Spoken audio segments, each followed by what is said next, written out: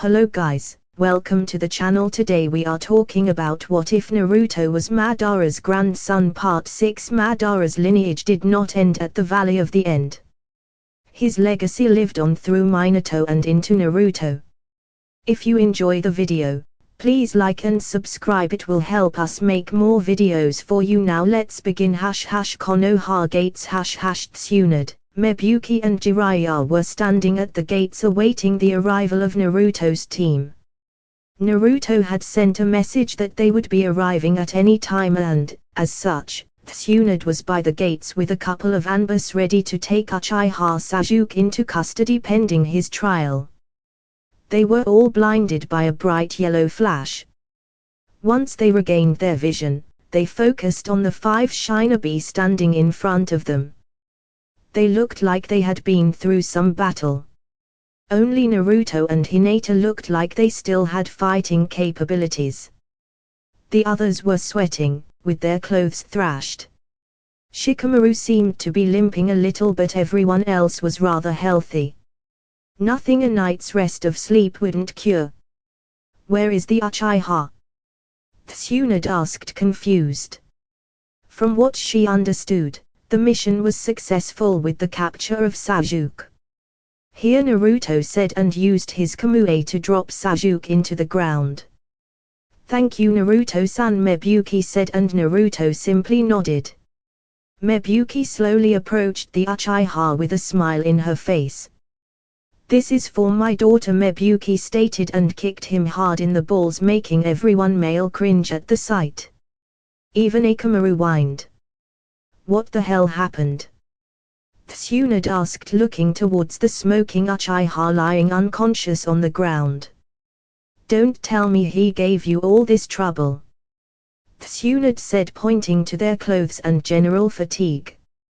Orochimaru happened, Naruto replied, and Tsunade's eyes widened. She had sent 3 genin up against a Sannin. Thank God no one died.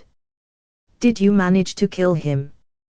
Jiraiya asked, but Naruto sadly shook his head. He used the reverse summoning jutsu to escape, Naruto explained, and Tsunade sighed. Orochimaru really was one slippery bastard, but he would meet his end sometime. But we did kill his 4 elite bodyguards as well, another one called Kaguya Kimimaro, the last of the Kaguya clan, Naruto explained, and Tsunade nodded. Another thing, Naruto said, and Tsunade motioned him to go continue. Orochimaru switched from vessel and can do hand seals again. He used the Edo Tensei to bring Kabuto back. Kabuto was fighting against us and I managed to obliterate him, but that won't stop Orochimaru from doing the jutsu again, Naruto explained, and Tsunade sighed, rubbing her temples. It doesn't matter at this point. Shikamaru, can you walk? Tsunade asked, and he nodded. Report to the hospital for treatment. All are dismissed. Naruto, we have a council meeting to determine the fate of Uchiha Sasuke, Tsunade explained, and everyone nodded. She turned to Sasuke, who was being dragged away with an angry Mebuki running after the Anbu. I'll see you at home, Hinata-chan, Naruto said, pecking her cheek, and left to the Hokage Tower. Hokage Tower. Council room. Once Naruto and Tsunade had arrived at the council room, everyone was already assembled. Uchiha Sasuke was standing in the middle of the room, bound with chakra suppressing tags and simple handcuffs. By his side was a single Anbu guarding him. Any aggressive move from Sasuke and the Anbu would end his life before the trial had even begun. The council is in session to determine the fate of Uchiha Sasuke for the murder of Hirano Sakura, Tsunade said, and glared at the Uchiha. What proof do you have of that? Sasuke asked, smirking. He knew very well how to cover his tracks. He left her in nothing more than ashes and, as such, there wouldn't be any evidence that he was the one that killed her. We have a confession from Sakura herself, Tsunade said. What? Sasuke asked in disbelief. If she is dead, then how come you have a confession? Sasuke yelled. Naruto-chan, Tsunade said, and everyone snickered while Naruto just sighed. Here brought her back to find out what happened, Tsunade explained. She looked at the panicking Uchiha with a look that said, I got you now, bitch. Do you have anything to say? Tsunade asked, but Sasuke remained silent. Let's wrap this up and end it once and for all, Tsunade said as she got up from her seat. I call for the execution of Uchiha Sasuke for the murder of Hirano Sakura. Anyone against? Tsunade asked, but was interrupted before she could go on. You can't do that. I'm an Uchiha, you can't afford to lose the Sharingan, Sasuke yelled and smirked, thinking he got them.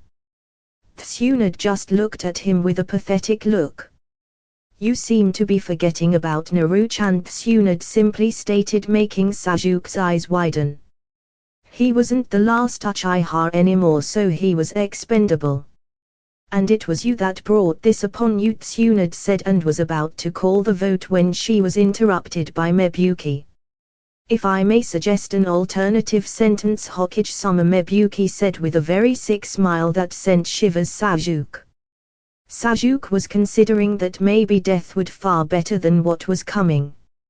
I want his chakra molding capabilities destroyed and that he spends his life in jail.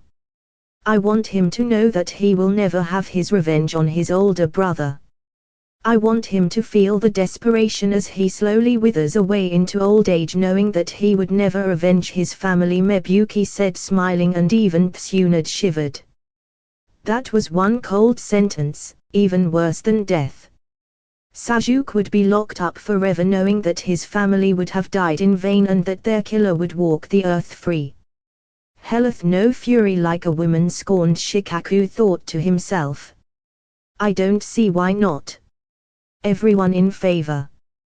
Tsunade asked, smirking, and everyone raised their hands with the exception of Danza, but no one gave two craps about him.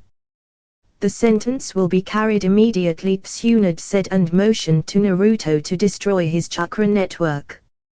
In essence, Sasuke would be a civilian when Naruto was done with him. Naruto stood up and walked calmly towards Sasuke with an impassive face. Sasuke just stood and watched his doom walk towards him. Stay away. I'm not going down like this, Sasuke yelled and struggled to get free, but he couldn't mold chakra and the cuffs were too strong for him to break. Not that he would go anywhere if he ever did break them. Naruto arrived near Sasuke, who was shaking from fear.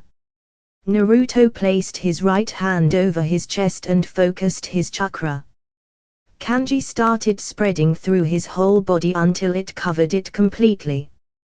This is the same seal I used in Orochimaru during the invasion, Naruto explained and turned to Tsunade, who nodded for him to proceed.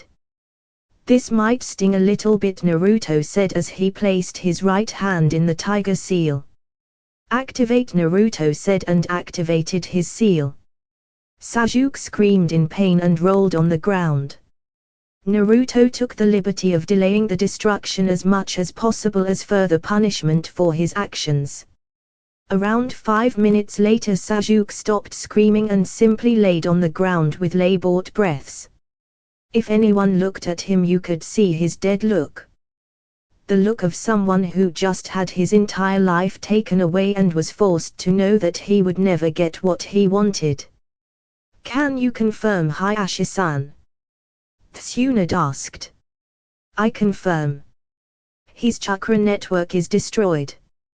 At this point he won't even be able to make a simple Bunshin clone, Hayashi stated, and Tsunade nodded. Bored, Tsunade said, and the Anbu kneeled in front of her. Take Sasuke and show him his home for the rest of his life. Make sure it's warm and cozy, Tsunade sarcastically said, and Bo bowed before picking up Sasuke and leaving the room. This meeting is adjourned, Tsunade said, and everyone left the room. Konoha's IT department, temporary holding cell, prisoner, Uchiha Sasuke. Uchiha Sasuke was sitting in his bed in his cell. Sasuke had a blank look on his face and was looking at the wall as if waiting for answers. Foolish little brother Sasuke heard and turned to look outside of his cell only to find Uchiha Itachi standing there with an amused smile on his face. Itachi, I'll kill you, Sasuke yelled and tried to break the iron bars of his cell. Quiet down before we knock you out, an Anbu said from the corridor. Sasuke looked towards where Itachi was only to find that he was gone. Maybe death would have been a better outcome. Sasuke suddenly heard a noise and looked towards the Anbu who was knocked out and lying on the ground. We are leaving, Sasuke, a voice said from behind him. Sasuke stumbled into the ground when he saw a figure sitting on his bed. He was wearing a black cloak with red clouds, but the most distinguishing thing was his orange mask with a swirl pattern. The mask had a single hole for his right eye. Who are you? Sasuke asked, slowly backing away as far as he could. That will come at a later time, Tobi said as he absorbed Sasuke into his eyes and proceeded to warp away from Konoha. Senju compound. Late that night, back at the Senju compound, Naruto and Gaara were packing while Jiraiya was waiting for them. They were about to leave in their 3-year training trip.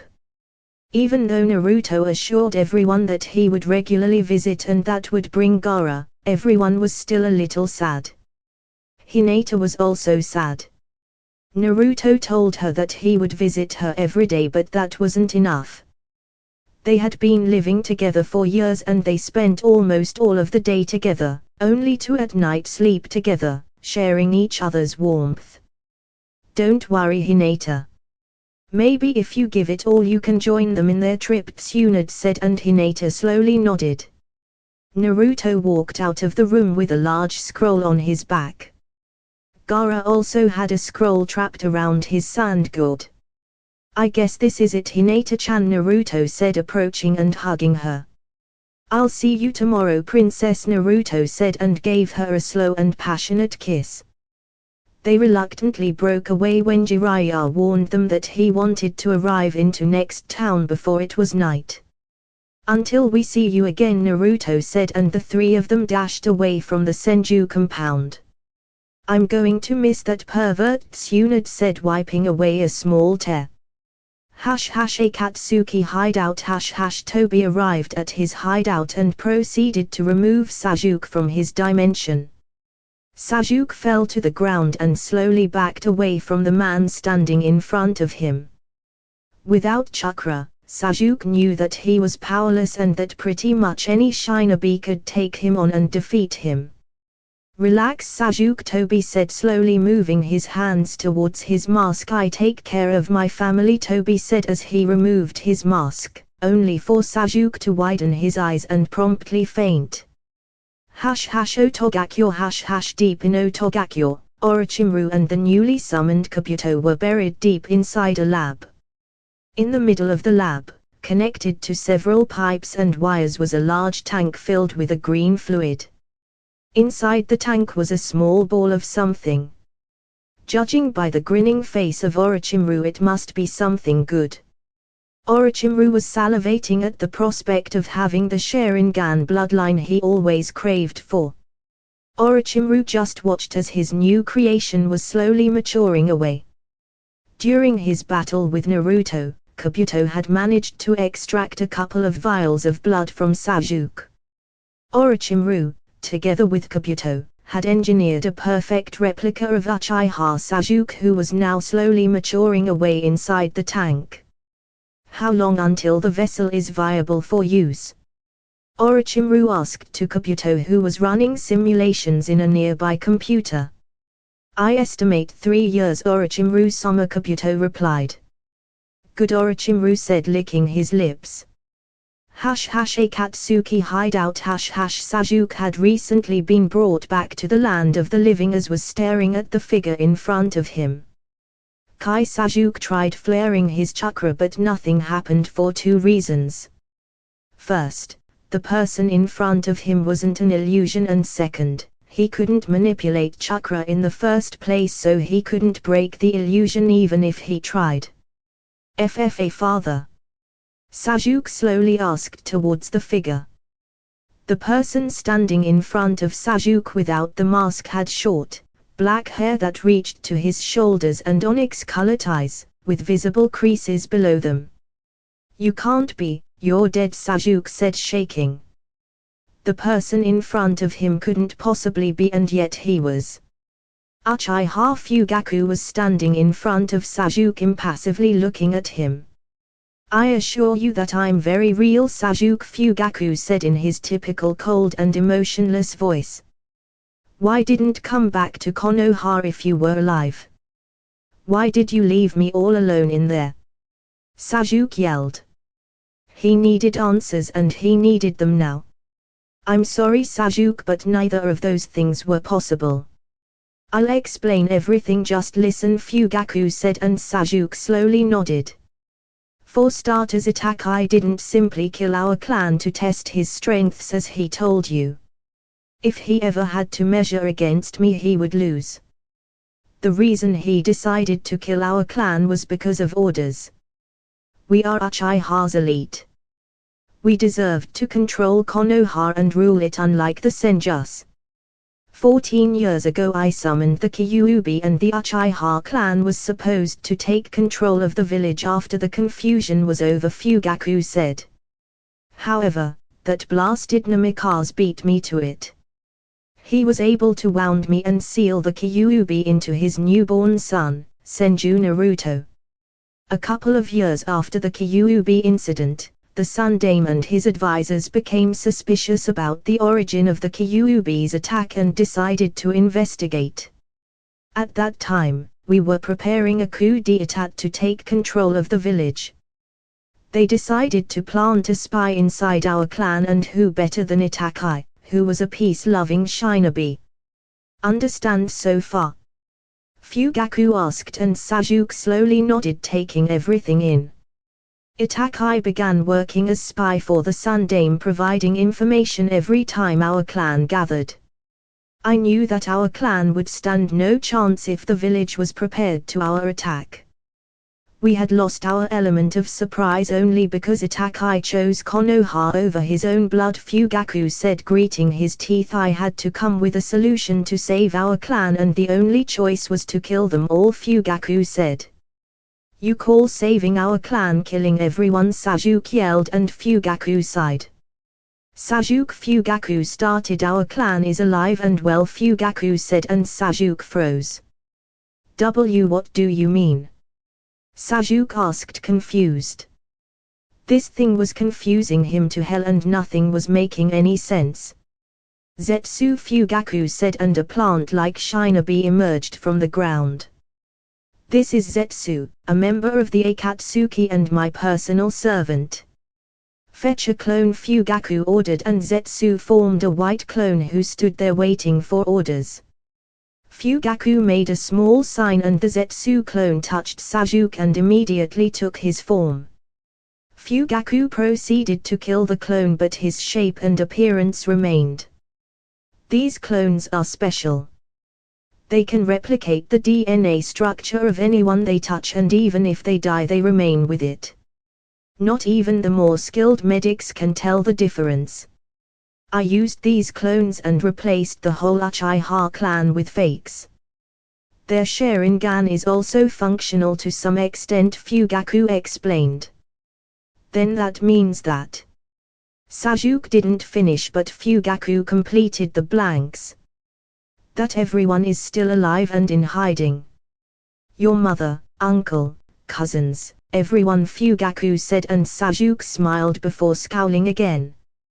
"Then why did you leave me there all alone?" Sasuke asked in a low voice.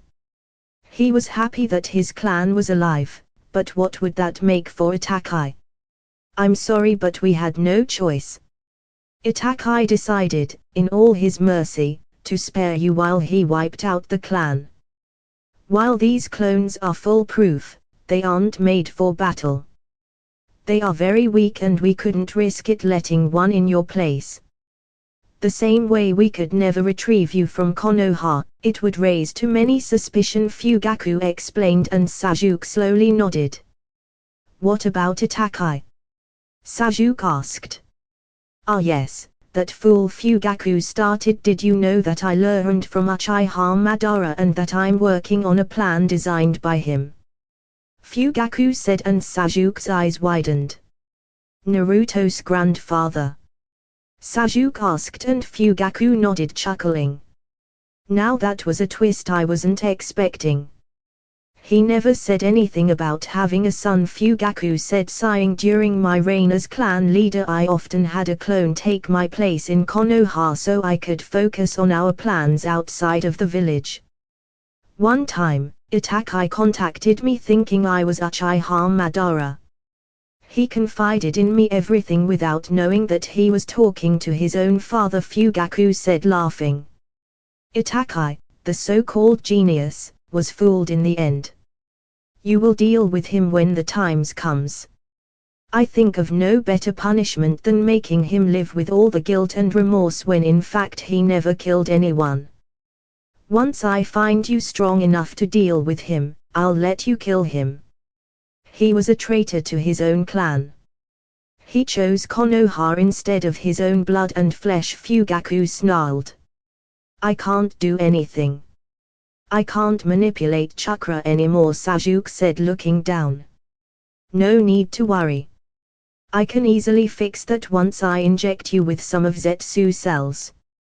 They will boost your power and fix any wound you may have, Fugaku said, and Sasuke smirked. So Sasuke, Fugaku started, will you stand by Konoha or your own blood? Fugaku asked. I stand for our clan. Itachi will pay and the Uchiha will rise. What is a god? Is it a being that is immortal? If that is true, you might say a certain type jellyfish might be considered a god as it has the potential for immortality. Is it a being that knows everything? If that's so, then the Yamanaka could be considered gods as they have the ability to read thoughts and control another's actions. Is it a being that can give and take life as he pleases? If so, then Pain might be considered a god as he can give life to those recently departed. Is someone that can be at all places at once? Then Naruto could be considered a god with shadow clones and Hirashin. There are different religions through the world, but in ours a god is considered someone who can be everywhere, omnipresent, know everything including people's thoughts, omniscient, and someone who is all-powerful. With these three requisites the god can do anything he wishes. And now, Naruto is about to achieve just that. Land of Iron. 2 years had passed since Naruto, Gaara and Jiraiya had left Konoha in their training trip. Hyuga Hinata had also recently joined them since she had finished her training with Senjutsu Unit earlier. Hinata was a true prodigy in medicine but also in combat. Armed with her Bakugan eyes, she could instantly diagnose any type of injury or disease anyone carried. Her eyes seemed to improve her chakra control beyond normal standard of ordinary shinobi. Her chakra control and reserves were on par with Tsunade, as was her knowledge of medical techniques and Tsunade's monstrous strength. She also received the slug contract from Tsunade as she had no one to pass it to, thus making Hinata Tsunade's heir and apprentice. Hinata had also surpassed both Anko and Shitsune in poison making. Not much of a surprise when you grow up leaving with a guinea pig in which you can test out all of your poisons. And the fact the guinea pig didn't die from them was just a plus. Naruto thanked the heavens when he noticed that Hinata remained the sweet and caring girl even after training with Anko. Naruto shivered at the thought of living with a Hinata, Anko style. Considering Naruto and Gaara, they both advanced with Jiraiya as their teacher. While Naruto could best Jiraiya any time in terms of raw power, he didn't have yet the finesse in other areas. That's why they would sometimes take on a few missions so that they could gain valuable experience. Currently it's almost dawn and we find Naruto of 16 years old, almost 17, walking to their hotel after another of training day. I'm home, Naruto said with a tired and strained voice. Hinata looked up from her notes. the first thing you would notice about Hinata's changes would be the purple diamond figure in the middle of her forehead. Hinata had grown into a very beautiful woman. She was around 5 feet 7 inches, with a slim figure worthy of a goddess. She had long and toned legs, smooth skin and a well-developed chest, around D-cup in size. Hinata had retained her straight, style haircut, but she let her hair grow to waist length. The short strands that frame her face remained, but were now shoulder length. She now wore a new attire comprised of a loose-fitting, long-sleeved, dark blue and white zip-up jacket with dark blue over-mesh armor with black pants and black, low-heeled sandals. On the back of her zip-up jacket she had the symbol for yin and yang. A /N, check profile for picture, are you feeling well Naruto-kun? Hinata asked worried.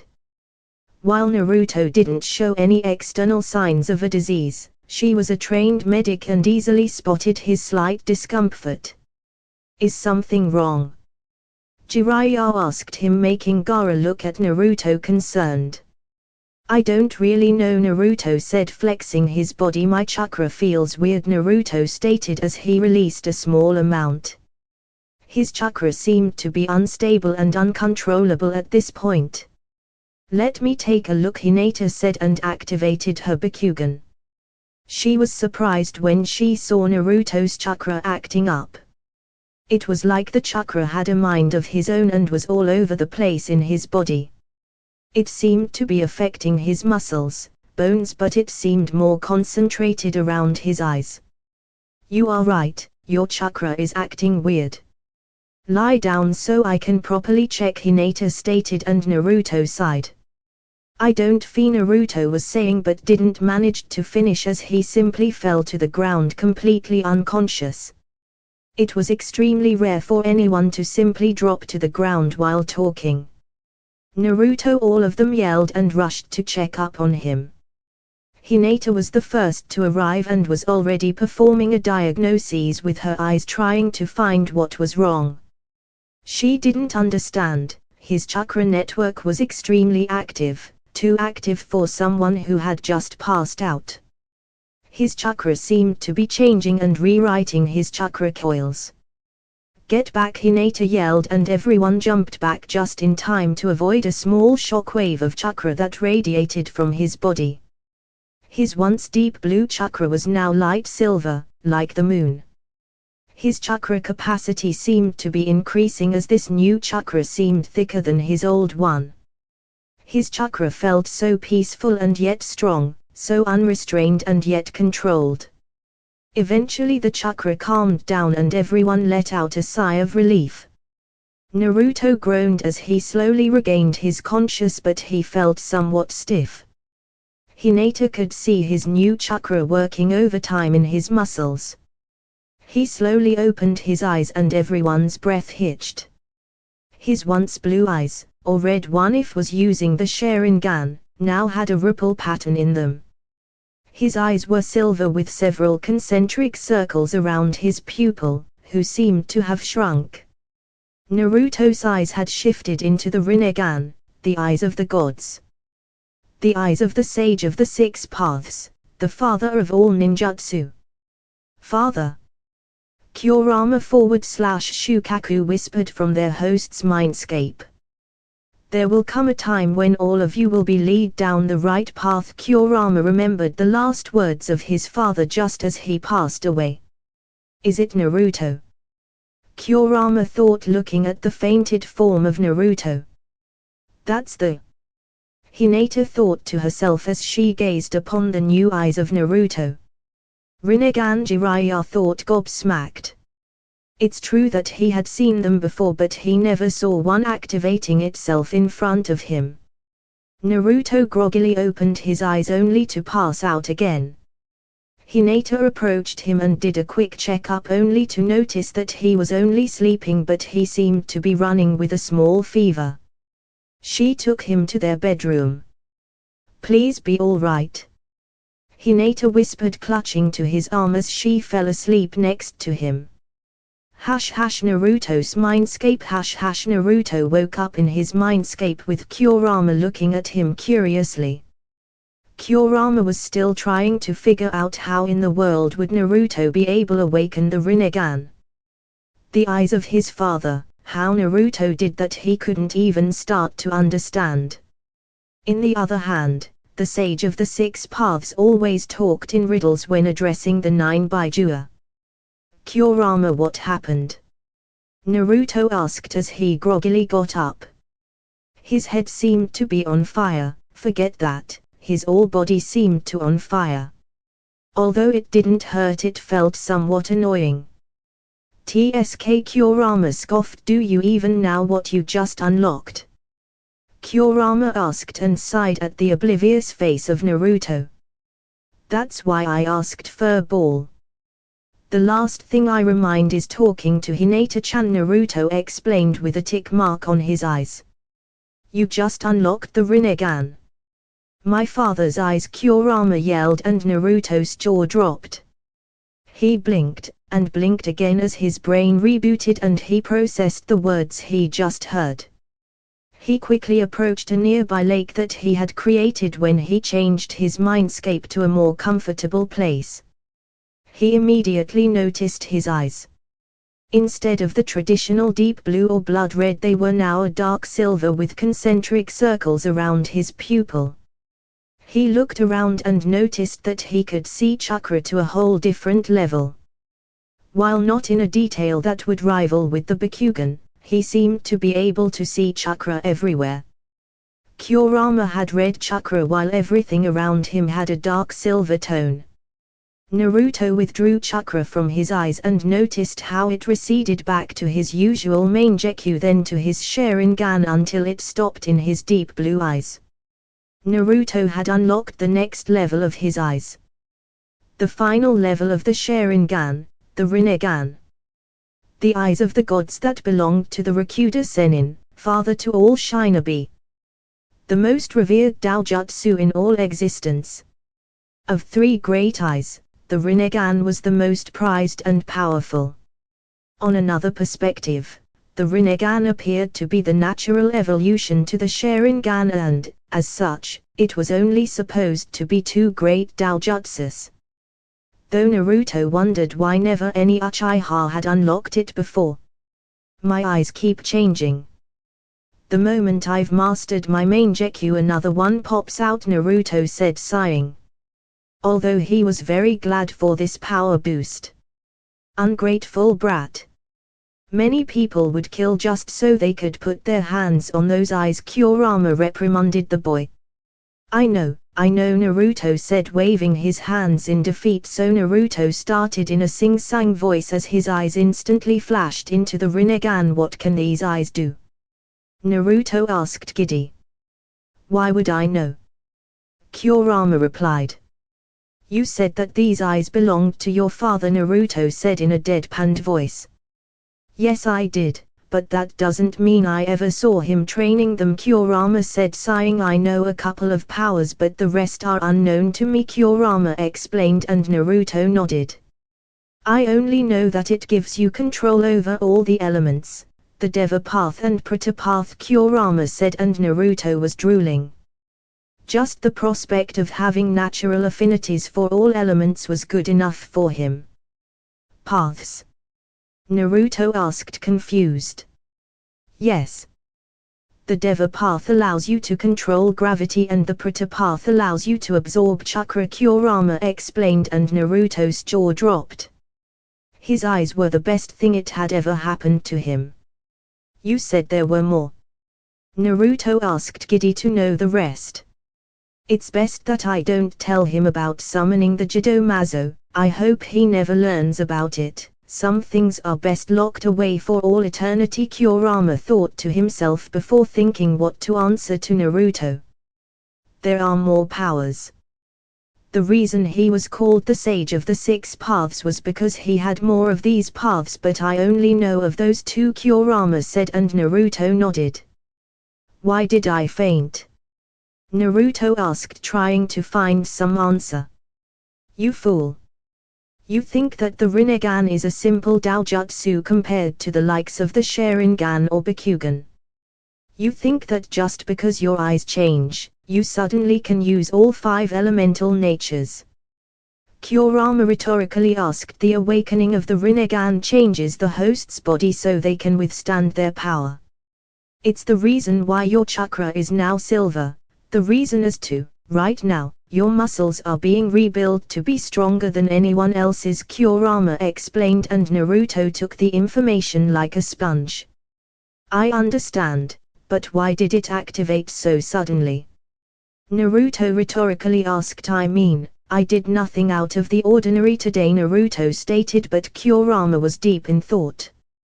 You should check the Hyuga's and Uchiha's clan libraries. They might have information regarding it, as both clans are Daojutsu wielders.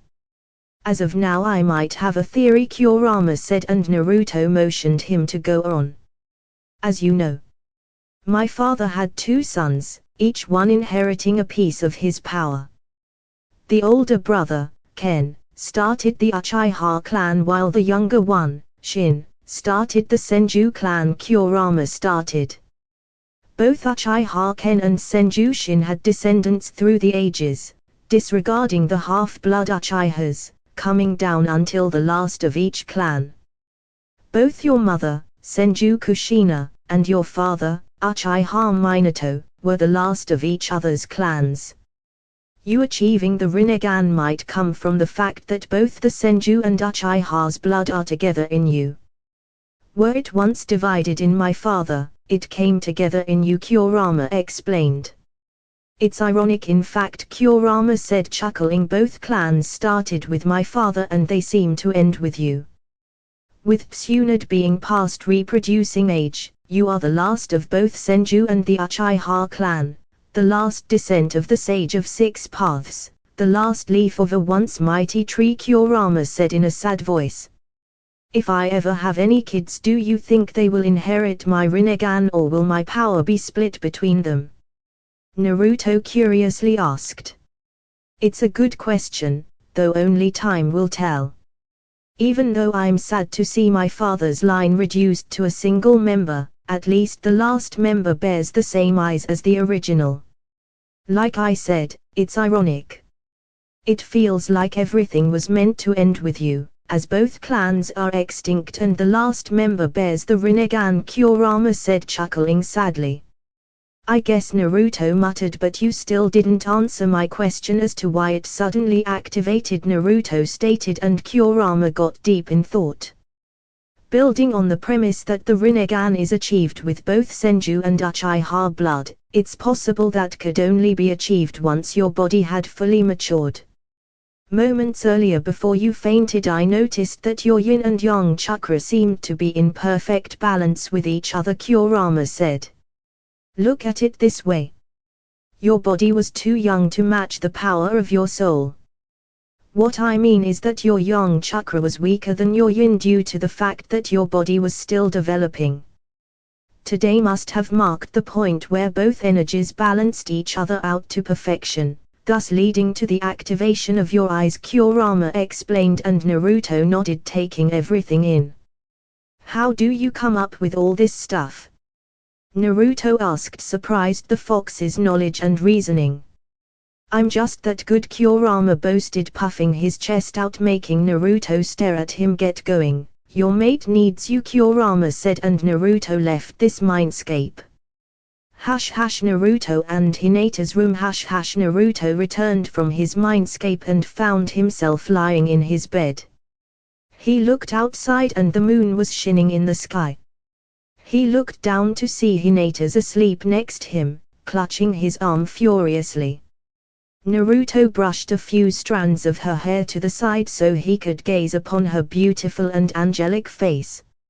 It was then that he noticed dried tears in her cheeks. Hinata-chan, Naruto whispered gently, running his hands through her soft cheeks. He bent down and placed a small kiss on her forehead, making her stir. She slowly opened her eyes, adjusting to the small light of the room, and noticed Naruto awake and staring deeply into her eyes. Naruto-kun. Hinata choked out and hugged him fiercely while crying. I was worried about you when you fainted like that, Hinata said, and Naruto simply hugged her, showing that he wasn't going anywhere.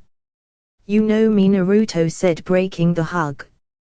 He brought his forehead to hers and locked eyes with her. I don't stay down for long, Naruto said, looking at her with caring eyes filled with love. I talked with Kurama, it was just a byproduct of my Rinnegan activating.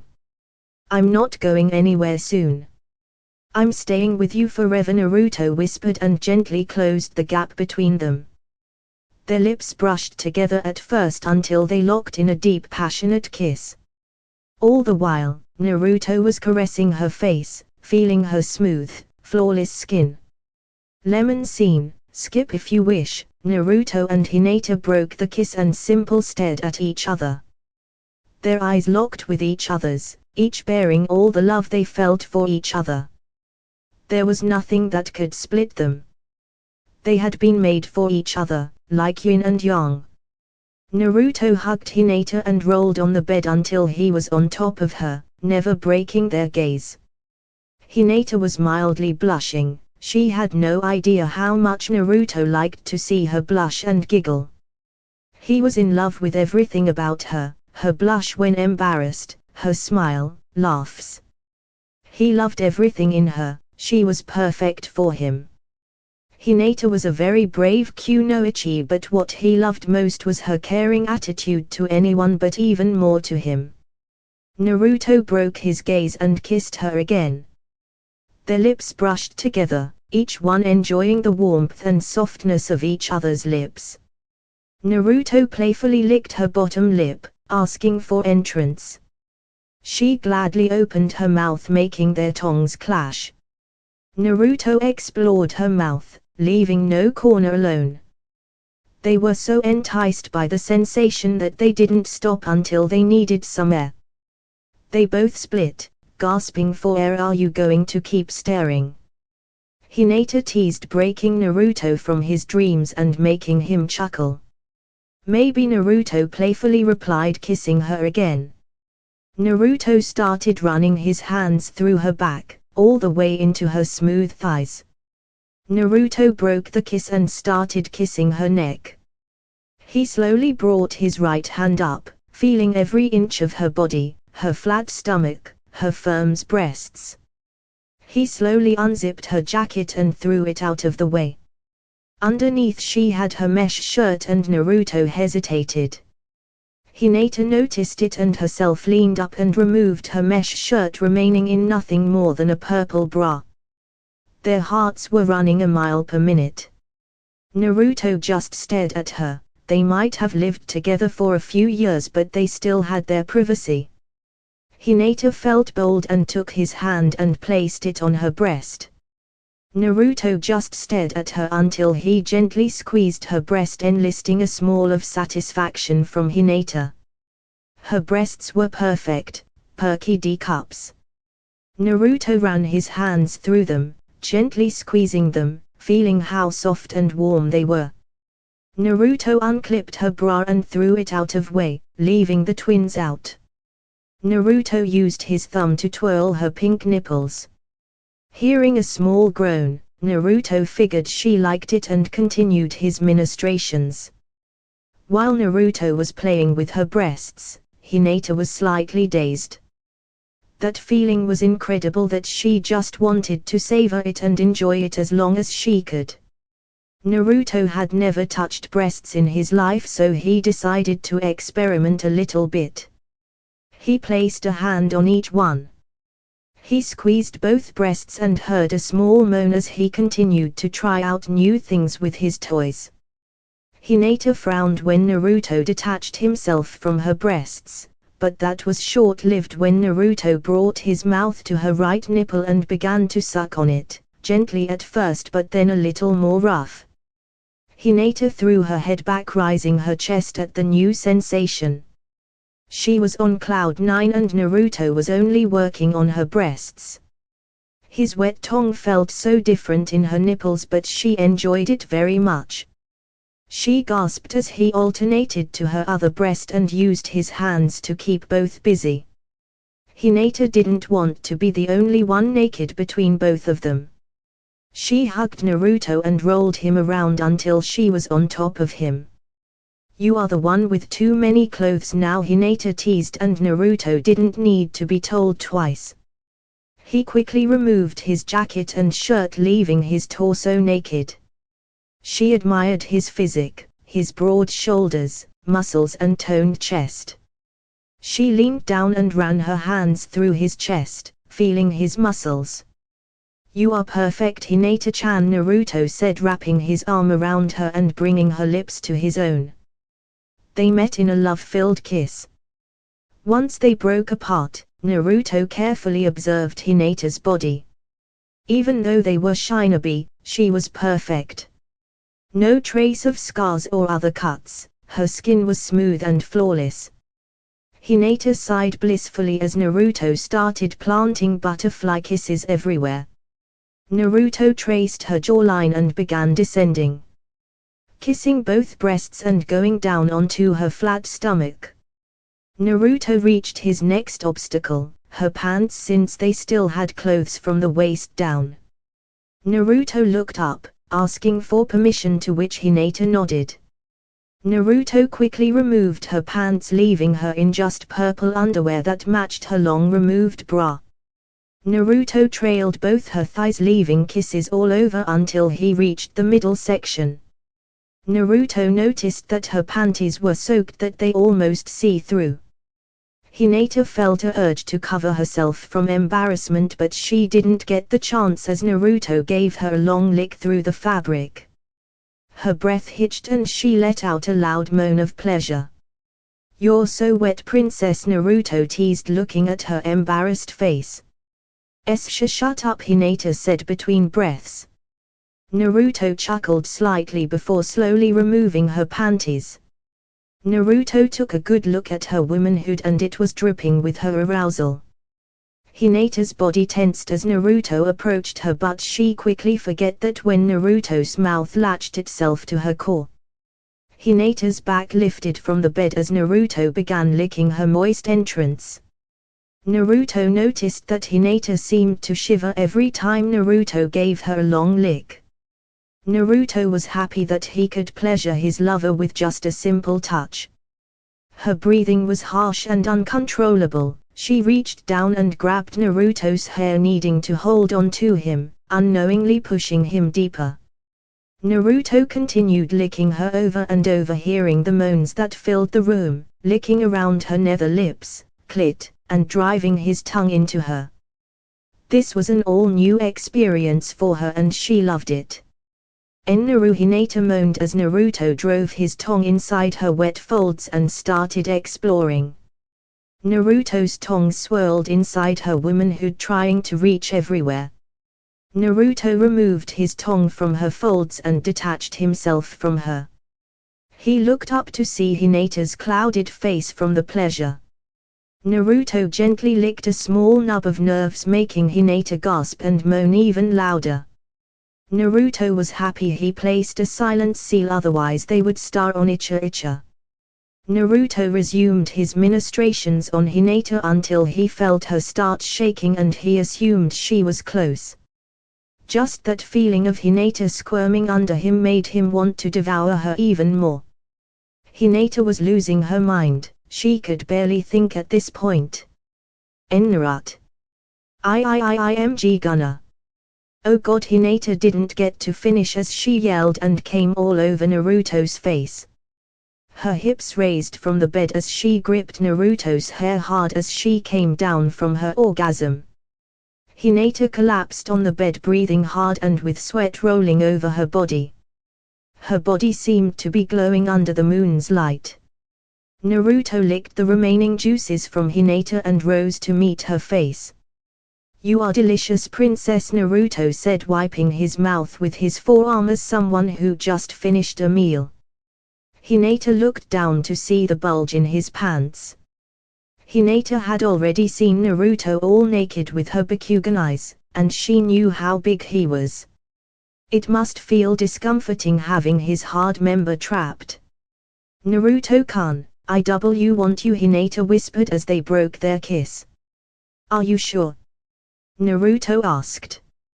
He loved her more than anything and he didn't want to pressure her in any way. Hinata simply nodded and rolled herself to be on top of him. She undid his pants and threw them into the ground, including his boxers. His member was now free and standing at full attention. Naruto wrapped his arms around her and rolled so he was on top and positioned his 8-inch hard member at her wet entrance. He glanced towards Hinata, who was running her hands through his back as Naruto began pushing in. Naruto sighed as he felt her barrier and knew that there was no way around it. He suddenly pushed his dick into Hinata's pussy, getting a wince from her. She sank her nails into Naruto's back, but he bit back the pain.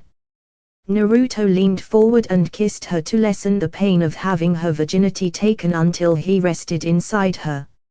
She was very slippery and yet still tight.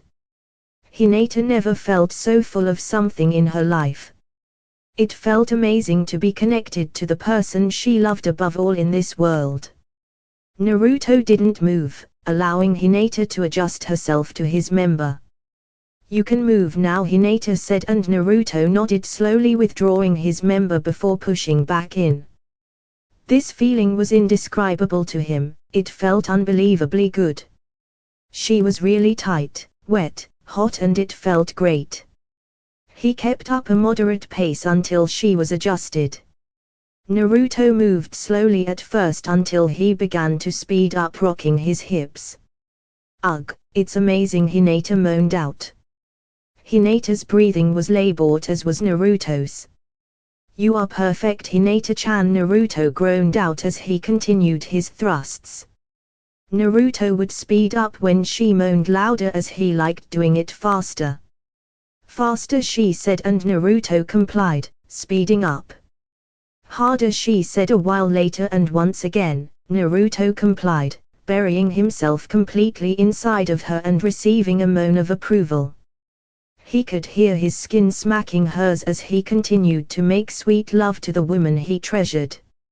Naruto moved his head up and kissed her deeply, never stopping his love-making.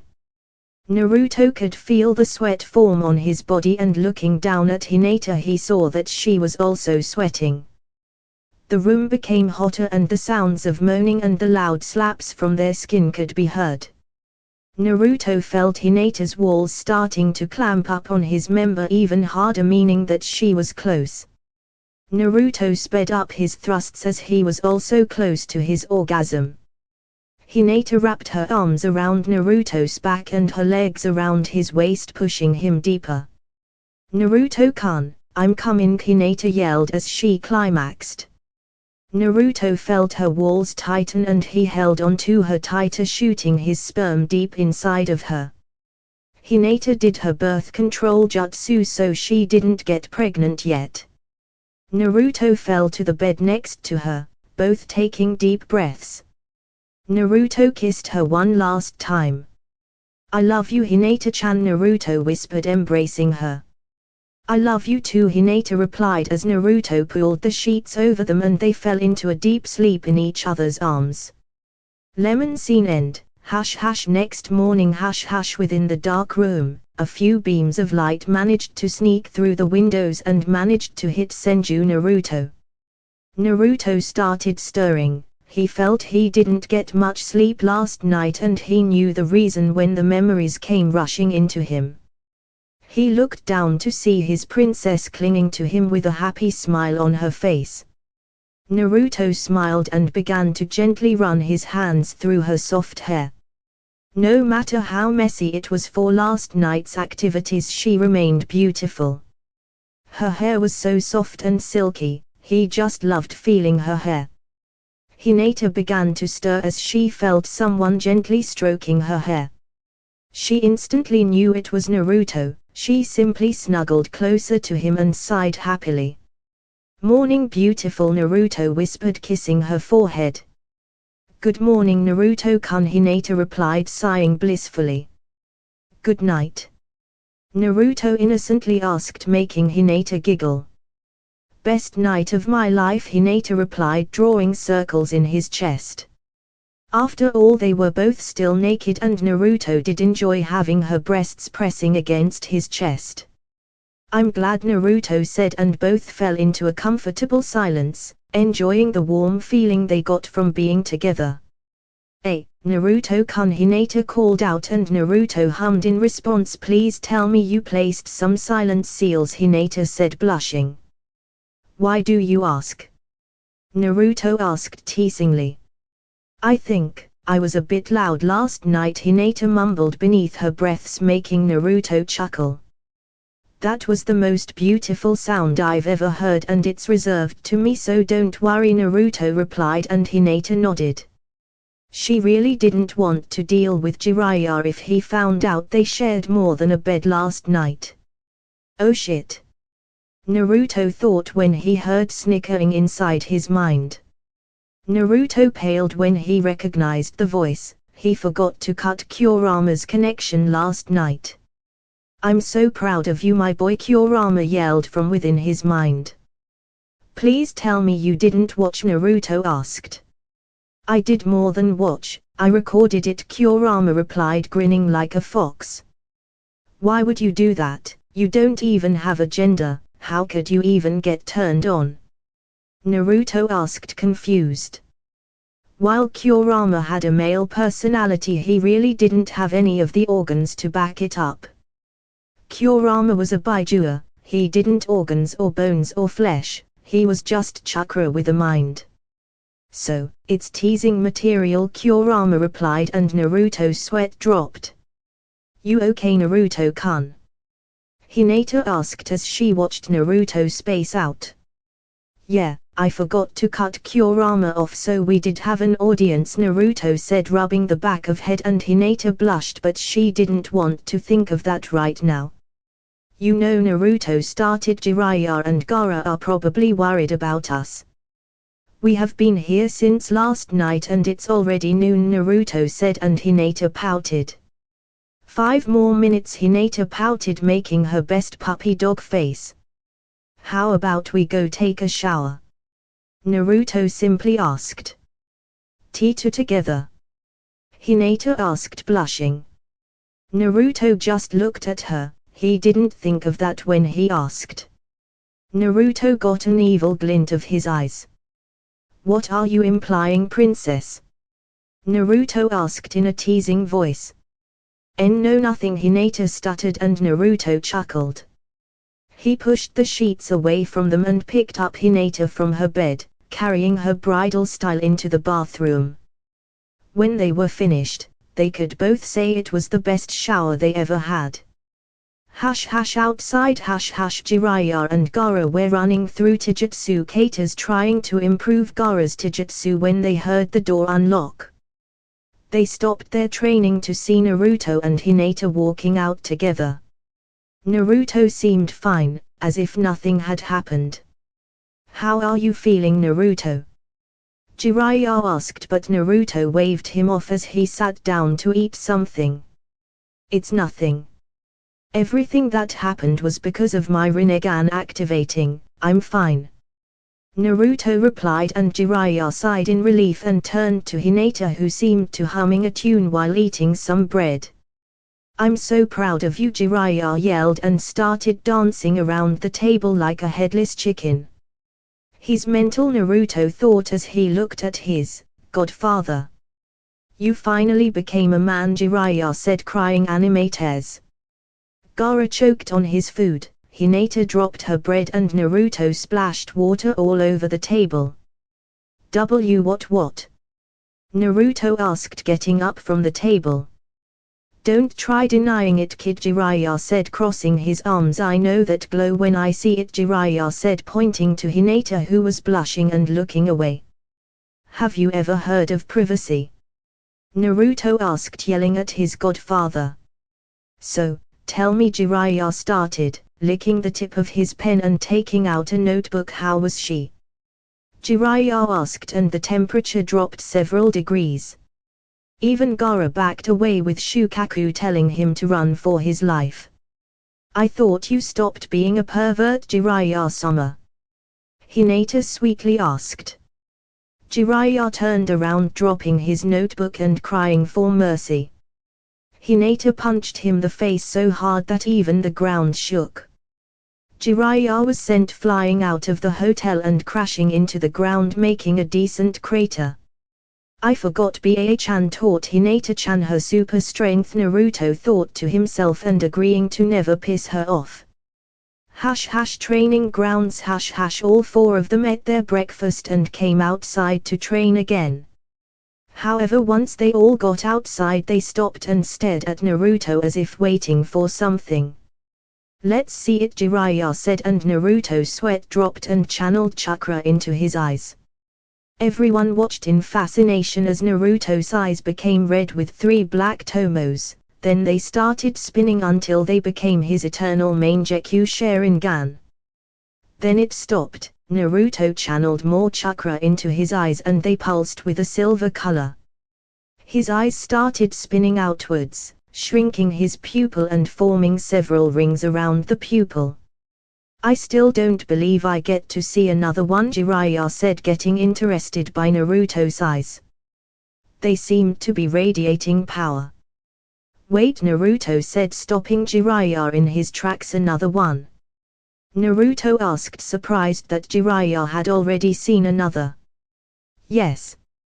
During the second Shinobi War back in Amigakure no Sato, Hidden Rain Village, I met 3 orphans from the war. One of them was called Uzumaki Nagato and he had the Rinnegan. It was the reason why I stayed behind 3 years to teach them, Jiraiya explained, and Naruto nodded. Where's he now? Naruto asked, getting curious. If what Kurama said was true, then there was a lost Senju and Uchiha member. Dead, Jiraiya sadly said. I got a report that they didn't survive the war despite my training, Jiraiya explained, sighing, and Naruto nodded. According to Kurama, the Rinnegan is achieved by having both Senju and Uchiha blood in one vessel, Naruto said, and Hinata raised an eyebrow. It makes sense. Hinata started from the legends. It says that the Sage of the 6 Paths had 2 sons, each starting the Senju and Uchiha clans. It makes sense that uniting both bloods you get the original, Hinata explained, taking into account everything she learned about biology. Although yours is different, Jiraiya said, brining his hands to his chin. Nagato's Rinnegan was permanently activated. He was never able to disable him, much less go through the Sharingan and Mangekyou stages, Jiraiya said, and Naruto raised an eyebrow in confusion. Strange. Usually when you can't fully disable a Daojutsu, it means that it doesn't belong to the user to begin with. Like Kakashi's Sharingan, Naruto explained, but Jiraiya stopped him. Are you saying someone took his eyes out and gave him the Rinnegan? Jiraiya asked, confused. I don't know. But if he couldn't deactivate his eyes, then they didn't belong to him, Naruto said. Let's forget it. Not to sound cold, but he's dead, Naruto said, and Jiraiya nodded. Did he even had silver chakra? Naruto asked, and Jiraiya raised an eyebrow. My chakra is now silver colored instead of blue, Naruto said, and started unleashing chakra. Instead of the usual deep blue, ocean-like, colored chakra, his chakra was now silver, like the moon. No. He had blue chakra like everyone else, Jiraiya said, and Naruto nodded, further sustaining his claim that this Nagato's Rinnegan didn't belong to him. So, what can those eyes do? Jiraiya asked. The only thing he knew about those eyes is that it allowed Nagato to see chakra and use all 5 elements. According to Kurama, I now have affinity to all elements. I can manipulate gravity and absorb chakra. There are a few more, but Kurama only knows of those, Naruto explained, and Jiraiya's jaw dropped at the other powers. Can you show us the gravity manipulation? Gaara asked, curious. Sorry, but I don't how to use it, Naruto said, rubbing the back of his head and making Jiraiya sigh. Do you have any chakra paper? Naruto asked, and Jiraiya nodded, taking out a few papers on the storage scrolls. He gave one to Naruto, who channeled chakra through it. Naruto's paper flew off his hand and started to levitate in the air. The paper split into 4 identical pieces, and one burned into ashes, the other crumbled into a tiny ball, another became soggy, and the last one disintegrated into dirt. This proved that Naruto now had affinity for all elements and, judging by the floating paper, affinity for gravity. Analyzing the paper, Naruto was happy that his lightning affinity remained high after his chakra changed. "Looks like you were right," Jiraiya said as he watched the paper react. "Let's start with the basics," Jiraiya said, and picked up a leaf from a nearby tree and gave it to Naruto. "Channel chakra through the leaf until it crumbles to dirt," Jiraiya explained, and Naruto started training his earth element. Later he would move on to his water element since Hinata already knew how to use it. Naruto channeled chakra through the leaf and the poor leaf was instantly vaporized. Naruto yelled to the heavens. "What's wrong?" Jiraiya asked, confused. "My chakra control went to hell. I spent so much time working on it," Naruto said, crying anime tears while everyone else sweat dropped at his antics. He had just awakened the most powerful doujutsu known to mankind. Of course there were bound to be some changes. Next day it was already dark and we could see Naruto and Hinata jumping from rooftop to rooftop. Their objectives were the Uchiha and Hyuga libraries. The Uchiha compound was being guarded by Anbu 24/7 to prevent any theft of jutsus or other information. While the Hyuga clan had their own members guarding it, and with their Bakugan it would be hard to sneak in, but Naruto and Hinata had already done it before. Their mission was to find any information they could about the Sage of Six Paths and his Daojutsu, the Rinnegan. They hastily approached the Hyuga clan, remaining at a safe distance from their walls so they didn't get caught. A pair of white and another of silver-colored eyes were the only visible thing in the midst of the darkness that covered Konoha during the night.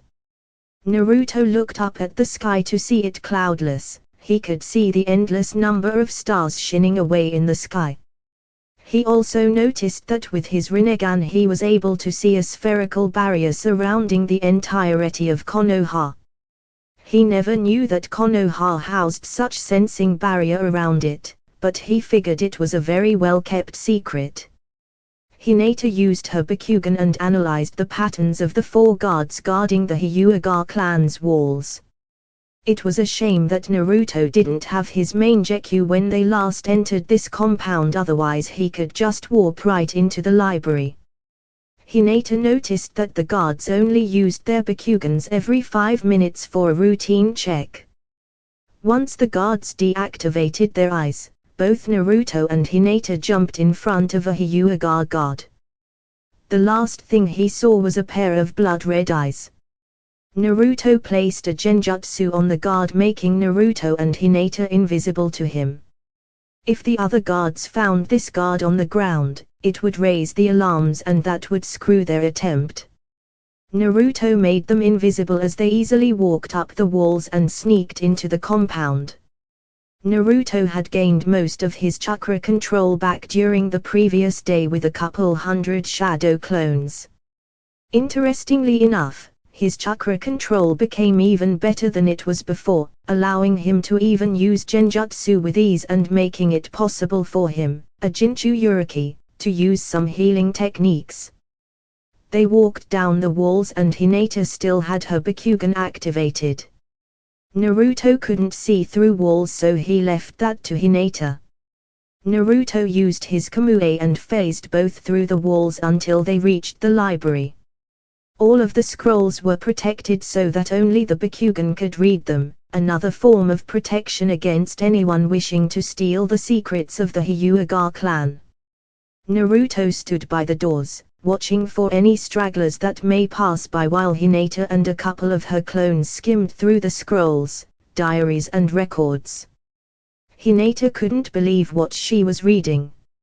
In the whole library she didn't find anything not Bakugan related, it was Bakugan this and Bakugan that. She didn't find a single reference to any type of elemental jutsu. Hinata shook her head in defeat at her clan's blindness. The last time she was here, they were only coming to the Gentle Fist scrolls, but now that she was reading these scrolls she couldn't believe. They actually thought that the Bakugan was the greatest doujutsu of all since everything in the library was directly tied to it. They were in for a change when she and Naruto deployed their plan that they have been cooking for years since Hinata's exile for her clan. This is a waste of time, Hinata whispered, placing the scrolls. Her former clan didn't even know the origins of the Bakugan. Anything? Naruto asked in a low voice, but Hinata shook her head. Nothing. Everything is this whole library pertains to the Bakugan. There's nothing about any other doujutsus, Hinata explained, and Naruto placed a hand on her shoulder and both swirled away from the compound heading to the Uchiha compound next. Uchiha compound. As the Hyuga clan's library had been a bust, Naruto and Hinata moved into the Uchiha compound. Both of them stopped a few yards away from the walls where they could sense 5 Anbu guards in the area. That one is a sensor, Naruto said, pointing to dragon-masked Anbu who was completely still. While both Hinata and Naruto had very high stealth abilities, since they had extremely good chakra control bordering on perfect, not even they could bypass a sensor. Sensors could pick up even the lightest chakra around them. We have to knock him out, Naruto said, and Hinata nodded. I have just the thing, Hinata said, taking out a single senbon from her storage seals on her wrists. New poison? Naruto asked, chuckling. Yes. It will knock him out for a couple of hours and he won't remember anything that happened, Hinata said, and activated her Bakugan. The sensor seemed to have felt her eyes activate but slumped into the ground as the senbon hit him right in the neck. The Anbu never heard a noise, nor he felt anything. The moment the senbon hit his neck, the poison got deployed in the bloodstream, automatically knocking him out. Naruto phased underground and popped out in front of each of the Anbu, placing every one of them in a genjutsu. To the ANBUs, nothing had ever happened and they continued guarding the walls. Naruto and Hinata calmly walked into the compound and made their way into the library. They already knew the layout of the library, so they made their way into the history section. Both of them searched for almost an hour for any type of scroll related to the Rinnegan, until Naruto found one that might answer what he wanted.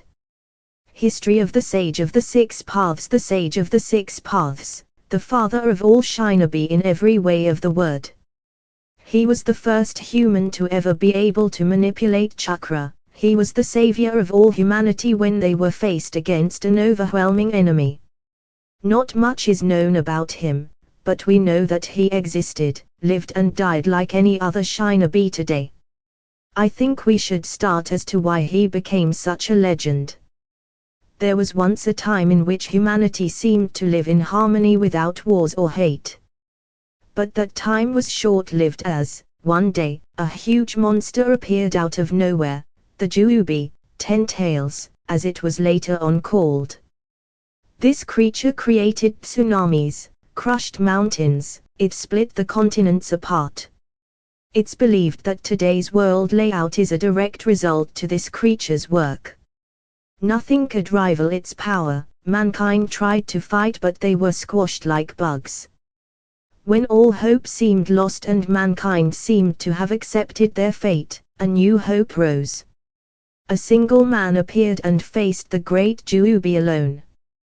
Their battle was fierce and destructive, but, in the end, a single man was able to defeat the Juubi and trap it inside in himself. That man was the Sage of Six Paths.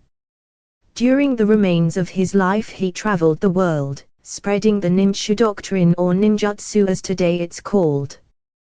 When his time came, he knew that once he died the terrifying beast would be unleashed upon the world again and, this time, there wouldn't anyone else to save them from this creature. The sage made a decision that would change this world's fate forever. He split this creature's chakra into 9 different vessels he himself had created. Using the yin energy he created the bodies of what later on would be called the Baijua, tailed beasts, and by adding yang energy, the sage breathed life into them, making them living beings. Once he split this creature's chakra into the 9 vessels he created the moon to trap the creature's body inside it, locking it away for all eternity. And so the great monster was defeated and the sage himself passed away. This is the beginning of the story of the greatest hero of our history. The story of the Sage of the 6 Paths, the story of the first mortal to achieve powers of a god. Nothing that I already don't know, but I wonder about these yin and yang energies. Naruto thought to himself, placing the scroll back in its place and continuing to look around. Naruto continued to look around more until he found another dusty scroll that, by the looks of it, it was very old and not much used. Naruto tried to open it but the scroll didn't budge. Naruto activated his Rinnegan and saw a small seal applied to it. Fuin, Kai, sealing jutsu, release, Naruto said, and the seal glowed before it disappeared, opening the scroll. The Sharingan, one of 3 great doujutsus known to mankind. The trademark of the Uchiha clan and their members. It's said that the Sharingan's predecessor was the Rinnegan, as legends say that Uchiha members are descendant of the Sage of 6 Paths himself. These eyes are blood red with 1 to 3 black tomos, depending on how matured the eye is, around the pupil. The Sharingan houses many powers, the ability to copy any type of taijutsu, ninjutsu or genjutsu, the ability to see chakra, the ability to predict the enemy's movements, and the ability to induce the enemy into a genjutsu with a small glance. However, some say there is another level to it. Some speak of the legendary Mangekyou Sharingan. No much is known about this level or how to achieve it. Only 2 members ever achieved this level, Uchiha Madara and his little brother Uchiha Arjuna. With those eyes, Uchiha Madara was able to fight Senju Hashirama, the leader of the Senju clan, wielder of the Mokuton, to a standstill. Naruto continued looking down through the scroll that showed how to use the Sharingan and some other low-level techniques to use with them. He finally reached the end of the scroll and found one last jutsu with several warnings. Izonagi, S-rank Kinjutsu. Izonagi is the ultimate genjutsu of Uchiha clan. When cast, the user removes the boundaries between reality and illusion within their personal space. To a certain degree, this allows the user to control their own state of existence, but it is normally only active for the briefest of moments. While the user remains physically real while fighting, this technique is capable of turning any occurrence, including injuries and even death inflicted upon them, while the technique is active, into mere illusions. Whenever the user receives a fatal injury, he or she automatically fades away as though they were an illusion all along and then returns back to reality, physically real and unscathed. This technique is based on the creation of all things technique used by our ancestor, the Sage of the 6 Paths. The process involves the administration of imagination, the spiritual energy which forms the basis of yin energy to create shape and form from nothingness. Then, through the application of vitality, the physical energy which forms the basis of yang energy, the sage would breathe life into the prior form.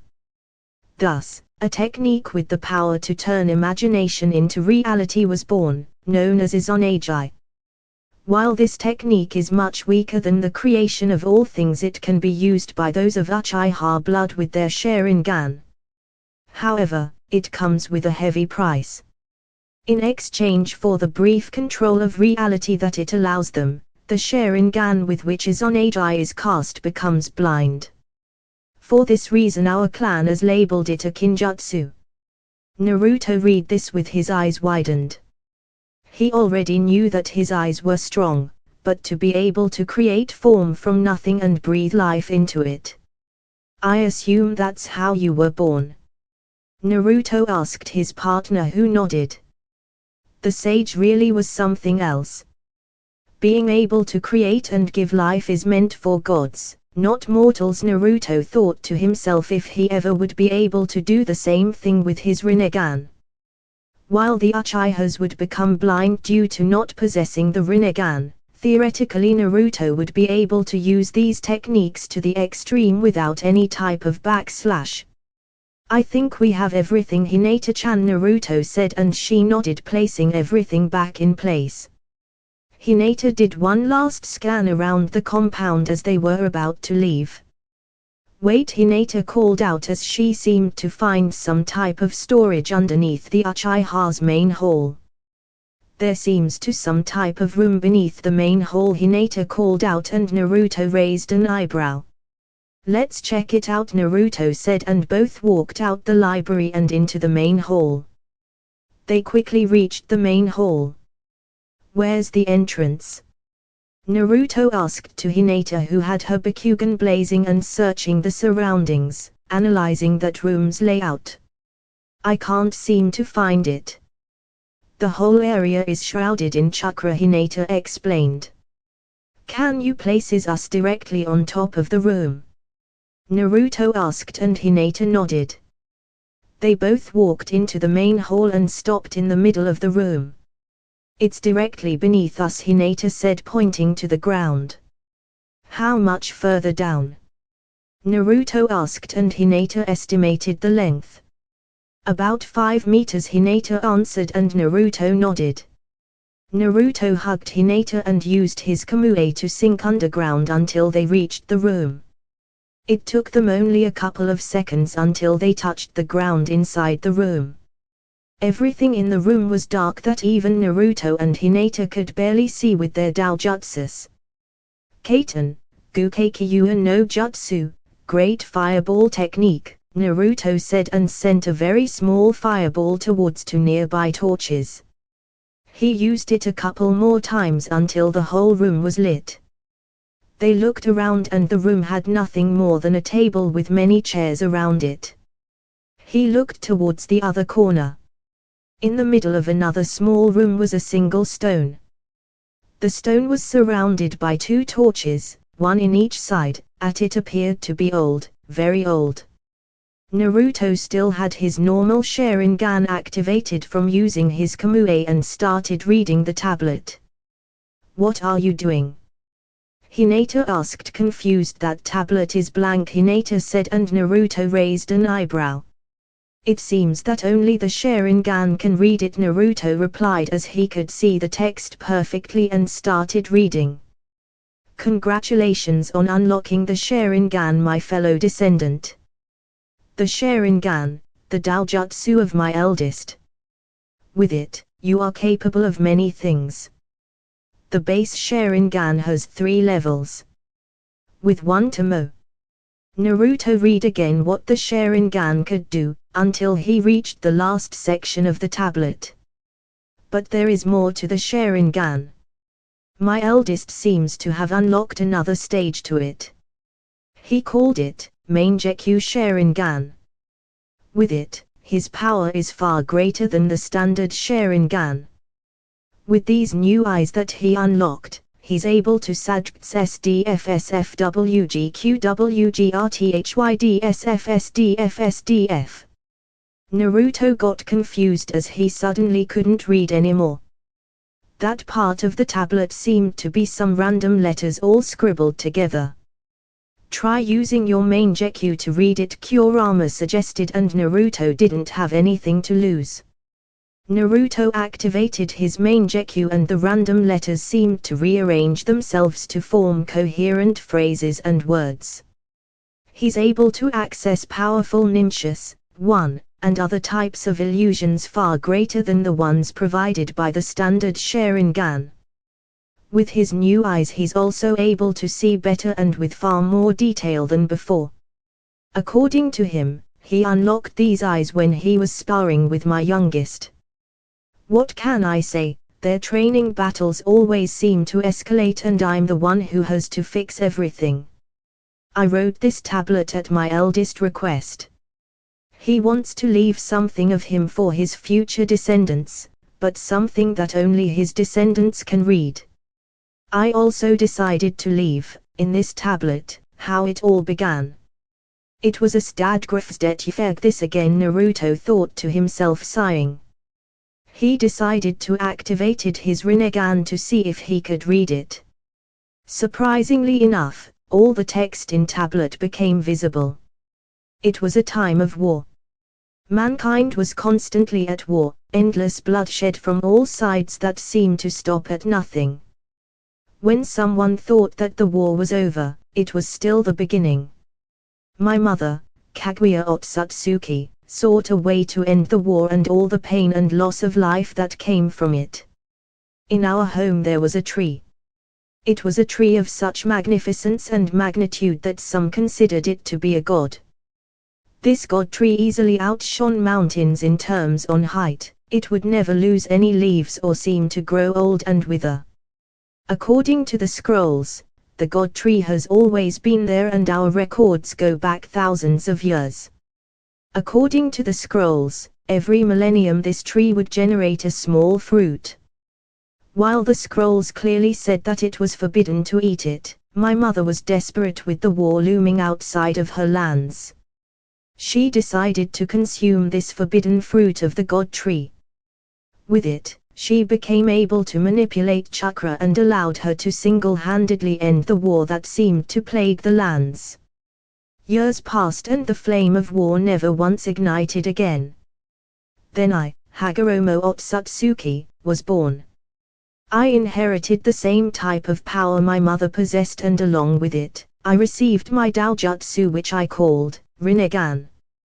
The years passed and I grew older. But, as time passed, the god tree's desire to reclaim its power also rose. The god tree decided to strike against my mother in order to reclaim its lost power. That was what people would later on call the Juubi. It was a gruesome battle, but in the end, I was able to seal him inside of me, temporarily defeating it. When I reached my last years, I knew that once I died, the Juubi would be set free and I couldn't allow that to happen. I split the Juubi's chakra into 9 vessels: Shukaku, Matatabi, Isabu, Son Goku, Kokyo, Saiken, Chomiya, Jiyuki and finally Kurama. Once I was finished, I sealed the Juubi's shell in the moon, which I created with my creation of all things. If you are reading this, then you also bear the Rinnegan. Take it as final wish from me. If there is still war, then find a way to stop it. I may not have grown with war, but I felt its effects during my travels. War brings nothing but death, pain and suffering to both sides. It's a never-ending cycle of hatred. Good luck, my fellow descendant. Naruto stood silent for a few seconds, taking in everything he read. He now knew everything, how it began, why it began and the sage's final wish. If there is peace, then I'll find it. I'm not gonna run away and I never go back on my word, that is my ninja way. I promise you, old man, Naruto said, getting up with his Rinnegan blazing. Did you know all of this, Kurama? Naruto asked his partner, who was silent. I never knew. The old man never told us how it began and he was always cryptic with his words, Kurama replied, and Naruto nodded. I have everything I need, Naruto said, placing a hand on Hinata's shoulder. Let's go home, Naruto said, and they both disappeared in a flash. Naruto now knew what he wanted to do, what he needed to do, his goal in his life. He would bring peace to his war-plagued world. He would break the chains of hatred and lead to the world to true peace like his predecessor had wanted. Time skip 6 months. 6 months had gone by and Naruto threw himself into training even harder than before. Both Hinata, Gaara and Jiraiya had asked him what had happened when he read that tablet. Naruto just replied that he knew everything and that he found his goal in life and he would leave it at that. While the Sharingan's powers seemed to be awakened during time of high stress, the Rinnegan was extremely different. The Rinnegan's powers seemed to come naturally to Naruto, like walking or breathing. That's the reason why Naruto could already use all of his 6 paths. When he discovered his animal path and summoned a large creature, Kurama fainted in his mind thinking Naruto had summoned the Jidomazo from the moon. Poor fox. After the whole event of the summoning, Kurama decided to warn Naruto so he didn't accidentally summon it. Kurama explained to him that some things are best left alone and not be tampered with. In the first week, Naruto learned his gravity manipulation and learned how to use his Deva path. The next week he discovered the animal path. During a spar with Jiraiya he discovered his Prata path. 1 month later he discovered his Asura path and, another week later, he learned human path. During a mission he learned the last of his paths, the Naraka path, or so he thought. During the mission an innocent victim was killed because Naruto didn't reach him in time. Naruto didn't know what came to him, he just started going through hand seals automatically, as if he had already known them. Naruto unlocked his 7th and final ability, the Outer Path. The Outer Path gave Naruto control over life and death. With it, Naruto could bring back anyone that had died and he also learned of a new technique he could use. He finally understood why the sage was called the Sage of the 6 Paths. Naruto could create 6 paths, 6 clones or bodies and each one could use one of the paths. Naruto discovered the metal which his fan was made of when, he himself, had created the same material. The material seemed like steel and yet was stronger and lighter.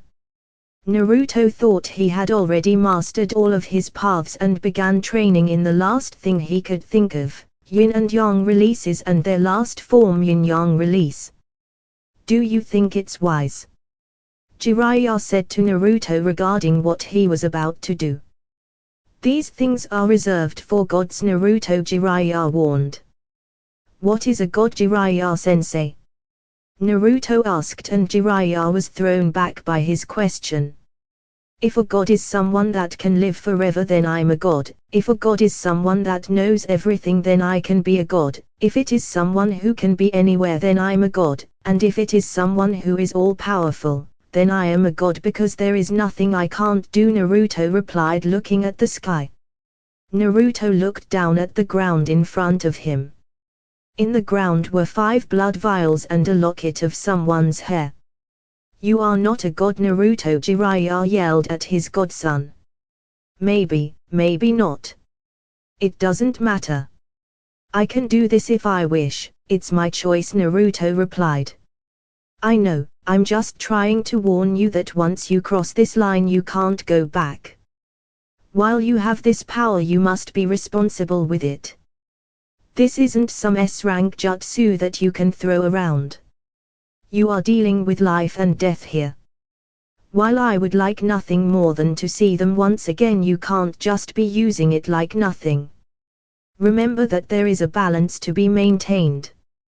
Jiraiya explained and Naruto was locked deep in thought. I've made my choice, Naruto said, and Jiraiya stood silent. Maybe it's jealousy of me or maybe it is just necessary.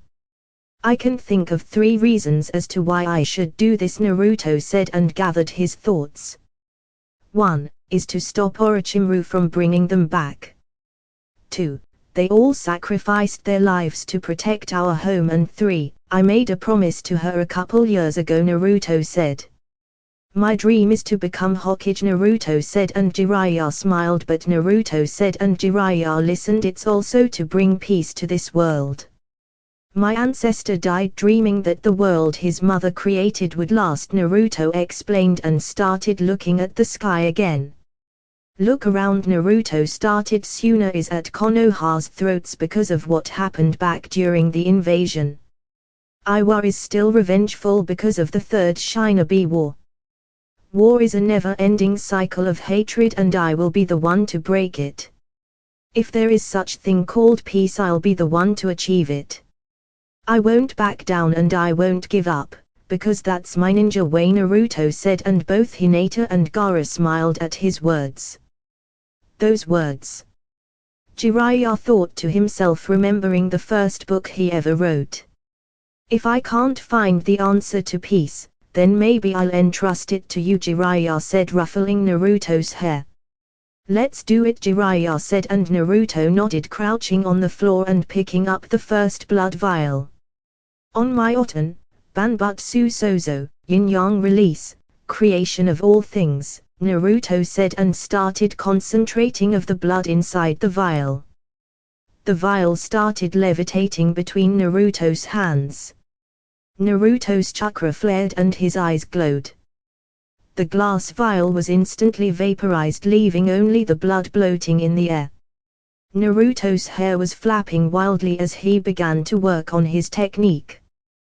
The blood seemed to stay still until it began to become agitated. All of the blood seemed to compact into a small brownish ball with small indentations. Naruto started spreading his hands. The small ball started glowing and expanding. Everything around Naruto sparkled with life. Grass and trees grew from the ground, flowers blossomed. Naruto was radiating life all around him.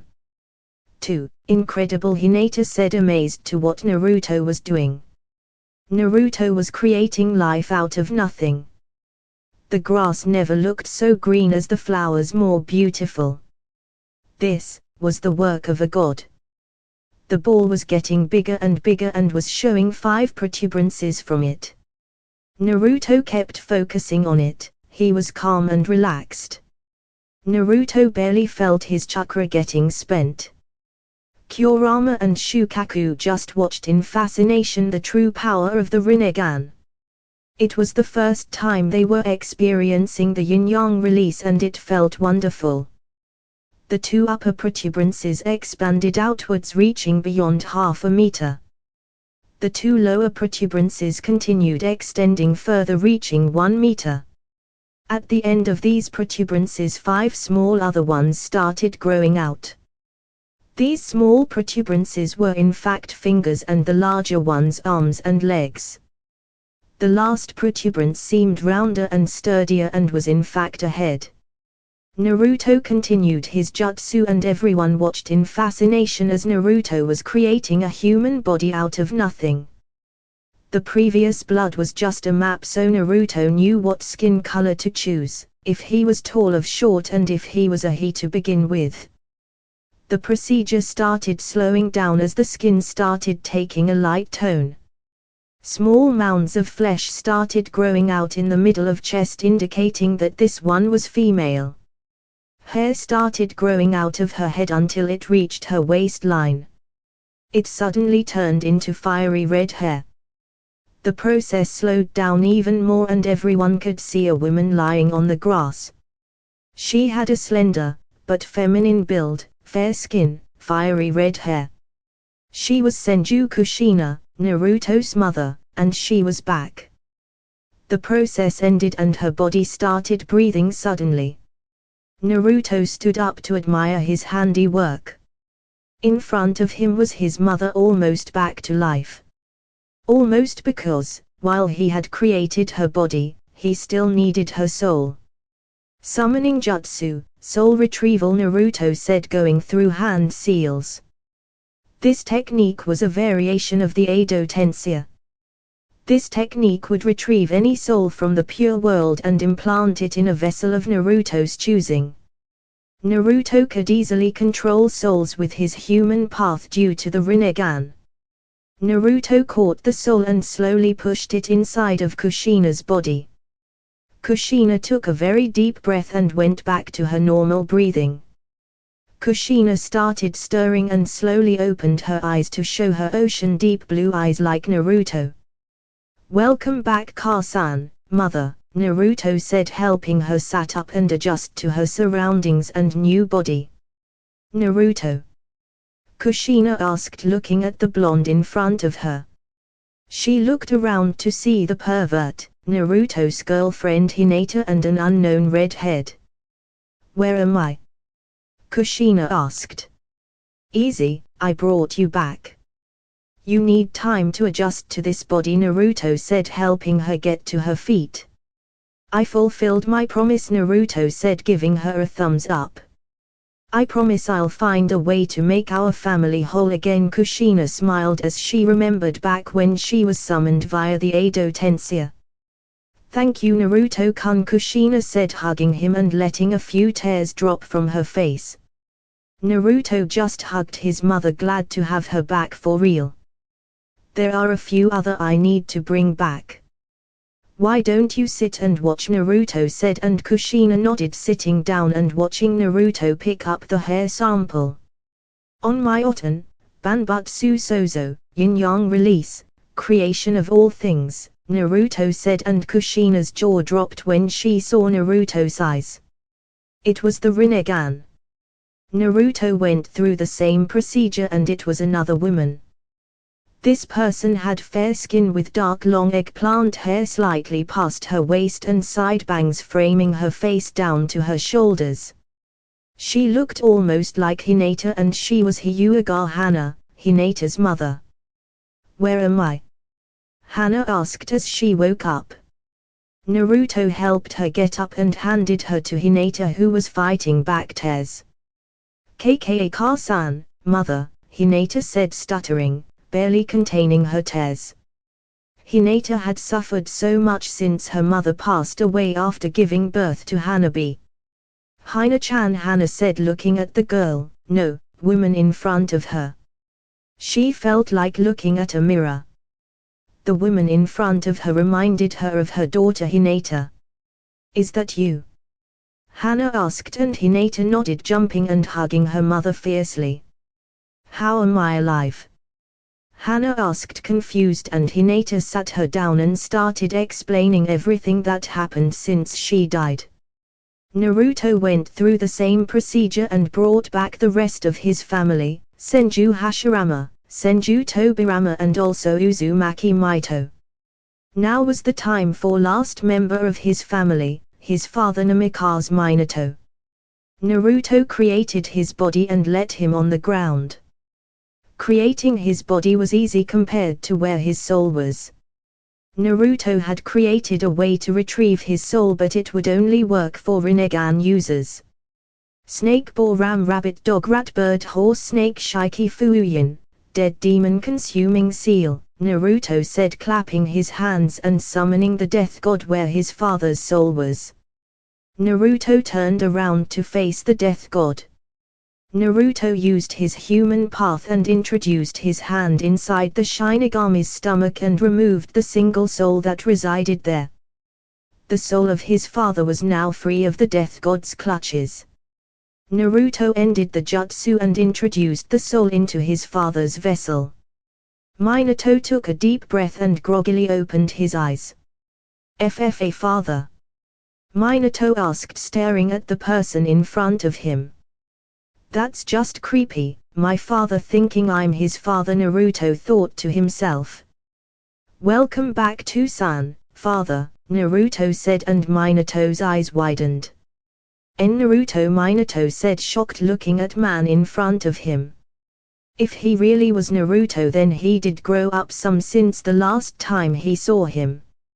"It's me, old man," Naruto said, chuckling. "Come," Naruto said, and helped Minato into his feet. "I'll explain everything," Naruto said, and everyone went back to the hotel for some long overdue explanations. With their help, I'll achieve true peace, Naruto thought as he also walked inside. Man, this unit is going to have some rough time when they come home. It was another beautiful and ordinary day in Konoha. The sun was starting to come up, and inside the Senju compound we find Senju Tsunade slowly stirring. 3 years had passed since Naruto, Gaara and Jiraiya had left. Her apprentice Hyuga Hinata had joined mid-trip. Tsunade was extremely happy with how Hinata had turned out. The girl was a sponge. Everything Tsunade would have to teach her, she would absorb in an instant. Hinata was able to read multiple books on different subjects, and by morning they would already be done. When Tsunade had asked her how she did it, she simply replied Kichibunshin and left a gobsmacked Tsunade behind. While she couldn't create thousands like Naruto, she could create some solid 50 clones, which was more than enough to read a couple of books. Hinata had also developed a few more poisons and medical creams. In fact, Hinata had asked permission so that she could set up a small store in the Senju compound so that she could sell her poisons and healing creams to anyone who wishes to buy them. Hayashi had really been a fool when he expelled her from her clan. He had let go of a very rough diamond. To simply discard such a valuable asset, but above else his own daughter, like garbage. When Hinata had told her the whole story, Tsunade wanted to go on a rampage into the Hyuga compound. In the end Hinata managed to calm her down with a bit of sake, and a couple of Juoken strikes. When Hinata told Tsunade what both her and Naruto had planned for the Hyuga clan, she just smirked. Those poor fools would never know what hit them until it was too late. "I'm late," Tsunade said, getting up from her soft bed. She looked back towards the other side of the bed and sighed. She really missed the old pervert, even though she wouldn't outright admit it. They are due back any day now, Tsunade thought to herself. The whole compound was going to be full again soon. Kichibunshin no jutsu, Tsunade said, and 3 clones popped to existence. "Go to the office and get started on the paperwork," Tsunade ordered, and the clones paled but complied with the original's orders. "Now for a long bath," Tsunade said, going into the bathroom. Hush hush, Tsunade's office. Hush hush. The original Tsunade arrived at her office and joined her clones in handling the massive paperwork that seemed to grow during the night. Until this day, she didn't know where all of these papers came from. Sure, she had to read every mission report, but most of those were standard ones that didn't even require much attention. Mission report: Capture Tora mission at 10h00 hours in the morning of the 10th day of the 4th month of the 1432 year. Ninja We, Team Ibisu, were assigned the Capture Tora mission. It took 1 hour to track down our objective, and we found him hiding in a small alleyway. We tried a stealth approach, but Tora managed to sense us proceeding to run away from the location.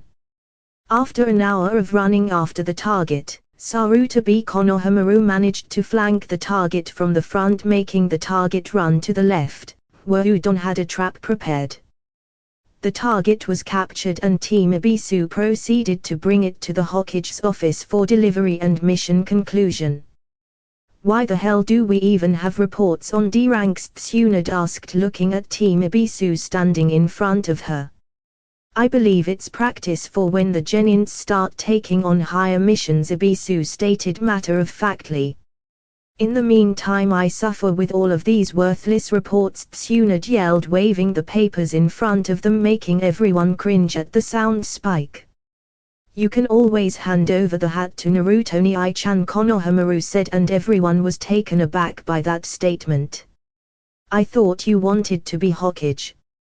Moji asked, confused. "Of course. Naruto Nii-chan, we will the Rokudame Hokage, and I'll be the Nanadame Hokage," Konohamaru said, pumping his fist into the air. "He's due back any time now, isn't he?" a voice asked as he entered the room. "Grandpa," Konohamaru said, greeting his grandfather, Sarutabi Hiruzen, who walked into the room smoking in pipe. He didn't seem to have changed much in 3 years. He still had white hair and beard, and he was wearing civilian clothes. He was wearing a brown haori, and beneath it he had a grey kimono. To anyone else he would look like a normal person weakened only by age, but it was far from the truth. While old, he still remained a very powerful shinobi. "How is everyone?" Hiruzen asked, getting a hug from his grandson. "Just fine Hokage-sama," Ebisu replied, pushing his glasses. Ebisu was a elite jounin of Konoha. Although many would doubt his claim, no one really bothered with it. He was a jounin sensei and they hardly got missions with higher ranking than a B rank. And answering your question, yes. Naru-chan, Jiraiya-kun and Gaara should be back any time now, Tsunade said, smiling. Jiraiya-kun, is it? Hiruzen asked with a smirk. Yes, it is. You've got a problem with that, old man? Tsunade asked back with a smirk of her own. No. I'm just glad you finally accepted the poor man after all the beatings you gave them, Hiruzen said, chuckling. He deserved everyone one of them, Tsunade said, crossing her arms. I'm hurt, princess, a voice echoed through the room. Everyone turned around to see the space swirling and Jiraiya standing in the middle of the room. I thought you loved me, Jiraiya said with a mock hurt, wiping away fake tears. Perv cunt, Tsunade said, jumping into Jiraiya's arms and giving him a big sloppy kiss. Ebisu went flying into a nearby wall and passed out with blood loss when he saw Tsunade's breasts squeezing against Jiraiya's chest. The old man Hokage managed to remain his posture and simply watched with a small smile. He was glad his two students got together, even if it took them a couple decades. The space kept swirling and next came Gaara. Gaara had grown quite a bit and was now taller, almost matching Naruto but surpassing Hinata. He wore full-length dark trousers, with a pair of laces on each leg, respectively a few inches below the waist and the knees, a long-sleeved crimson coat with flaring hemlines on the front and the back, a grey holster vest held in place by a single strap over his left shoulder and by two buckled belts. Gaara had also stopped using his gourd to keep the sand and began using special seals Naruto made. These seals were different from the standard storage seals. While in the storage seals you channel chakra through it and everything pops out, these were different. Gaara needed to channel chakra constantly to keep the sand flowing outwards. When he wanted to stop, he could just cut the chakra flow. The seal worked like a floodgate, and with Gaara having a shukaku inside of him, chakra wasn't a problem. Gaara, Tsunade said, and Gaara greeted everyone. The next person swirling into the room was none other than Hyuga Hinata. Hinata had grown into a very beautiful woman. She was around 5 feet 9 inches, with a slim figure worthy of a goddess. She had long and toned legs, smooth skin and a well-developed chest, around D-cup in size. Hinata had retained her straight, style haircut, but she let her hair grow to waist length. The short strands that frame her face remained, but were now shoulder length. She now wore a new attire comprised of a loose-fitting, long-sleeved, dark blue and white zip-up jacket with dark blue over-mesh armor with black pants and black, low-heeled sandals. On the back of her zip-up jacket she had the symbol for yin and yang. A /N, check profile for picture, Tsunade sensei, Hiruzen-sama, Hinata said, greeting everyone politely. The swirling seemed to be coming to an end and we see a last figure standing in the middle of the Hokage's office. This person stood at 6 feet tall. He had bright spiky yellow hair that reached his waist, with shoulder-length bangs framing the sides of his face, covering most of his right eye. He was wearing his traditional orange pants and black sandals. He was also wearing a sleeveless black shirt with a chest plate over it. On his back, he carried a white fan with 3 blood-red tomos on each side. It had a long handle with bandages wrapped around the base. The main part of the weapon was light brown with the edges being black. He was Senju Naruto and he was back from his trip along with Jiraiya, Gaara and Hinata. Yo, Naruto said, grinning at everyone in the room. Everyone just stared at the man in front of them. They had a hard time believing that the kid Naruto grew into this man in front of them in just 3 years. Hiruzen could feel the aura Naruto was releasing and it pleased him to know that Naruto had grown stronger. Long time no see, Naruto said, breaking everyone from their trance. Naruto ni-chan, Konohamaru said, looking at Naruto. Hey brat, Naruto said, ruffling Konohamaru's hair. Nice to see you again, Naru-chan, Tsunade said, smothering her grandson in a hug. He was running out of oxygen and was forced to use Kamui to get off. I bet you are stronger now, Naruto ni-chan, Konohamaru stated, pumping his fist into the air. You bet, Konohamaru, I've learned a lot of new jutsus, Naruto said, grinning. Oh, teach me some, Konohamaru said, getting giddy. The last time he asked Naruto for a jutsu he got the Rasengan. Naruto hummed, touching his chin, thinking what he could teach Konohamaru next. Show me your Rasengan, Naruto said. Yosh, Konohamaru yelled, placing his hands in a cross sign. Shadow clone jutsu and a single clone popped into existence. Naruto's eyes blazed, bringing his Sharingan into life. Now that he grew up he looks even more like him. Sarutobi chuckled to himself, smoking on his trusted pipe. Good stability and pressure, Naruto said, observing Konohamaru's Rasengan spinning in his hand. Since that using the Shadow Clone and the Rasengan only took about 5% of your total chakra capacity, I guess I can teach you the next version, Naruto said and extended his right hand forward. Konohamaru jumped in the air with excitement and began focusing in what Naruto was going to do. Naruto's chakra started coming out and started swirling. It formed a normal Rasengan until it started expanding further and further until Naruto created an Udama Rasengan, big Rasengan. That's just a Rasengan, Konohamaru said, disappointed. Wrong. This is called a big Rasengan and it's about 4 times stronger than the normal Rasengan. You need to increase the chakra output while maintaining stability and compression, Naruto explained, and Konohamaru nodded. Any questions? Naruto asked. Why is it silver? Konohamaru asked, admiring the shining silver ball of destruction spiraling in Naruto's hand. Well, Naruto started not wanting to reveal the real reason why his chakra was silver. Something happened during my training trip that turned my chakra color into silver, Naruto said, and Konohamaru shrugged his shoulders. Thank you. See you later, Naruto ni-chan, Konohamaru said, and Team Ebisu left the room, leaving Tsunade, Hiruzen, Jiraiya, Gaara, Hinata and Naruto. I hope you got stronger, Tsunade said towards the 3 teens in front of her. Please, they are so strong that it isn't even funny, Jiraiya said, crying animates. He had to work and train so hard back in his youth and now 17 years old can be strong as him. It just wasn't fair. How would you rank them? Tsunade asked. She already had a pretty decent idea regarding Hinata, but the other 2 she would be drawing blanks. Both Hinata and Gaara are Kage level shinobi. Hinata could defeat you, but she would lose against me as she doesn't have the same raw power, Jiraiya explained.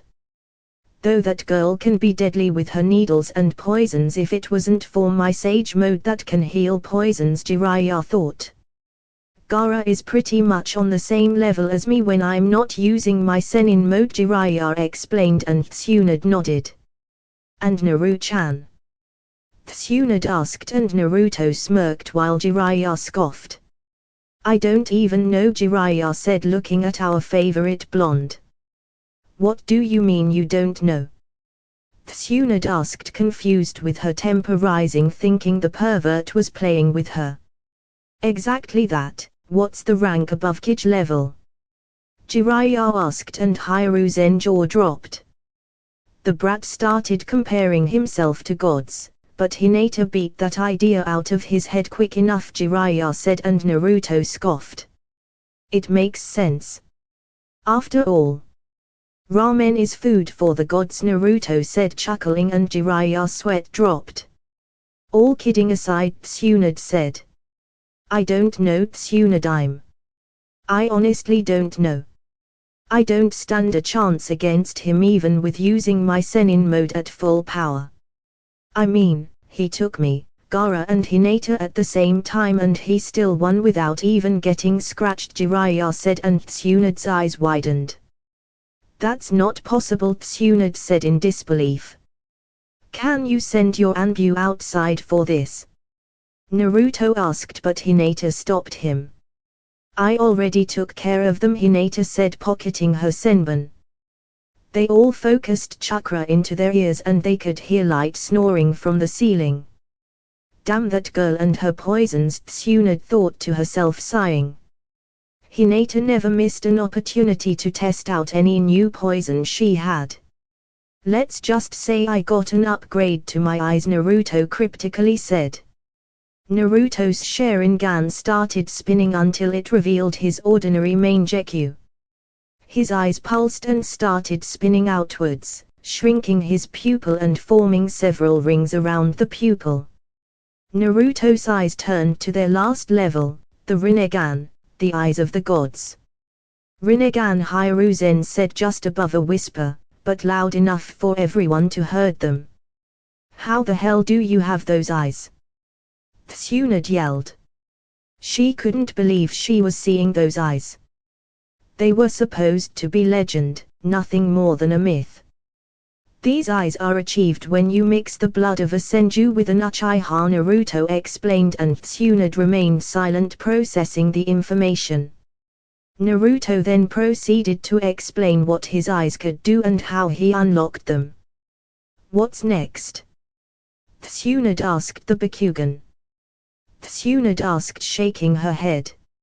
Actually, Hiruzen started gathering the attention to him. If Naruto and Hinata have kids, the Daijutsus might fuse together, Hiruzen stated, getting blushes from both teenagers. They may have been sleeping together, but starting a family was a big step that they weren't ready to take yet. Anything else?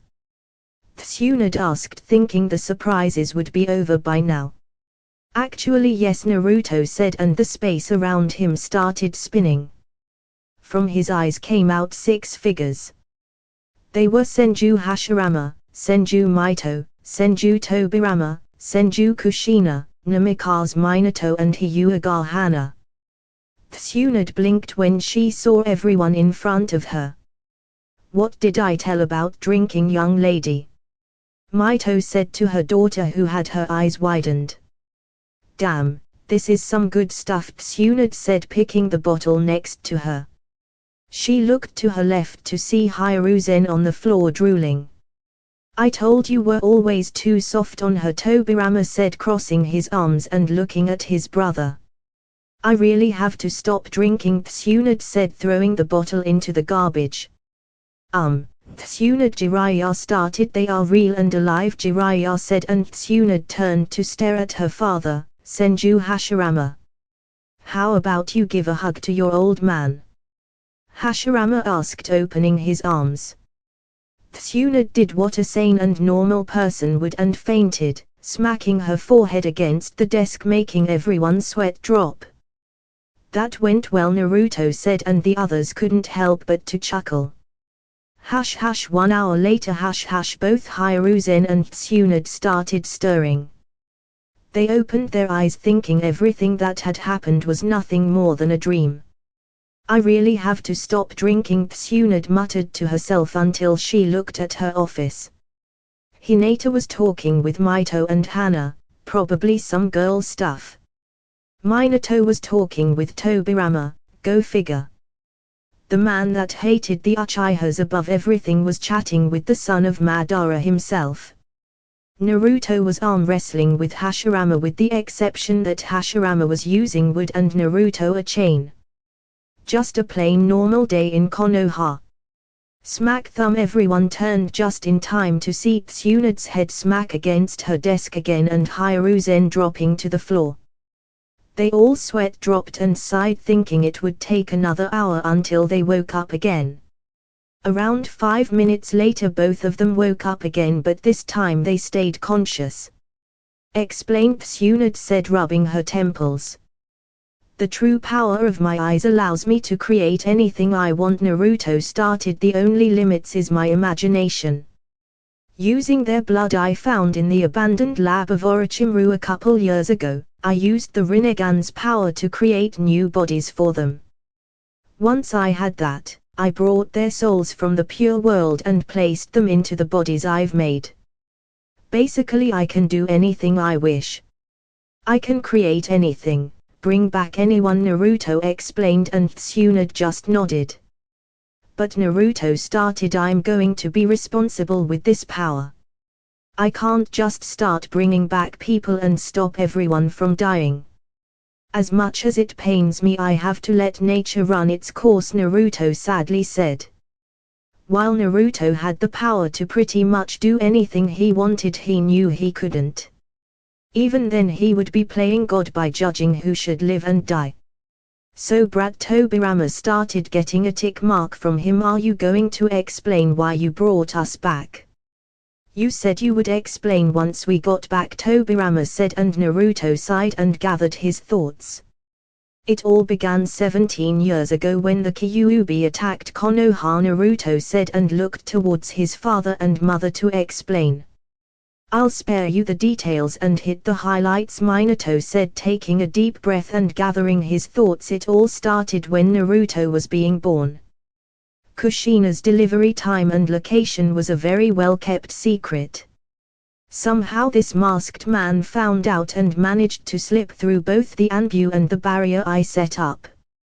He claimed to Uchiha Madara, but I knew very well my father's chakra signature, so it wasn't him, although his chakra somehow felt familiar, Minato explained. He calls himself Tobi, Naruto added, and Minato nodded.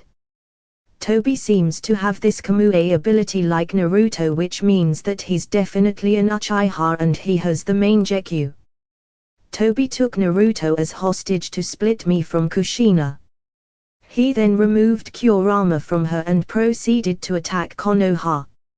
In the end I faced off against him and drove him away, sealing Kurama inside Naruto. Minato finished his explanation.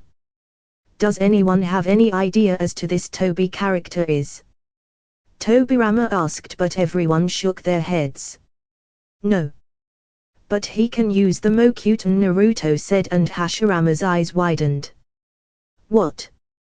Hashirama asked. No one has ever been able to do it.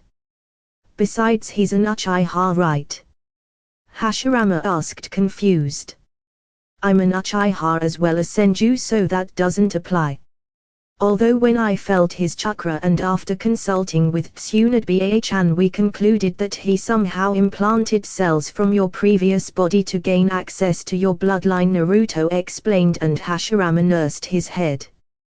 The real problem is that he belongs to an organization called Akatsuki. They are a group of S-rank shinobi that are after the Baijua. That's the reason why I brought you back, to help defend the world against this group, to give you all a second chance, but most of all to prevent Orochimaru from using the Edo Tensei and forcing you to his will, Naruto explained, and everyone nodded. I still don't know who the leader is, Jiraiya said, sighing as his soy network was drawing blanks. Do you think it might be this Tobi character? Minato asked. I don't know. While he's very strong, every other member is as well, and we don't even have a complete list of all their members, Jiraiya explained. So, where do we go from this? Tobirama asked, and everyone turned to Tsunade. Well, Tsunade started tilting back on her chair. I don't suppose any one of you wants to take the hat back? Tsunade asked, and they shook their heads. I can't exactly have you running around the village when you are supposed to be dead and buried, Tsunade said, glaring at Naruto, who shrugged her off. What do you propose? Hiruzen asked curiously, and Tsunade sighed, tilting back on her chair, rubbing the bridge of her nose, deep in thought. Like I said, I can't have you running around Konoha, and I can't place you in Anbu, Tsunade started. I'm thinking of creating a brand new group or division focused on dealing with the Akatsuki, Tsunade said in afterthought. Like Anbu? Minato asked, and Tsunade nodded. A mix between Anbu and the Seven Swordsmen of the Mist. It will a group comprise of Konoha's elite shinobi. Your primary objective will be fighting against the Akatsuki with a few side missions, Tsunade explained. Of course you will need to wear masks so you don't get recognized, Tsunade finished. That's good and all, but our jutsus tend to stand off, Hashirama said, thinking of his wood jutsu.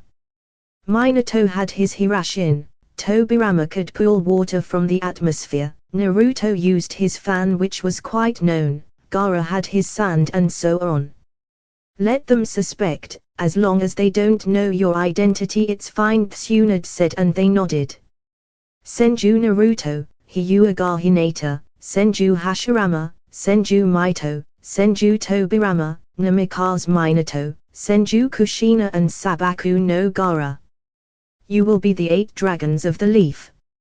You answer only to me, your Hokage, understood? Tsunade asked. Hi, they all chorused. Do we have any special type of outfit like the Anbu? Naruto asked, curious.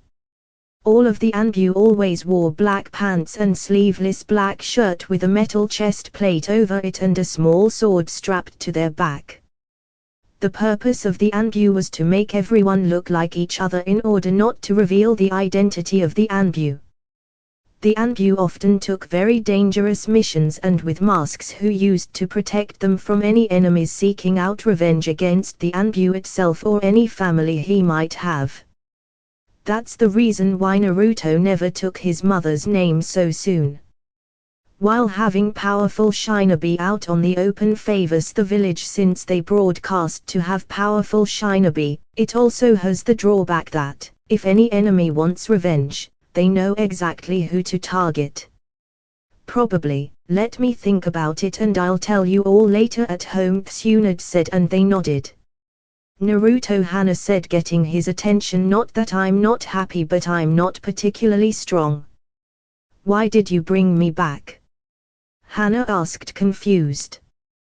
Besides the fact you make my princess happy, Naruto said, pulling Hinata close and getting a blush from Hinata and or sounds from both Mito and Kushina. Even though Hinata-chan was expelled from her clan, she still wants to help the branch house and I'm going to help her with her dream. When we are finished with the Hyuga clan, both houses will be under the same roof with you as clan leader, Naruto explained, getting a cheek kiss from Hinata, making him rub the back of his head. She really found good man in Naruto-kun, Hana thought to herself, smiling at the pair of lovebirds in the room. Hinata was clinging to Naruto's right arm. To be young and in love, Hana thought to herself, remembering Hayashi. You know I can't let you interfere in clan business, right? You're a clan head yourself, Tsunade asked in a serious voice. I know the laws very well, Naruto started waving her off. That's why they won't know what happened until it's too late, Naruto said, chuckling, and Hinata giggling at their wonderful plan. Once they made their move, the Hyuga clan will be in for a rude awakening. Poor Hayashi, Kushina thought, looking at Naruto's eyes. That glint was the same both of them had when they were planning any prank. And the fact Naruto was laughing like a maniac was already proof enough. Kushina just hopped. Naruto didn't destroy the Hyuga compound, accidentally.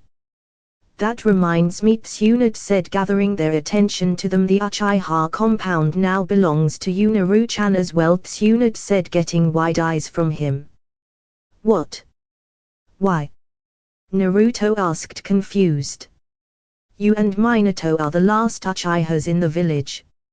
Even though you never officially belonged to it, the law states that as long an Uchiha is alive, all possessions from money, jutsus or property belong to them, Tsunade explained, and Naruto sighed. One question, Minato said, and Tsunade motioned him to continue. Where are we going to live? The village knows that Naruto lives at the Senju compound, and if they found out that my house was being used it would raise many suspicions, Minato stated, getting a nod from Naruto. Like always, everyone turned to Tsunade, who was cursing her luck.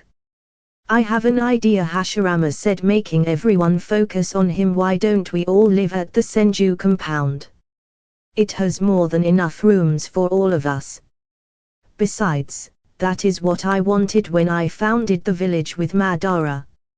For both the Senju and the Uchiha clans to coexist peacefully and live happily, Hashirama said, placing his arms over Minato and Tobirama's shoulders. I can go with that, Naruto said, happy that his family just got bigger. Now that everything is over, how about we go for lunch? Tsunade asked, getting up from her chair.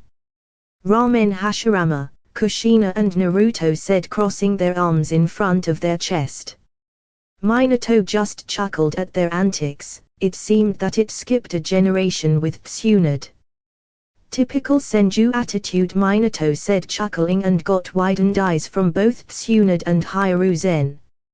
I never heard you talk like that, Hiruzen said, looking at the fourth Hokage. I never told anyone of my father, so I kept it to myself. All the quirks, Minato said, rubbing the back of his head, but since Naruto exposed his heritage I don't have to hold it anymore. Besides, it's true. From the stories my father always told me about Konoha and the Senju is that the Senju were brash, loud and addicted to ramen especially, and I quote Hashirama Baker. No offense, Minato said, chuckling towards Hashirama, whose eye was twitching. You could have told me at least, Hiruzen muttered under his breath, but Minato heard him anyhow. He's right, Minato. I was your Jounin sensei, I took you as my apprentice, Jiraiya said, and Minato sighed, knowing it was true. It was a request from my father. He told me to keep my eyes a secret. I activated them when I was 5 years old, trying to save my mother. When I got back to the leaf, I started hiding them under a small genjutsu. I did it for so many years it became instinctive to me, Minato explained. The only person who ever knew was Kushina-chan, and that was because my genjutsu slipped when my main Gekyu activated back when Kushina-chan was kidnapped, Minato said, sighing, making Jiraiya's jaw drop. You have a main Gekyu? Jiraiya asked, and Minato nodded, channeling more chakra into his eyes until they started spinning and the comas moving erratically. They stopped spinning and his eyes were still blood red with 4 arrows pointing to the middle of the eyes, overlapping a small circle around the pupil. A /N, check profile for Minato's picture. What can you do with those eyes? Hiruzen asked, curious. The standard ones. Tsukuyomi, Amaterasu and the first stage of Susanoo. I never really invested much time into my main Gekyu. I couldn't really use my Hirashin while had my Susanoo active, and I wasn't gifted with Naruto's Kamui ability, Minato pouted while Naruto chuckled. If I had told you that my father was Uchiha Madara, would you have given me that hat? Minato seriously asked to Hiruzen. I'm not one to judge, but most likely not, Hiruzen answered truthfully, and Minato nodded knowingly. The same can be said for you, Jiraiya-sensei, Minato said, and Jiraiya sadly nodded. While they tend not to judge someone by another person's actions, there would always be something lying around, whether it be caution or simply some distrust. It's in the past, let's forget it, Tsunade said, and everyone nodded. I know very well what my father, uncle, mother, daughter and Minato can do. However, I still want to see you 3 in action, Tsunade said, pointing towards Gaara, Hinata and Naruto, who raised their eyebrows. The 3 of us together could take on the whole village and win. 2 shinobi who are Jinchuriki plus an extremely skilled and powerful medic, Naruto said, and Tsunade got a evil glint in her eyes, making Naruto gulp. That's why I'll be taking away your most relied and powerful skills to see what you can do when your aces are gone, Tsunade said, rubbing her hands together. Gaara will fight without his sand, Hinata without her Bakugan, and you won't be using your Hirashin and Sharingan or above, Tsunade said, smirking evilly. You're on, Naruto said confidently. Who are we fighting against? Naruto asked. Tsunade-chan, do you think it's wise teaming up 3 S-rank shinobi? Hiruzen asked. A S-rank shinobi was dangerous on his own, but adding 2 more and using teamwork would be devastating against anyone who had to fight them. Yes, we took most of their power and I just want to see them in action, Tsunade said when she heard a knock on the door. Come in, Tsunade said, not remembering she had her family on her office, and Kakashi walked in. Nice to see you again, Kakashi, Minato said, turning to his student. Kakashi rose his head from his book to look at the person that greeted him. Kakashi toppled to the ground like a sack of potatoes. I should have known, Minato said, shaking his head. A few minutes later Kakashi woke up and Tsunade explained everything that happened and Kakashi swore secrecy. So who are we fighting against? Naruto asked and Tsunade smirked. Training Ground 7 Tsunade, Jiraiya, Kakashi, Hiruzen, and the 8 dragons were all at the training grounds ready for the battle that was about to ensue. Of the 8 dragons, all but Naruto and Hinata weren't wearing a mask. So who are we fighting against? Naruto asked, as the only known for sure was Hatake Kakashi, who was by now an S-rank shinobi. He never was one because of his low chakra pool due to his Sharingan being constantly active. But now that he can activate his Sharingan at will, he finally managed to take the spot. Tsunade pointed at the horizon and Naruto noticed several persons approaching. They were Mitarashi Anko, Uzuki Yugao, Kato Shitsune, Momokai Zabuza, Yuki Haku, Yuhei Kyoinai, Saruta Asuma, Ibisu and Mato Gai. What rank is Haku-chan? Naruto asked. Elite Jounin, Tsunade replied, smirking. So we are facing 1 S-rank shinobi and 9 elite Jounins, Naruto said, running the math in his head and thinking about several scenarios. Scared? Tsunade mockingly asked. Not really, Naruto replied and waited for them to gather up. Long time no see. Kyoinai-sensei, Haku-chan, Zabuza-sensei, Naruto said, greeting his fellow senseis and friends. Oh yes. I get to taste your delicious blood, Anko said, jumping in the air while everyone's sweat dropped. I heard you got stronger, brat, Zabuza said, getting a nod from Naruto. Who are they? Zabuza asked, pointing towards the masked man that will be watching the battle. Don't you think it defeats the purpose of them having a mask if I tell who they are? Naruto rhetorically asked, but Zabuza shrugged his shoulders and left it at that. Like I've informed all of you. You are here to test Naruto, Hinata and Gaara. Each one of you has special skills towards one area of the shinobi field. Tsunade explained and every nodded. Do it, Tsunade said to the 8 dragons. Minato, Hashirama, Tobirama and Hiruzen all jumped away from the fighters, leaving a large area. Shizuki-jin, formation of the 4 red suns, all 4 shinobi said, and large red barrier erupted from the field, trapping every contestant inside. Why a barrier? Ibisu asked, curious. So you don't destroy anything outside of the training field, Tsunade explained. But we don't have jutsus powerful enough for that, Yugao stated, confused. I was talking to Naruto, Tsunade said. Yugao paled when she looked at Naruto, who was grinning like a madman. The rules stand as I explained. No sand for Gaara, no Bakugan for Hinata and no Hirashin, Sharingan and above for Naruto. Hajime Tsunade said from outside the barrier as she watched everyone blur towards each other. So Hiruzen started. Who do you think will win? Hiruzen asked. 9 elite Jounins and 1 S-rank against 3 S-rank shinobi. Judging by the ranks they seems evened out, Tsunade said looking towards the battle. Inside the barrier each group was facing each other. Everyone was stopped in the same place eyeing the opposition. Naruto's stance was relaxed, emotionless, his breathing was calm and even, his only movement was his hair being carried away by a small gust of wind, deep blue eyes staring at his opponents. Such aura, Yugao thought to herself, mentally gulping. He's not even releasing chakra and I'm shaking. Get yourself under control, you're an elite Jounin for crying out loud, Ebisu thought to himself. Naruto wasn't releasing chakra or killer intent. He was just there looking at them, and yet he seemed like an unmovable object. It was like he knew he was going to win, but it wasn't arrogance, it was confidence. I'm already sweating and he didn't even move, Asuma thought to himself.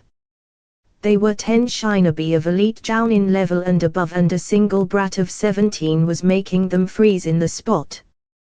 Delicious Anko was thinking to herself, his blood should still top quality QQQ. Suddenly Naruto's right hand slowly moved and everyone tensed, getting ready for an attack. Naruto made a single hand seal and was enveloped in a cloud of smoke. In his place was now a naked girl with 2 blonde pigtails. She had an hourglass figure with DD cup breasts. She had smoke around her covering all the important parts, but not enough so that man couldn't extrapolate the rest. Ibai-kun, Naruto cooed in a sexy voice, posing towards the elite Jounin. Give me some sugar, Naruto said, opening his arms towards him. Ibisu's reaction was instantaneous. He plummeted into the ground with blood pouring from his nose. Looks like I get first blood, Naruto said, laughing at the others' reactions, as he dispelled his henge. He picked up Ibisu and flashed towards Tsunade and dropped him next to her, still unconscious from blood loss. The brat is a genius. He took out an elite Jounin with a transformation, Anko to herself, grinning. Want help?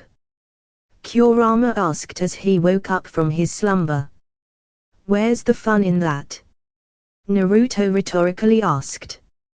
Naruto hands blurred towards the horse seal and everyone tensed for real this time. He took a deep breath and said, Kaiten, Gakamekyaku, Great Fire Annihilation. Naruto needed the chakra inside his lungs, converting it into fire and shaping it. Naruto unleashed a gigantic wall of flames covering most of the field where they were fighting. Holy! All of the Jounin thought before half of them blurred through hand seals.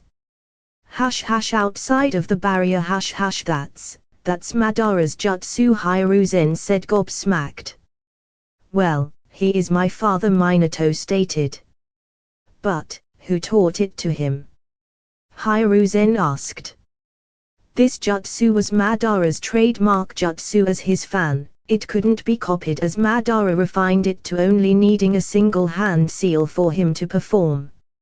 I taught it to him. I saw Madara Baker doing it plenty of times, so I told Naruto what I knew of it and he figured out the rest, Hashirama explained. You taught it to him?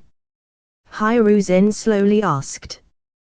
That's not the only thing I taught him, Hashirama said, smirking while Hiruzen paled, thinking what his teacher could have taught him. Naruto had plenty of powerful jutsus behind his belt, and with Hashirama backing him up he could only hope no one died. Then again, if anyone died, Naruto could bring them back, so, nothing to worry about. Inside the barrier Suiten, Suijin Heki, Water Wall, Kakashi, Zabuza and Haku said before unleashing a torrent of water to combat the wall of flames that was scorching the ground and coming towards them. The water clashed with fire, but it wasn't enough to put out the flames, so they just surrounded themselves with water to prevent any damage. The rest of the grounds were scorched, making them lifeless. 3 jutsus of a stronger nature against a single jutsu of a weaker one, and yet we were overpowered, Kakashi thought to himself as the steam was spreading around the field. Fuatan, data pa, great breakthrough, Asuma said, taking a deep breath and exhaling a gust of wind that blew the steam away and provided much needed vision. The Jounin looked towards their opponents to find everyone missing.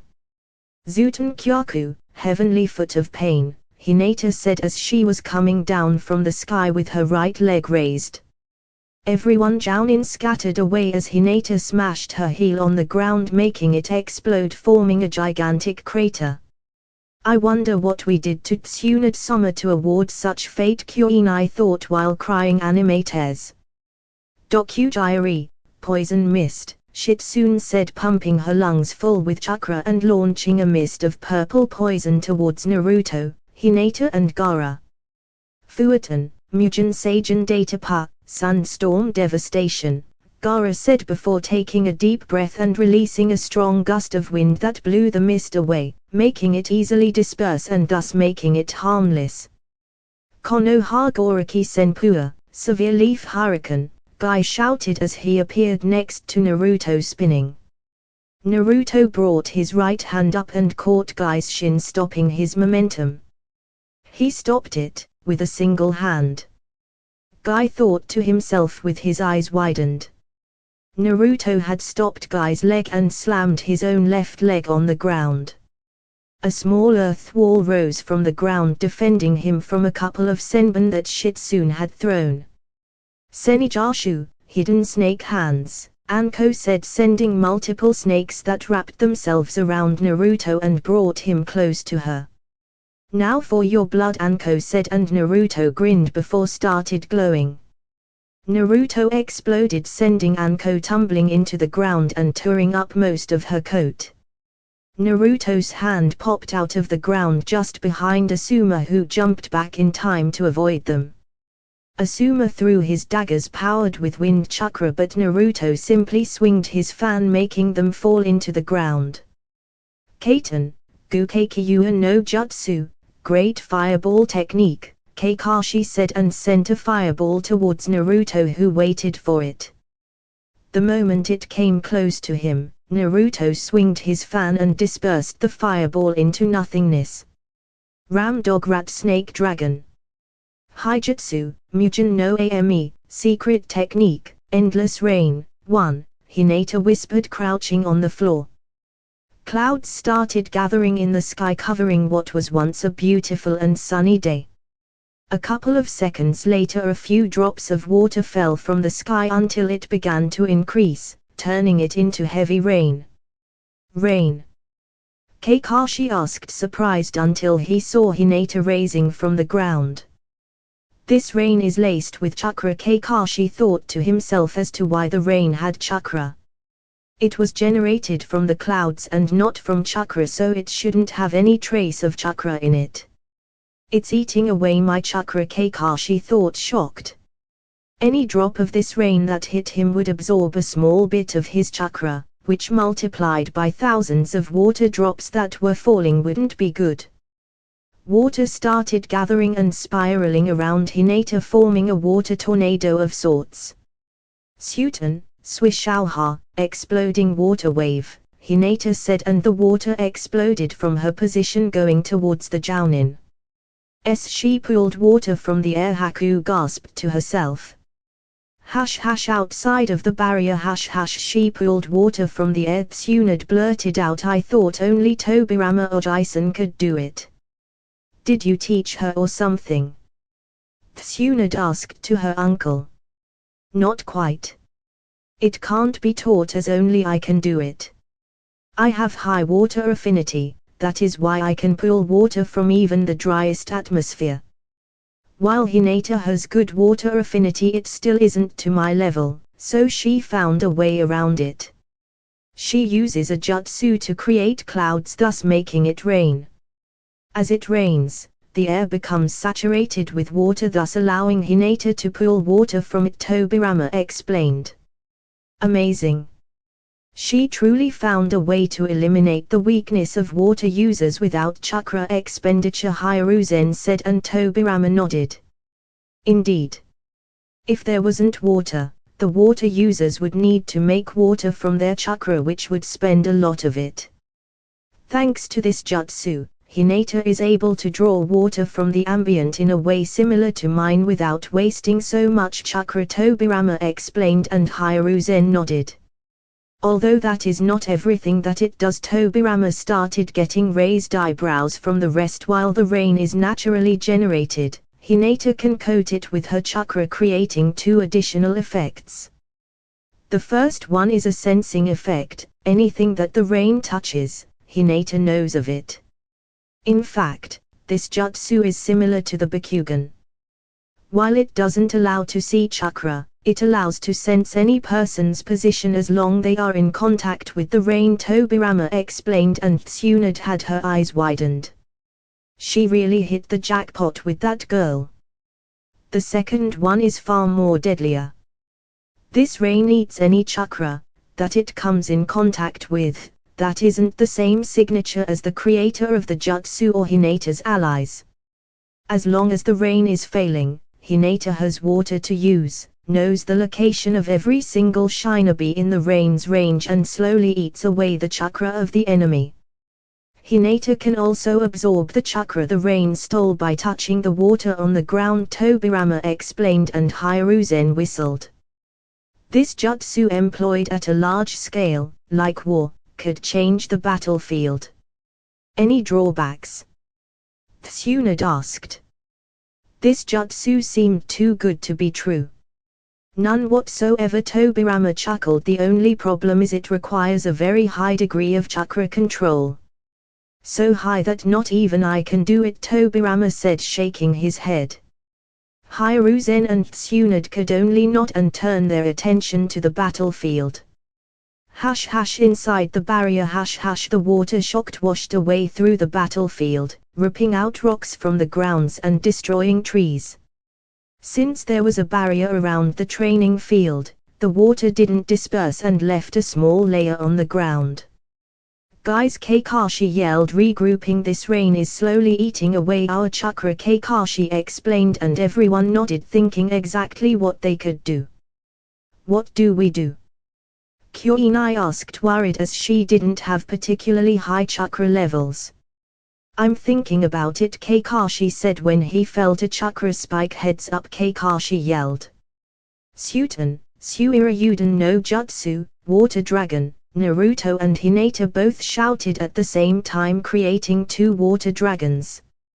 What? Naruto never could perform such high-level water jutsus. The Rinnegan, of course, Kakashi thought to himself, going through hand seals and slamming his hands on the ground. Doton, Doryua Heki, earth wall, Kakashi said, and an earth wall rose from the ground to block the water attacks. Mikazuki no Mai, crescent moon dance, Yugao said as she multiplied after images due to her speed. Due to the rain, Hinata could tell exactly which one was the real and blocked her sword with her daggers. Hinata parried the sword with her daggers, making Yugao lose her balance. Hinata took advantage of her error and punched her, sending her flying back into the arms of Anko, who caught her before she could hit the ground. Yugao coughed and began breathing harshly. While Hinata didn't punch her at full power not to kill her, she wasn't going to let Yugao get away with a simple love tap. Migen, Jubaku Satsu, Tree Binding Death, Kuinai whispered as she prepared her genjutsu. She focused her chakra and tried to catch Hinata in a genjutsu as she was clashing blows with Yugao. A few moments later, nothing happened. My genjutsu isn't working, Kuinai said, shocked. It's the rain, Kakashi said, shocked with what he was seeing with his Sharingan. You need to release chakra into the air so it can affect Hinata's network. The rain eats away any chakra in the air, rendering all non-Sharingan genjutsu worthless, Kakashi explained, and Kuinai cursed her luck. Now she was pretty much useless. We need to get rid of the rain then, Kuinai said, and Kakashi's sweat dropped. Easier said than done, how the hell could he even stop rain in the first place?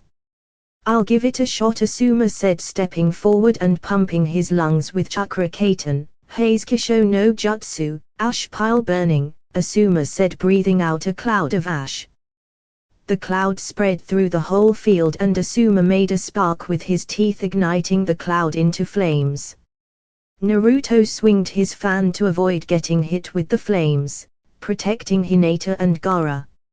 All done, Asuma proudly said, dusting off his hands.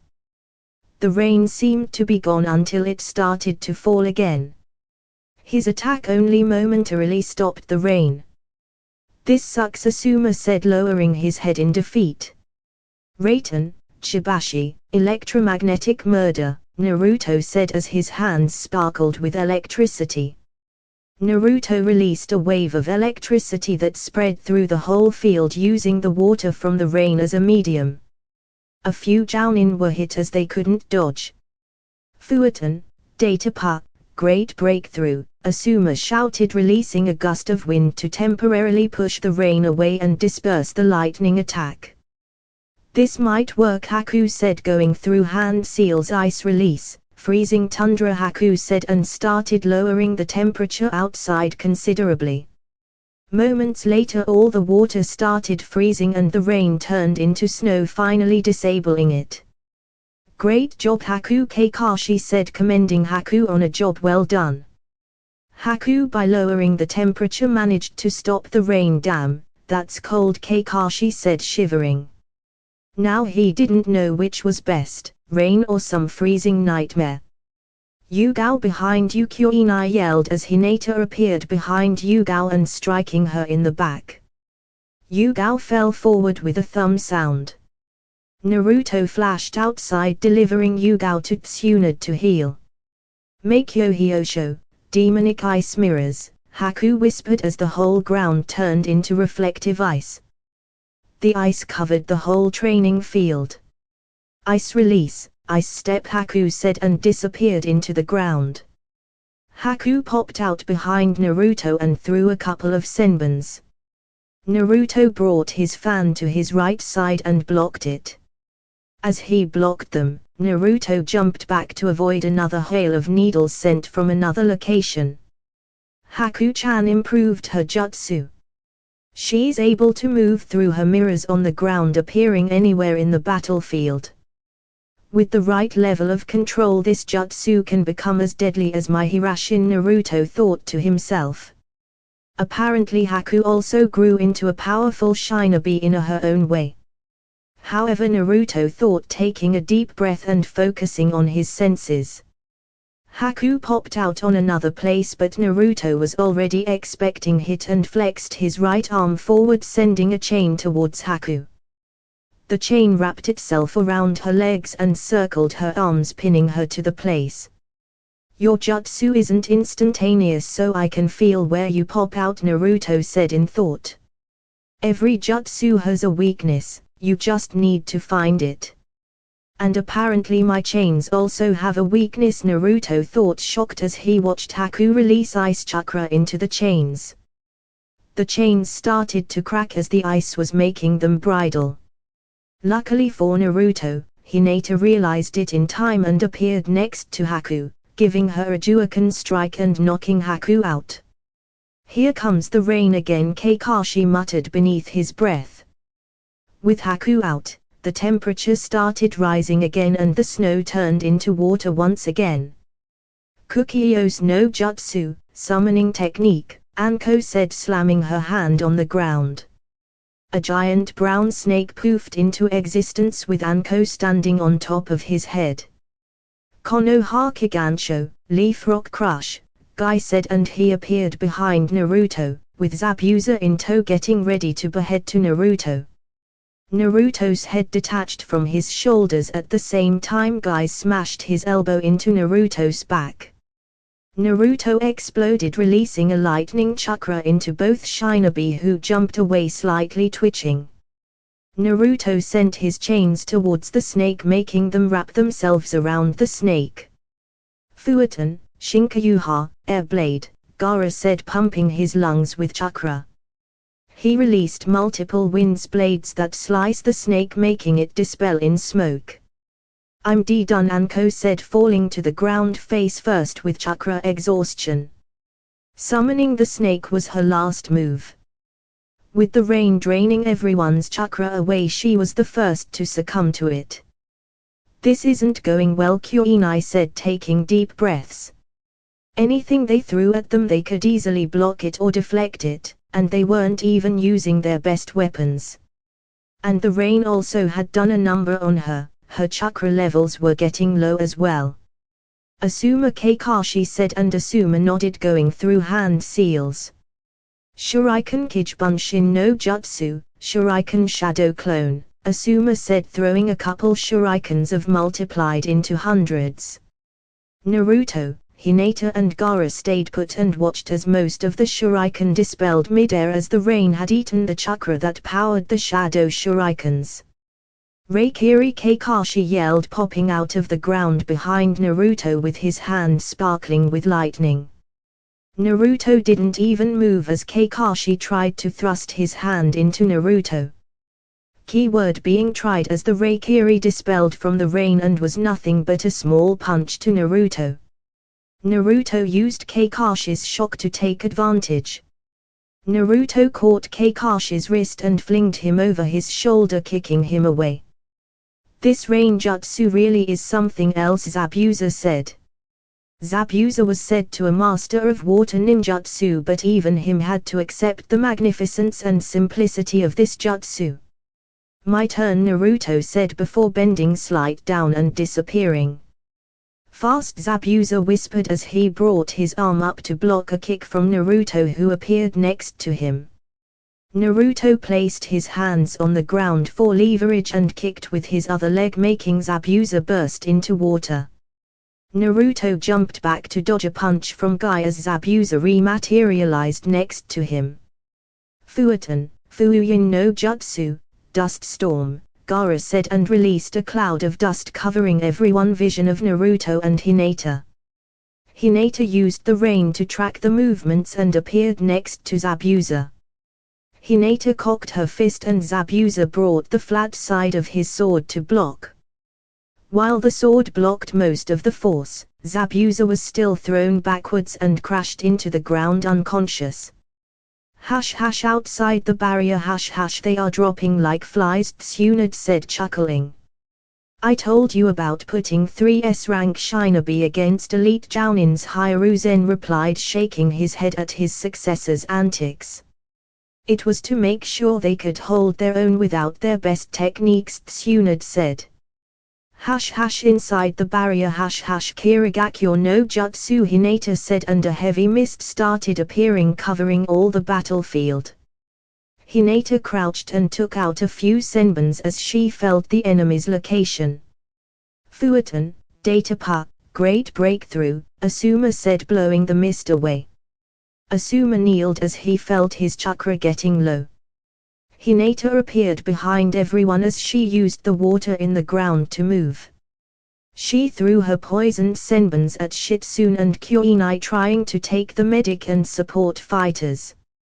Kakashi caught the movement with his Sharingan and flashed through hand seals.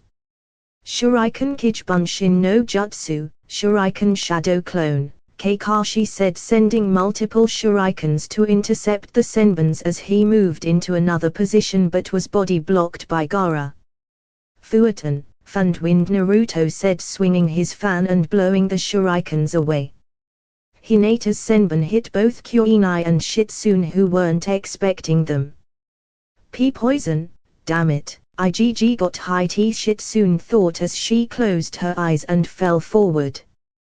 Kuinai dispelled into pink flowers. Kuinai had managed to perform an escape genjutsu at the last moment possible, though her illusion was quickly dispelled from the rain, showing where Kuinai was. Naruto blurred towards his sensei and knocked her out with a chop to the back of the head. Gaara disengaged from Kakashi and jumped back to regroup with Hinata and Naruto. There was only 3 members left on each side. "This isn't looking good," Asuma said, taking deep breaths. Shadow clone jutsu, Naruto said, and a single clone popped into existence and crouched on the floor in lotus position, meditating. What's he doing? Kakashi wondered in though as he also was breathing a bit heavily. There was nothing they do to counter this rain as it was eating their chakra away. Dokujiri, Hinata said as she pumped her lungs with chakra and released a purple-looking mist towards the 3 remaining jounin. Fuatan, die. Asuma said but coughed and fell to the ground without chakra and taking deep breaths. Kakashi appeared next to him and shunshined away to safety. Guy, Kakashi yelled and Guy nodded, punching his fists together.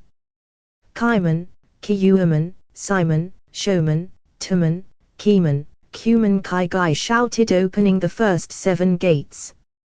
Asa Kujaku, Morning Peacock, Guy shouted, sending countless punches towards the incoming poison mist. The punches were so fast that the friction with the air caused fireballs.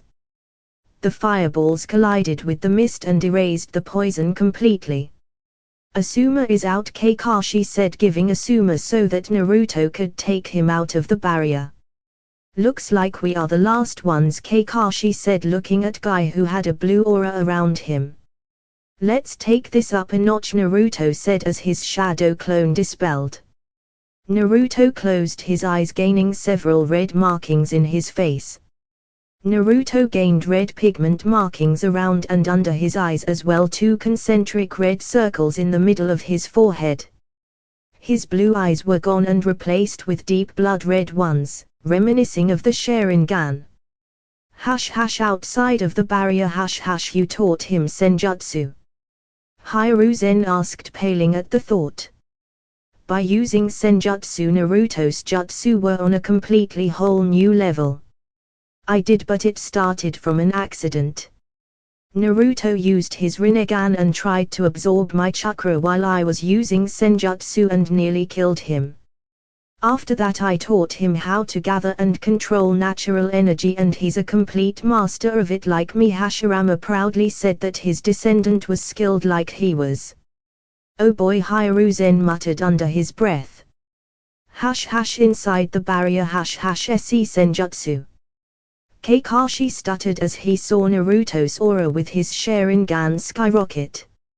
Naruto blurred away from his position and engaged Guy, with his gates open, his a fierce taijutsu brawl. Guy's opened gates seemed to be holding off Naruto using senjutsu rather well. They both were exchanging powerful punches and kicks that released shockwaves each time. Naruto threw a punch and Guy tilted his head back to allow it to pass with getting it. Big mistake as Guy is flung backwards by Naruto's senjutsu attack. Dynamic entry, Guy shouted as he regained his bearings from Naruto's senjutsu enhanced punch. Guy jumped high into the air and flexed his right leg forward, plummeting towards Naruto, who braced himself. Naruto sidestepped Guy and caught his leg, swinging him and throwing him backwards again. Guy backflipped and landed safely, breathing heavily. Your flames of youth shine brightly, young Naruto, Guy shouted, panting and getting ready for his final attack. Hiradora, daytime tiger, Guy shouted, punching forward as fast as he could, distorting the air pressure around his fist. However, Naruto was already there to match Guy's punch with his own. Naruto poured the rest of his senjutsu chakra into one last punch, clashing it with Guy's. A massive shockwave erupted from their clash that even the ground shook like an earthquake. Hinata, Gaara and Kakashi, who were fighting, had to stop and secure themselves to prevent getting blown away as well.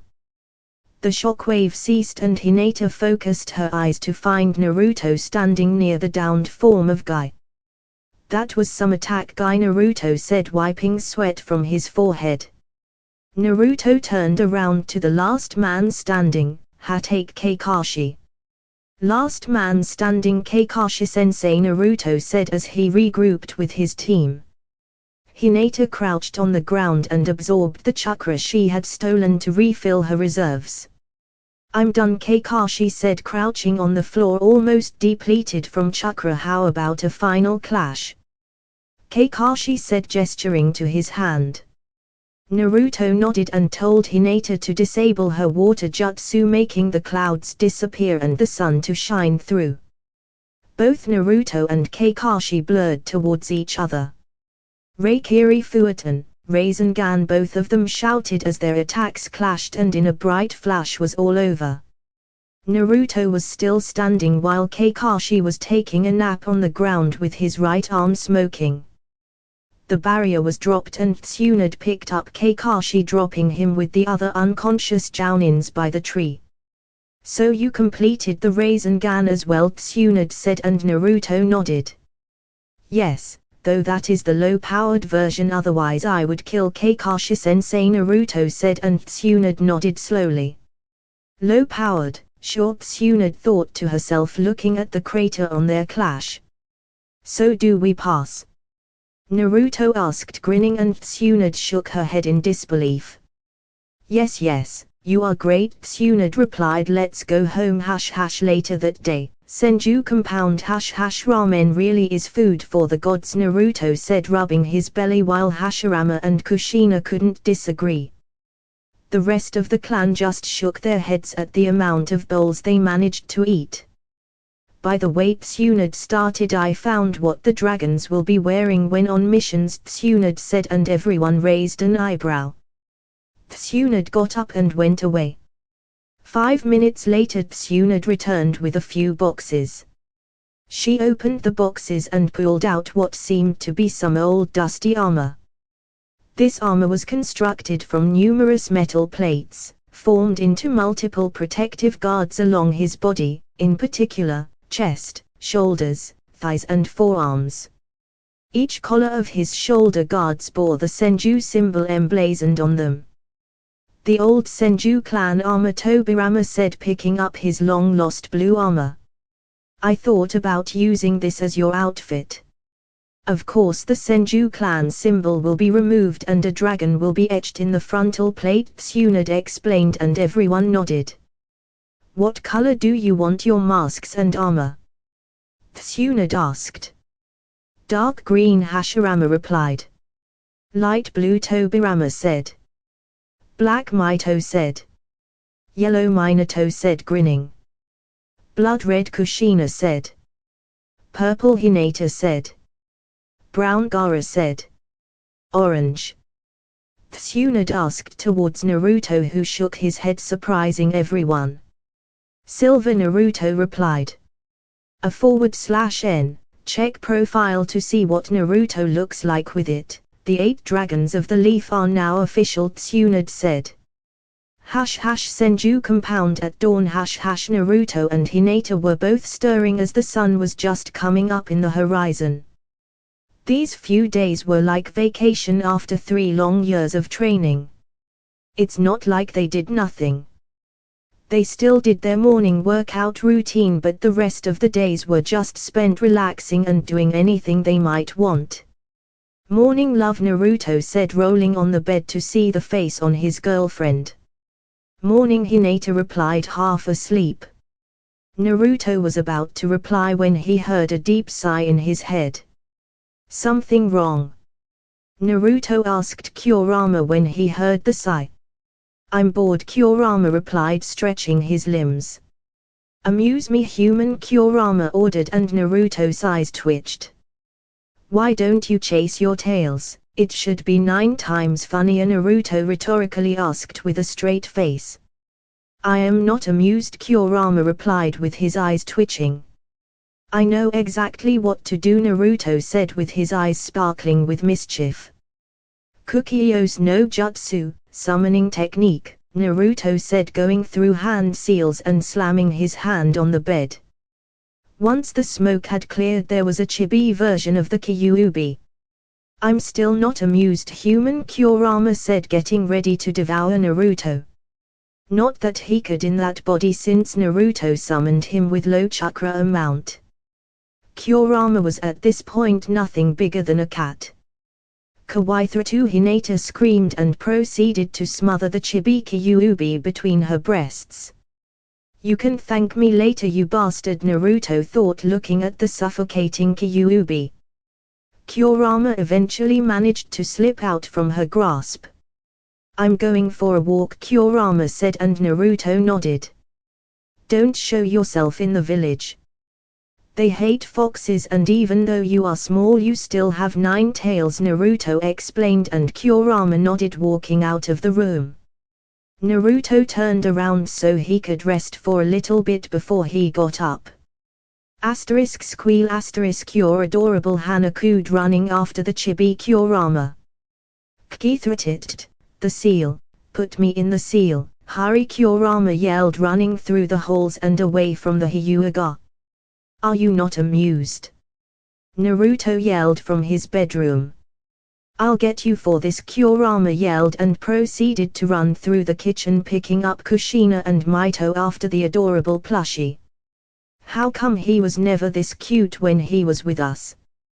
Kushina asked with stars in her eyes. I know, right? Mito replied, and she and Kushina proceeded to try and catch the fur ball to pet it to death. I have to say that form is more appealing than is real one, Minato said, remembering what happened 17 years ago. Morning, Naruto said, coming into the kitchen half asleep. Kurama easily outmaneuvered the 3 running ladies after him and jumped into Naruto's head.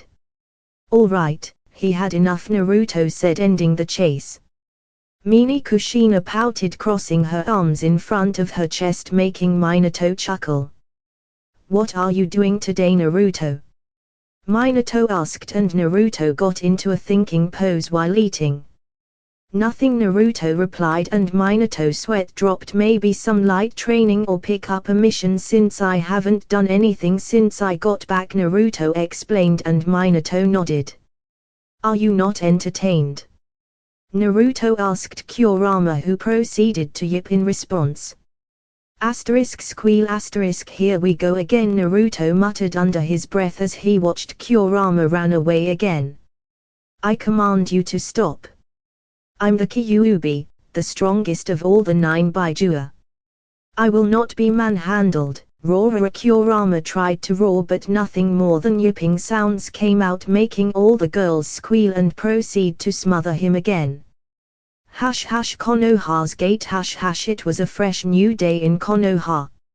Naruto, Hinata and the rest of their family had just gotten home a couple days ago. Some poor genins were tasked with fixing what was left of the training ground they had used for their battle. Thanks to the barrier, most of the training grounds were okay, but the middle area needed some real terraforming. Man, I'm bored, Kotetsu said, tilting back on his chair, yawning and stretching his arms. Shouldn't you be a little more observant? Izumo asked, looking at his best friend's state. They still had a few hours in their shift as gate guards, but Kotetsu already seemed to be slacking off. Relax, Kotetsu replied. Everything has been peaceful, so chill out a little, Kotetsu explained. We never know when something might happen, so be a little more alert. Izumo was explaining, but was cut off by his partner. We will drop to the ground with so much effort, Kotetsu countered. I'm just saying, big things have small beginnings, Izumo wisely said. 1. Suddenly they both felt 3 presences approaching the gates. Naturally, and like responsible guards on duty, they jumped into action to identify the possible threat. There were 3 incoming people. The one on the left, he had short, tufty blue hair, and dark eyes. He also had pointed, shark-like teeth. He was wearing square, black-rimmed glasses connected to ear protectors, a blue pinstriped shirt and camouflage pattern pants. Also, he wore his forehead protector on the front of his holster, which he uses to carry Hiramekaya. The sword itself is wrapped in bandages, leaving only the double hilt visible. He also has shuriken holsters strapped onto each of his legs. The person to the right was a middle-aged man with blue hair, which is styled in a moused-up manner. His left eye was blue and his right eye was covered by an eye patch. He wore a talisman in each ear with the kanji. He also wore the standard striped, grey suit, with a green haori that had white trimmings that stop halfway down, over them. The last person was walking in the middle of both men. She was a slender woman in her 30s. She had green eyes, and ankle-length, auburn hair styled into a herringbone pattern at the back, a top knot tied with a dark blue band, and with 4 bangs at the front. 2 bangs are short, with one covering her right eye, and 2 are long, crossing each other on her bust, just below her chin. She was wearing a long-sleeved, dark blue dress that falls just below the knees. It seems to be closed at the front with a zip, and is kept open on the front right side from the waist down. The dress only covers up to the upper part of her arms and the underside of her breasts.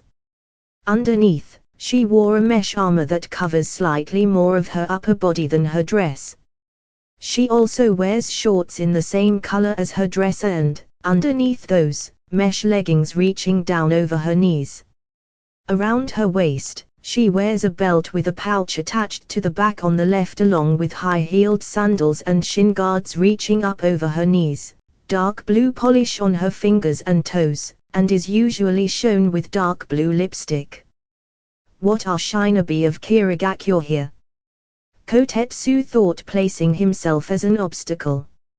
State your business in Konoha, Kotetsu said in a stoic and commanding voice.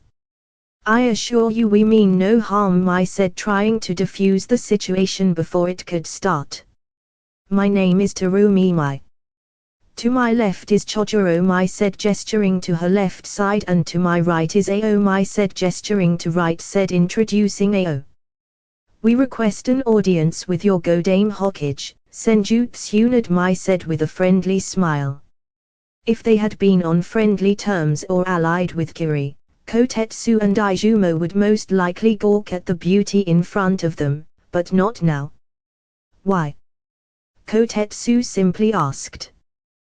That is to be discussed in closed chambers with your Hokage, Mai stated, and Kotetsu nodded, calling an Anbu squad to escort the Kiri shinobi towards the Hokage tower.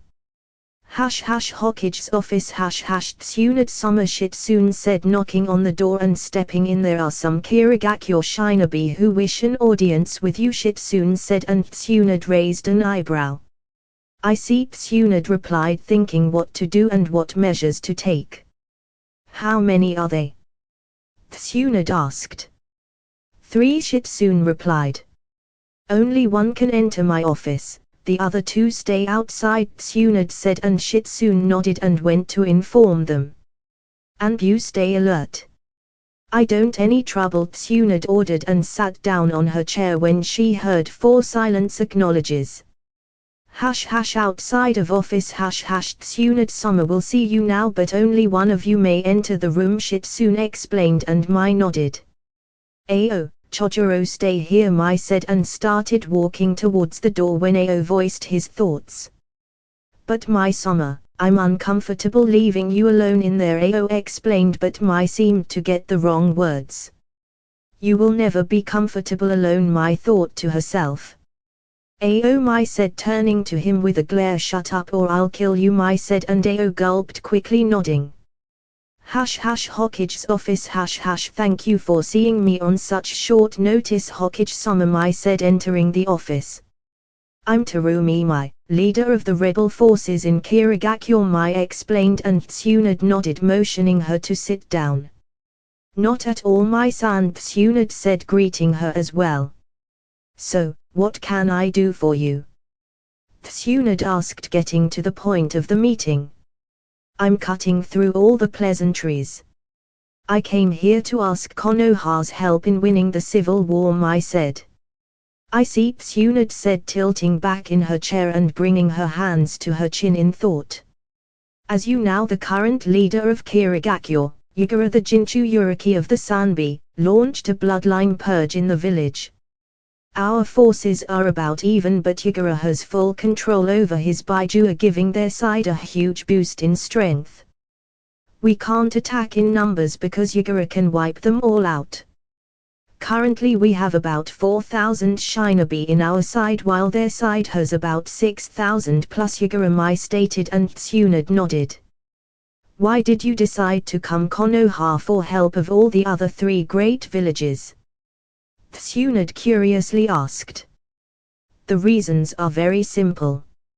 Of all the 5 shinobi villages, Konoha and Kumo and the closest, as I couldn't leave my forces for a long time without a leader. In fact, I came with 2 of our strongest shinobi since Yagura had already tried to assassinate me multiple times. Besides, Kumo was always independent and preferred isolation, Mai explained, and Tsunade nodded. What's in it for us? Tsunade asked, curious to what Mai would answer. At this particular point Kiri didn't have much to offer. Nothing, Mai honestly answered. There is nothing we can offer at this point. But we could come to an alliance once we had one. As I currently see, Konoha is without any support from any other village since the failed Suna sound invasion 3 years ago, Mai explained. So you want me to lend some shinobi so that they can face some blood-crazed Jinchuriki where your own shinobi can't face? And the best thing I get is an alliance, and that's if we win, Tsunade said, laying everything at the table. I guess it was a waste of time coming here, Mai thought, sadly sighing. I'm game, Tsunade said, retaking her posture in her chair. I understand. Wait, what? Mai asked, confused as to what she just heard. I said I'll lend you some help to your side, Tsunade said, and got eyes widened from Mai. Not to sound ungrateful, but why? Mai asked, confused. The moment I decided to come here, even I wasn't sure if you would lend us some help, Mai explained. First, Konoha loves bloodlines and I won't stand for their destruction since one day they might be used to strengthen my village. 2. Yagura is a Jinchuriki and I know someone who would interest in meeting the Sunbi. And 3 is because I want to help. Yagura was a fool for starting the bloodline purge, he's just massacring innocent people, Tsunade explained, and Mai dumbly nodded. Although she was happy she got help, even one shinobi was better than nothing. Shitsune, Tsunade called out, and Shitsune entered the office. Summon the Silver Dragon, Tsunade, and Shitsune nodded. Silver Dragon? Mai asked, curious. I created a group similar to the 7 Swordsmen of the Mist. This group is called the 8 Dragons of the Leaf, and they are our elite fighting force. Most of them could give me a run for my money, Tsunade explained, and Mai's jaw dropped. Tsunade was lending her S-rank shinobi. Why dragons though? Mai asked, tapping her chin. We are in the fire country and dragons breath fire, Tsunade said offhandedly, and Mai sweat dropped. Mai was hoping for something more deep than just that. Although they aren't all swordsmen like Kiri's group. Instead of an over-specialized group, they are our first response group to any threat. This group has taijutsu, ninjutsu, genjutsu specialists, medic and poison expert, infiltration, assassination and information gathering experts, and also seal masters, Tsunade explained, and Mai could only nod. What's that? Mai asked when she felt the sudden chakra spike that emerged from outside the room. Hash hash with Naruto, minutes earlier. Hash hash Naruto screamed in frustration. How the hell do you put this thing on? Naruto yelled to the heavens as he was trying to figure out how to place the damn Senju armor on. Calm down, Naruto-kun, Hinata gently said, easing his frustrations. Let me help you, Hinata said, and Naruto reluctantly agreed. First you put the chest plate, Hinata said, placing the chest plate over Naruto's torso and securing it. Then you plate the shoulder and neck armor, Hinata said, strapping the shoulder and neck armor, and finally the waist and leg armor, Hinata said. Finally, Naruto said, sighing. What would I do without you? Naruto asked, pulling Hinata closer. Crash and burn, Hinata replied, leaning in and kissing him before Naruto placed the mask over his face. Naruto picked his fan and placed it behind his back and was finally all geared up. "See you later," Naruto said and swirled away. Both of them never noticed that both Minato and Kushina were watching the pair. "We missed so much," Kushina said, sobbing while Minato just pulled her closer. "Don't worry, Kushina-chan, we are here now," Minato softly said. "He doesn't need us anymore. He's all grown up and even has a beautiful girl by his side. I wanted to be there when he took his first step, when he unlocked his chakra. I wanted to be there when he got scared from the monster inside the closet," Kushina sobbed. "I wanted to, but it wasn't meant to be. We did the best we could with the choices we were given," Minato sadly replied. "Don't worry," Hinata said, coming towards them. "While you may never have those moments, there will come others. Besides, it was his choice to bring you back," Hinata said. "After all, he never had a decent closet." Hinata tried to joke and Kushina just chuckled, wiping away a few tears. "He's so lucky to have found you," Kushina said, hugging Hinata while Minato left so that they could be alone. "Let me tell you some stuff from when we were growing up," Hinata said, and both sat down. "One time we were, Hokage's office, Naruto came from his dimension just outside of the Hokage Tower. He stepped inside and made his way towards Tsunade's office.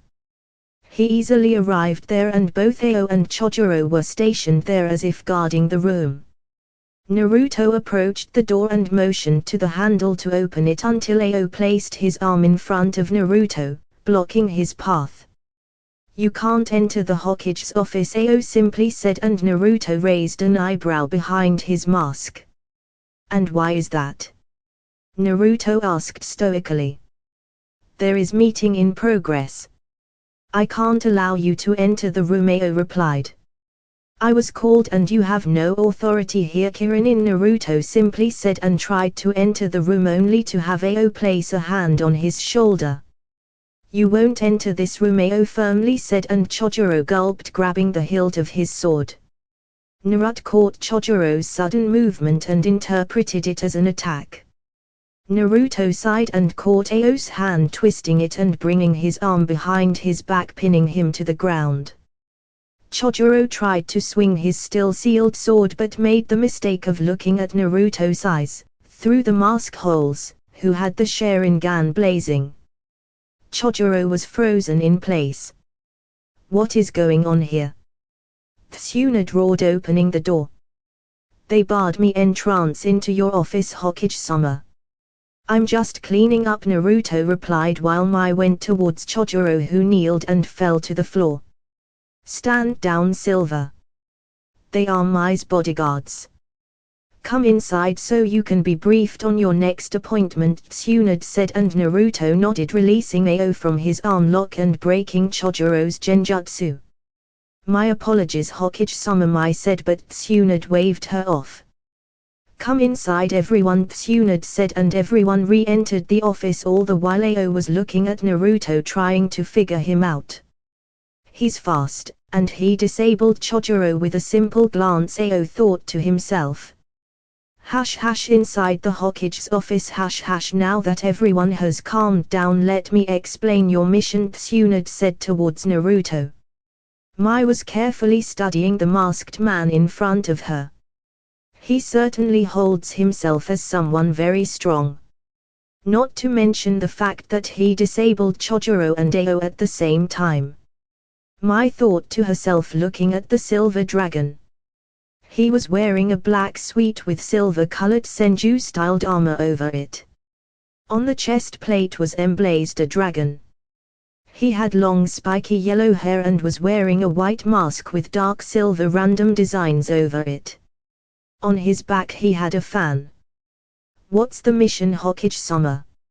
Naruto asked respectfully, trying to hide his identity as best as he could. "Your mission is as it follows," Tsunade started. "Assemble the dragons and help Mai-san into winning the civil war in Kirigakure. You are under her command until the end of the war, and you will follow any orders unless it conflicts with Konoha's or your own safety. Understood? Tsunade asked. Understood, Hokage-sama, Naruto replied. My son will inform you as you travel towards Kiri, Tsunade explained, and Naruto nodded, turning to Mai.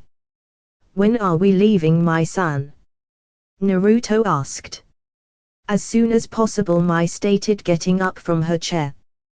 Then I shall meet with you at the gate in 2 hours, Naruto said and swirled away. I can't thank you enough, Hokage-sama, Mai said, bowing. Not at all. Just make sure no one dies, Tsunade said, and Mai thanked her again before leaving her office and heading towards the gates where she would wait for her backup. Senju compound dragons, Naruto's voice echoed through the compound. Gear up, we deploy in 2 hours, Naruto said. Finally a mission, Hashirama said, rushing towards his armor. Always the hothead, Tobirama replied. You are always bickering, you two, Maito said, picking up her large red scroll and attaching it to her back. Thank God, Kushina said, sighing. I know, I was getting bored as well, Minato stated, picking his 3-pronged kunais from the armory. Let's go, Gaara said, shifting into his brown armor. Are you ready, Hinata-chan? Naruto asked, helping her get into the armor. Yes, Hinata simply replied, sealing everything in her wrist's bracelets. 2 hours later, every dragon was at the Senju compound's entrance, all in battle gear. Konoha's gates. All 3 Kiri Shinobi were waiting impassively for the arrival of the dragons. The group wasn't late per se, but Mai was very anxious to meet the group that Tsunade lent them. If what Tsunade said was true and most of them were S-ranked Shinobi, then her victory was mostly certain. S-rank Shinobi are extremely powerful and deadly. Their jutsus are on a completely different scale than the standard Chunin or Jounin. A single S-ranked Shinobi is worth almost 100 standard Jounins and even more Chunins. This particular level of skill is very hard to come by, and that's the reason why there are so few around. Kumogakure currently has 4 S-ranked Shinobi, being A, the Reikage, B, the Hakai B Jinchuriki, Ujito, the Nibi Jinchuriki, and Derue the Sundame Reikage's apprentice, wielder of the Black Lightning. Iwagakure is highly secretive about their Shinobi. While they are always up to demonstrating their power over the other villages, there isn't much known information about them. The only known S-ranked Shinobi currently attached to the village is Onaki, the Sundame Sushikage, wielder of the Dust Release, capable of disintegrating anything, including Shinobi. The Sand Village is another mystery. Even before the invasion 3 years ago, they were still secretive, even with Konoha allied with them. Currently they do not possess any definitive S-ranked Shinobi. They have Kyo, a consular that was renowned for their mastery in puppetry, but the old age has finally caught up to her. They also have Baki, the Godame Kazekage. While not a S-ranked Shinobi, he isn't that far away. Then we have Kirigakure. Their Shinobi are renowned for remarkable Kenjutsu and water jutsus. They possess more senses than any other village out there. The reason as to why that is unknown. The only S-ranked Shinobi currently fighting in the Loyalist or the Rebel sides are Yagura, Yondame Mitsukage, and the Sunbi Jinchuriki, and Terumimai, the Rebel leader. There are a few others elite Jounins like Ao and Chojuro, but they don't reach the S-rank title yet. Konoha also has their fair share of powerful Shinobi. They have Senju Tsunade, Godame Hokage, her grandson Senju Naruto, Jinchuriki of Kyuubi no Yoko and wielder of the Sharingan bloodline, Jiraiya the Toad Sage, Hatake Kakashi, son of White Fang, Hyuga Hinata, apprentice of Senju Tsunade, and Sarutobi Hiruzen, who despite his old age he's still very powerful. While S-ranked Shinobi are very powerful and a huge asset to any village, they also tend to be unstable. They are so powerful that they tend to go up against their leaders, which often result in them becoming missing ninja as they run away from their village. That's the reason as to how the Akatsuki organization was born. Usually S-ranked shinobi only band together when there is someone stronger than them giving orders. Each village only has a handful of S-rank shinobi since the end of the clan wars. These times of peace had somewhat lowered the level of the shinobi. During the clan wars the life expectancy was nothing more than their 20s and you had to be strong to survive. Even more than now. Now Konoha suddenly has not only the known S-ranked shinobi, but they also have another 8 S-ranked shinobi whose identity is classified. This was a major boost to their strength, and even more since they managed to hide them from the other villages. If what Tsunade said was true, then this group could easily conquer any other village out there. You would need around 200 to 300 shinobi to match the power of a single Kage level shinobi. And this Kage level shinobi could wipe them all out without much effort. Sorry if we are late, Naruto said as every single dragon landed in front of Mai, all lined up in perfect formation. Not at all. You are right on time, Mai said. I'm Terumi Mai, leader of the rebel forces. My right-hand man is Ao and to my left is Chojuro, Mai explained, and everyone nodded. Now it's our turn, Naruto said and pointed towards the beginning of the group. He's the green dragon, he's a sensor, Taijutsu and ninjutsu specialist, Naruto said pointing towards Hashirama, who was wearing a dark forest green armor with a mask with the same color. Next to him is the black dragon. She's our seal master, Naruto explained and Mai nodded. Next to her is the blue dragon. Sensor, water and space-time ninjutsu specialist, Naruto explained and Mai raised an eyebrow. Space-time techniques were very rare, and to find someone who specialized in that was even rarer. He's the yellow dragon. Taijutsu monster, extremely fast, standard and space-time ninjutsu specialist as well, seal master, Naruto explained, and at this point Mai could only nod. Next to him is the red dragon. She's our kenjutsu expert and quite fast as well. She's a seal master as well as wind ninjutsu specialist, Naruto said and turned to Gaara. Next we have the brown dragon. He was a special bloodline that allows him to control sand, Naruto said. Next to me is the purple dragon. She's a taijutsu expert, highly skilled in water ninjutsu. Medical and poison specialist, infiltration, assassination and information gathering specialist, Naruto explained, and Hinata blushed beneath her mask with so much praise her Naruto-kun gave her. And finally me, the leader of 8 dragons of the leaf. I'm an expert at everything, from taijutsu to ninjutsu, genjutsu, stealth, assassination, kenjutsu and so on, Naruto explained, and all 3 Kiranin could only nod. Excellent, Mai started. Our objective is to win the civil war and end this bloodshed. Let's move out, Mai said, and everyone jumped towards the mist village. No one really knows how it began, the bloodline purge that is. One only knows rumors and whispers that town folk spread around. Some say that Yagura himself suddenly woke up and decided to exterminate all living bloodline users because they posed a major threat to his leadership and regime. Some say that Yagura decided to purge every single bloodline shinobi after the Kaguya attack a few years ago. One night the Kaguya clan decided to simply attack the Mist Village, their own village to begin with. While most shinobi blamed them for being some blood-crazed clan, Yagura persuaded his shinobi to the opposite. Instead of accepting that the Kaguya clan was, for lack of a better word, mental, Yagura spawned the theory that every skirmish and war was because of bloodlines. The bloodline would affect the shinobi, turning them into nothing more than a beast looking for blood and flesh. The people in Kiri were then blinded by their pain and hatred for the Kaguya attack that they believed in their leader without question. And thus began the bloodline purge. For years Yagura and his loyalist army composed of thousands of non-bloodline users started hunting down and killing every single bloodline user they found. That's the reason as to why Kiri was cut off from the other great villages for so many years. They had some internal problems to deal with.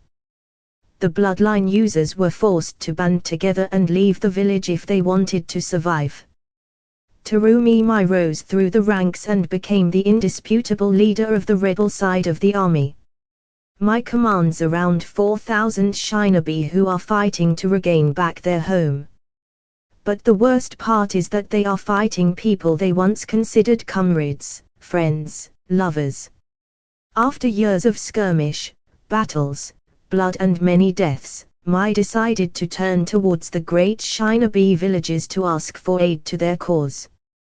Mai decided to ask Konoha, the strongest of the 5 great villages, for help. She was lucky that her prayers were answered and she was given 8 hardened and strong shinobi to fight for her cause. The dragons had just introduced themselves to the rebel leader, NaruHina. Everyone was geared up and ready for their travel and fight against Yagura's tyrant regime. With a small wave of hand every single shinobi blurred out of Konoha heading towards the mist trees seemed like blurs as everyone was moving fast. Mai had already left for a few days and it wasn't good the leader to be absent for long periods of time. Mai was leading the group. She was being flanked on the left by one of her bodyguards Chojuro and to her right-hand man, Ao. Mai was extremely pleased with the help she got and couldn't wait for the war to be over. Chojuro was a bit fearful. He could feel that they were powerful shinobi and could only hope that they didn't turn on them. Ao was another story. He didn't trust them in any way whatsoever. The little digression he had the dragon leader, Silver, only seemed to increase it. Something didn't feel right with these dragons. The 7 swordsmen of the mist never needed any masks to cover their faces.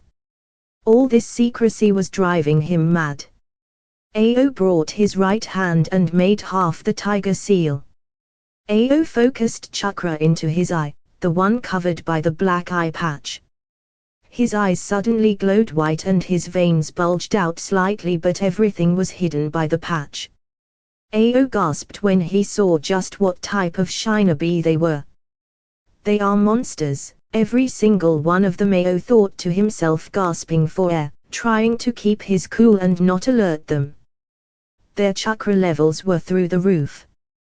The member with the lowest amount of chakra was the purple dragon and even her had high Kage level reserves. Ao nearly fainted when he noticed just the amount of chakra the leader of the dragons had. The silver dragon's chakra seemed different from the standard, his chakra was brighter than most and his reserves were on par with Baijua themselves. The silver dragon had more chakra than Hoshigeki Kaizame, who was renowned as the tailless Baijua. Ao focused his Bakugan in trying to see through the masks and find out the identity of these powerful shinobi. You know, Silver started, you already have something that belongs to Konoha, don't push your luck by trying to find our identity, Silver said in a monotone voice, making Ao flinch. I don't know what you are referring to, Silver-san, Ao replied as he regained his composure. Mai just listened to the conversation quietly.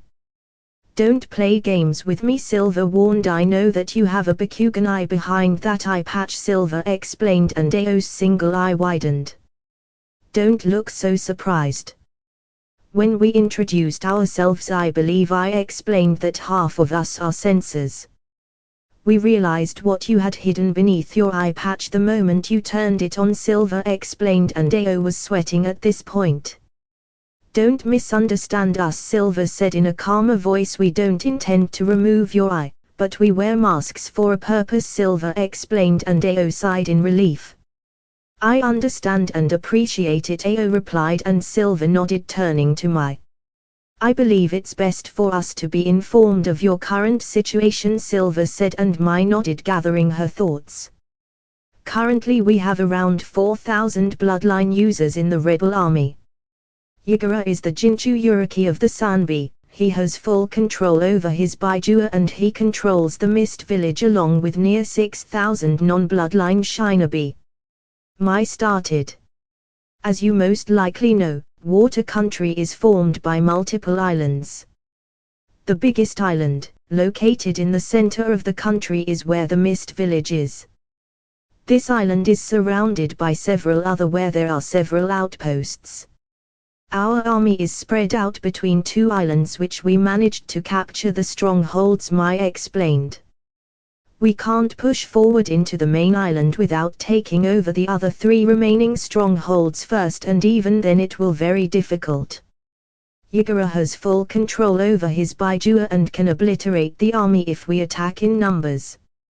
However, there isn't anyone strong enough to face Yagura on his own, not even me. Mai finished sadly.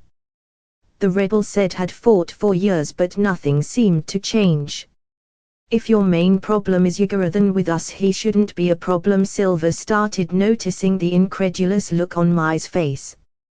There was a reason as to why Baijua were so important to nations. They were the real army killers. The Jinchuriki, when properly trained, could wipe hundreds of shinobi in the blink on an eye, and they were hard to kill. Our group has 4 seal masters, but above else Silver trailed off and he motioned Green to do a little show off. Green chuckled and clapped his hands together in the snake seal. A tree popped from the ground, giving Green another step to further his jump. Mokutan would release, Mai whispered, staring the green-colored dragon. She couldn't see it, but she knew he was laughing like crazy behind that mask. Though only Senju Hashirama could use the Mokutan, Mai said, shocked by the events. Well, the green dragon can do it just as well as Hashirama could back in the day, Silver replied, chuckling to himself. To think that Konoha had another Mokutan user in hiding, Mai said, chuckling, not to mention another Senju clan member, Mai said in afterthought. As you see, the Senju clan is still strong and not some dying breed, Silver explained, chuckling, as he was also member of the Senju clan, but Mai didn't know that. Hi, Mai replied, and everyone rushed even faster with renewed spirits. Hush hush. Few days later, Mist Country border. Hush hush, here we are, Mai said as they arrived near the border. The last few days of travels were eventful. I advise some caution as we are about to enter the Mist Country and it's still controlled by Yagura, Mai warned, and everyone nodded.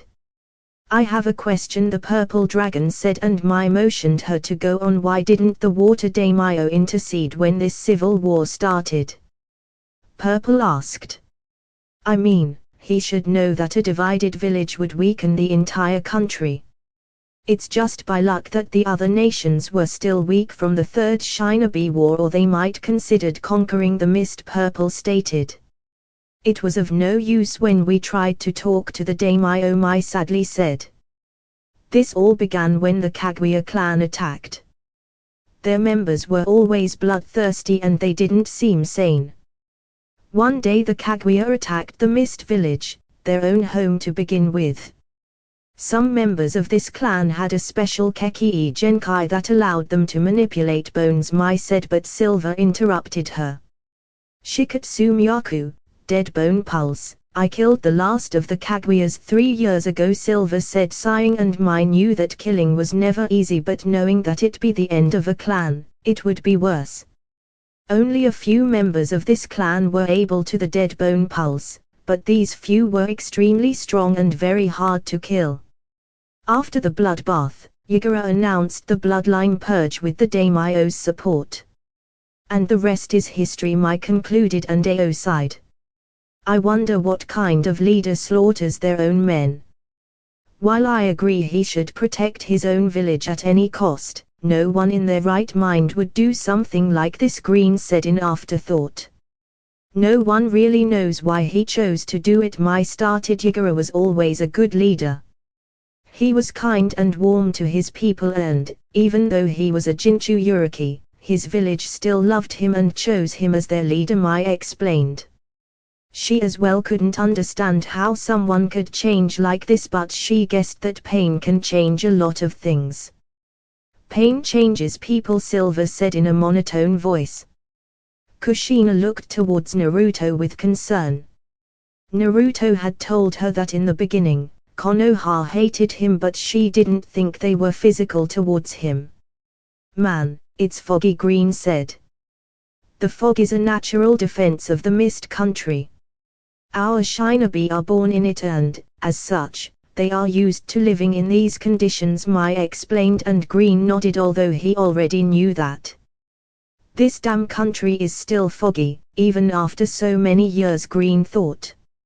Sizzle trap, Silver yelled, and everyone jumped away and landed together nearby. Boom! The place where they were exploded, blowing away the mist and creating a crater on the ground.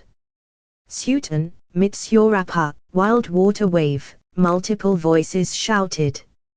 Everyone looked to their sides to see a gigantic water wave coming to crush them all. Brown, Silver yelled, and Brown, Gaara, nodded. Sand started flowing from inside his seals and created a protective dome around them. The water crashed against the sand and did nothing but shake it a little bit from the impact. Once Brown had let the sand down, a group of shinobi jumped in front of Mai and the dragons. Looks like the information was right, the apparent leader of the group stated. You really went to recruit more monsters to fight, the leader said, scowling. How did they find out? Ao asked, confused. You most likely have a spy in your army, Silver stated, getting ready for combat, his eyes glowing red behind his mask. The enemy had severely underestimated them.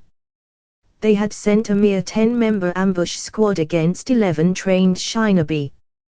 Kaiten, Gakamekyaku, Great Fire Annihilation, Silver said as his hands blurred towards the horse seal. He unleashed a wall of flames against the opposition, who scrambled to get away from the flames.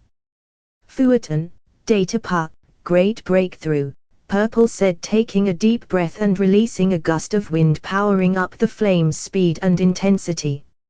Attack formation, E, Silver stated, and every dragon nodded, going to their respective positions. Mai, Ao and Chojuro just watched from the sidelines, Konoha's elite fighting force at work. The opposing Kiri shinobi knew that they could never get away from the wall of flames. The range was simply far too great, and even more once powered by a wind attack. Suiten, Suijin Heki, Water Wall, the Kiri force shouted as they unleashed water from their mouths to counteract the fire. Naruto's fire attack was simply too strong to be stopped by standard water defensive techniques. The fire easily evaporated the water and bypassed their defenses.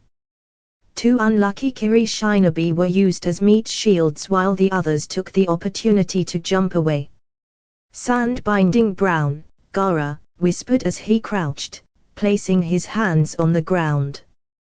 Chain style, Chain Forest Red, Kushina, whispered, crouching on the ground as well. Mokutan, Wood Release, Piercing Stakes, Green shouted, and he clasped his hands together. Several trees sprouted from the ground and blurred towards the shinobi opposition. The Kiri shinobi tried to jump away but found themselves with their feet trapped. They looked to the ground to find sand and chains wrapped around their feet. The trees continued on their path and pierced most of shinobi, killing them all almost instantly. Mai, Ao and Chojuro had their jaws on the ground. These dragons had just decimated 10 shinobi that weren't fresh and out of the academy.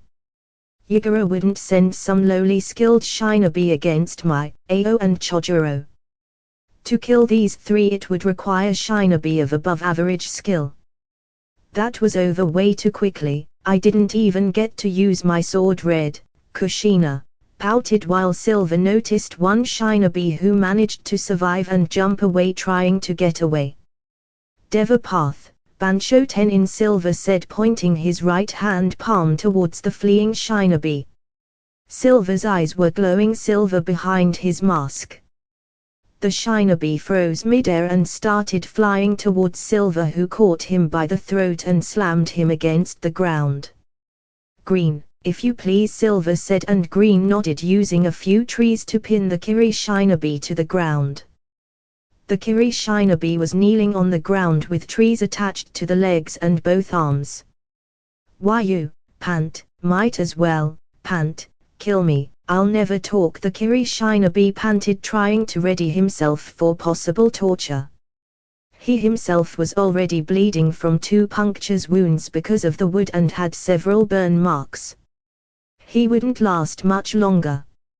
You don't have to, Silver said, walking towards the Kiri Shinobi and placing his hand on top of his head. Human path, Silver said, and everything the Kiri Shinobi ever knew, learned and experienced, flowed into Silver's mind. Is he a Yamanaka? Mai wondered in thought as she watched Silver concentrate and enter the enemy's mind. They never knew of any Yamanaka that was this powerful, much less with such chakra capacity. You do have a spy in your army. Yagura himself said so when he briefed this team to the ambush mission. Although he's way too low in the food chain to know any relevant information, Silver said before another thought came into his mind. Let's even the playing field, Silver said, taking a few steps back. Naruka path, Silver said, pointing his arm to an empty spot on the ground. Suddenly a massive head sprouted from the ground, surrounded by purple flames. It was the King of Hell, and Silver had summoned him. What the hell is that? Ao yelled, taking a step back, making Chojuro grasp his sword. Silver, what are you doing? Yellow, Minato asked, curious as to what his son was doing. Is he going to heal the enemy Shinobi? Yellow thought. Suddenly a bright green light started glowing in the King of Hell's mouth and flew into the Kiri Shinobi. The Kiri Shinobi's body started glowing and all of his wounds started healing. The flesh started mending itself together. His bones snapped to their proper location. Once the blood had been swiped away from his skin, the Kiri Shinobi stood there perfectly healed. What, how, why did you do this? The Kiri Shinobi asked, completely confused as to what happened. Nothing you will remember, Silver said, walking towards the Kiri Shinobi and crouching in front of him. Look into my eyes, Silver said, with his mangekyou glowing behind his mask. The Kiri Shinobi's eyes widened and he let out a gasp, and he was drawn and frozen, staring into Silver's eyes. The Sharingan, that's how he placed Chojuro in a genjutsu with just a glance, Ao thought, shocked by the revelation. Of course, long blonde hair, the eye contact, entering the another's mindscape, the fan on his back. Mai thought to herself, chuckling. You are a loyal Shinobi to Terumi Mai. You don't hate the bloodline users. You infiltrated Yagura's army as a spy under Mai's orders. Understood? Silver asked, and the Kiri Shinobi simply nodded. His eyes were blank and dead. Kotomatsu Kami, Silver said, completing his technique and making the Kiri Shinobi blink slowly as his eyes regained their usual brown color. Green released the wooden tentacles and the Kiri Shinobi quickly rose. He walked calmly and kneeled before Mai. What are your orders, Mai-sama? The Kiri Shinobi said, kneeling in front of her with his head lowered. What did you do? Mai asked, completely bewildered.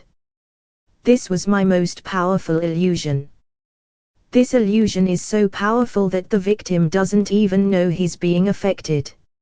It allows me to enter my opponent's mind and manipulate them by giving them false experiences, making it seem as if they were doing things of their own free will. It is regarded as a genjutsu of the highest class due to the victim being entirely unaware that they are being manipulated, Silver explained, rising, and Mai gulped. Though I can only apply it to weak-minded people.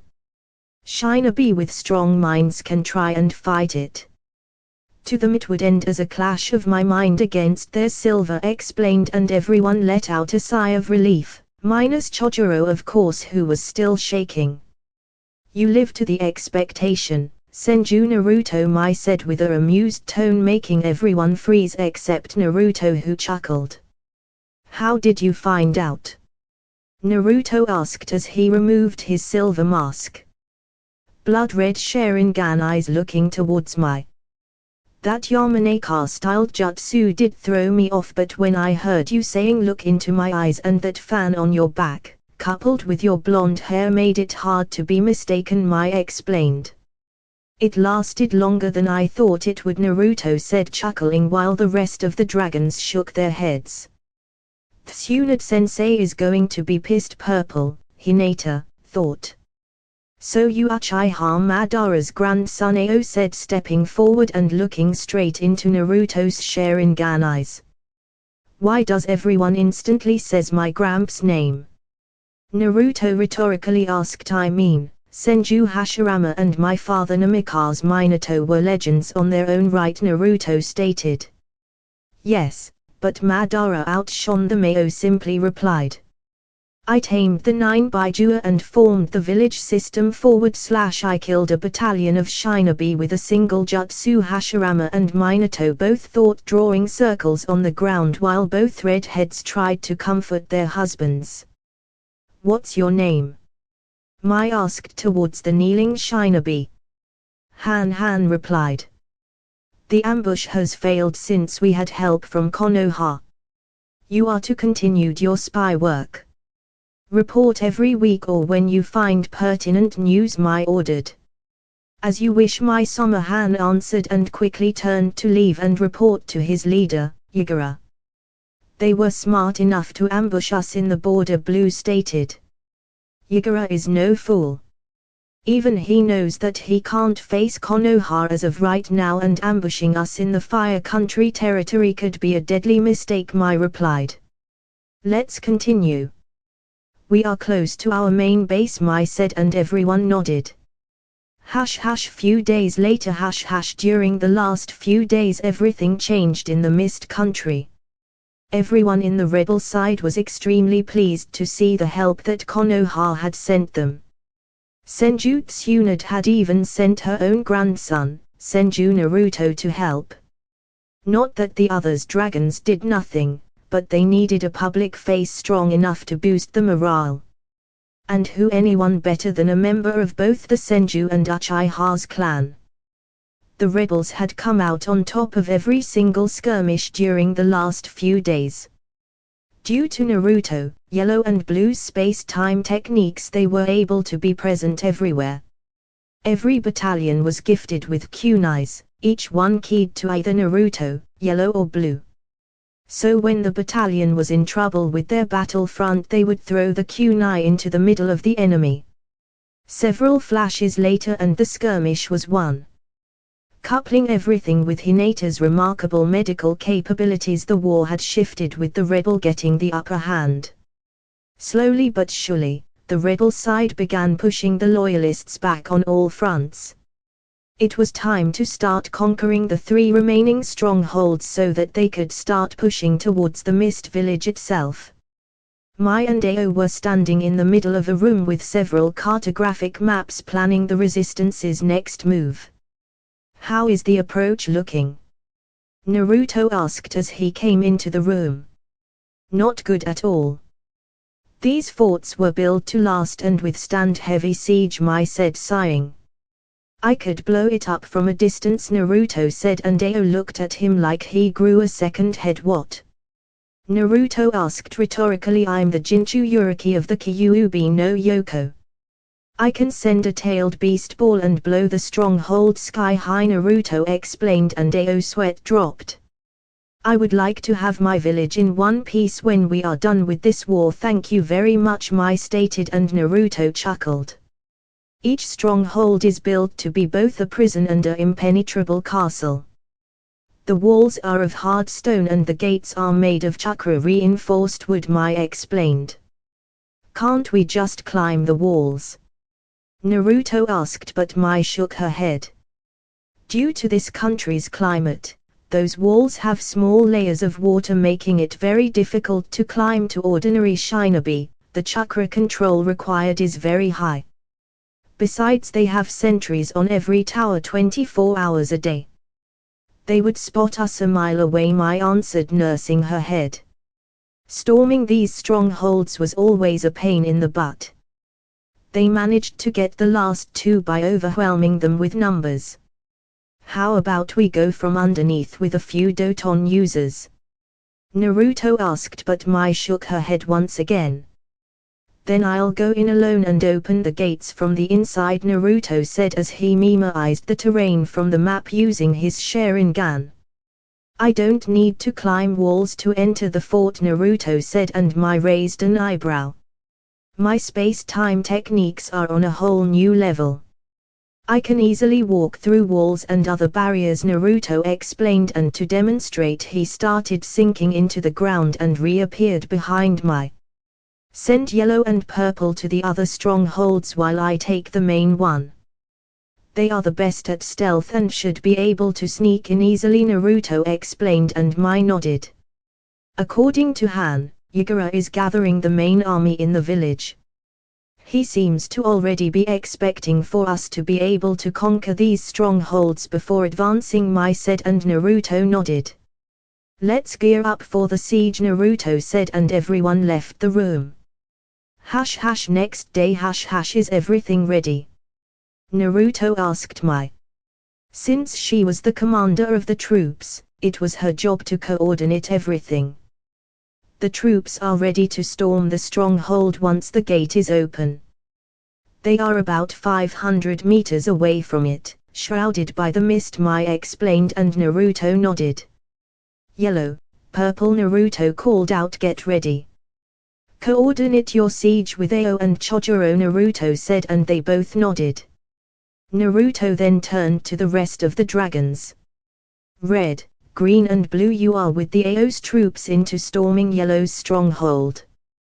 Black and brown, you are with Chojuro's troops, Naruto ordered, and everyone nodded, walking away into their respective positions. Purple, Naruto called out, and she walked towards him. I'm delivering you the closest I can to the castle, Naruto said, and she nodded. Naruto discreetly handed her a three-pronged kunai. You be careful, all right, and call me if you need, Naruto whispered in a gentle voice.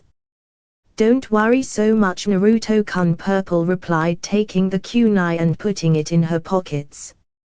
Of course I worry, Naruto said, and grabbed Purple by the waist, flashing away.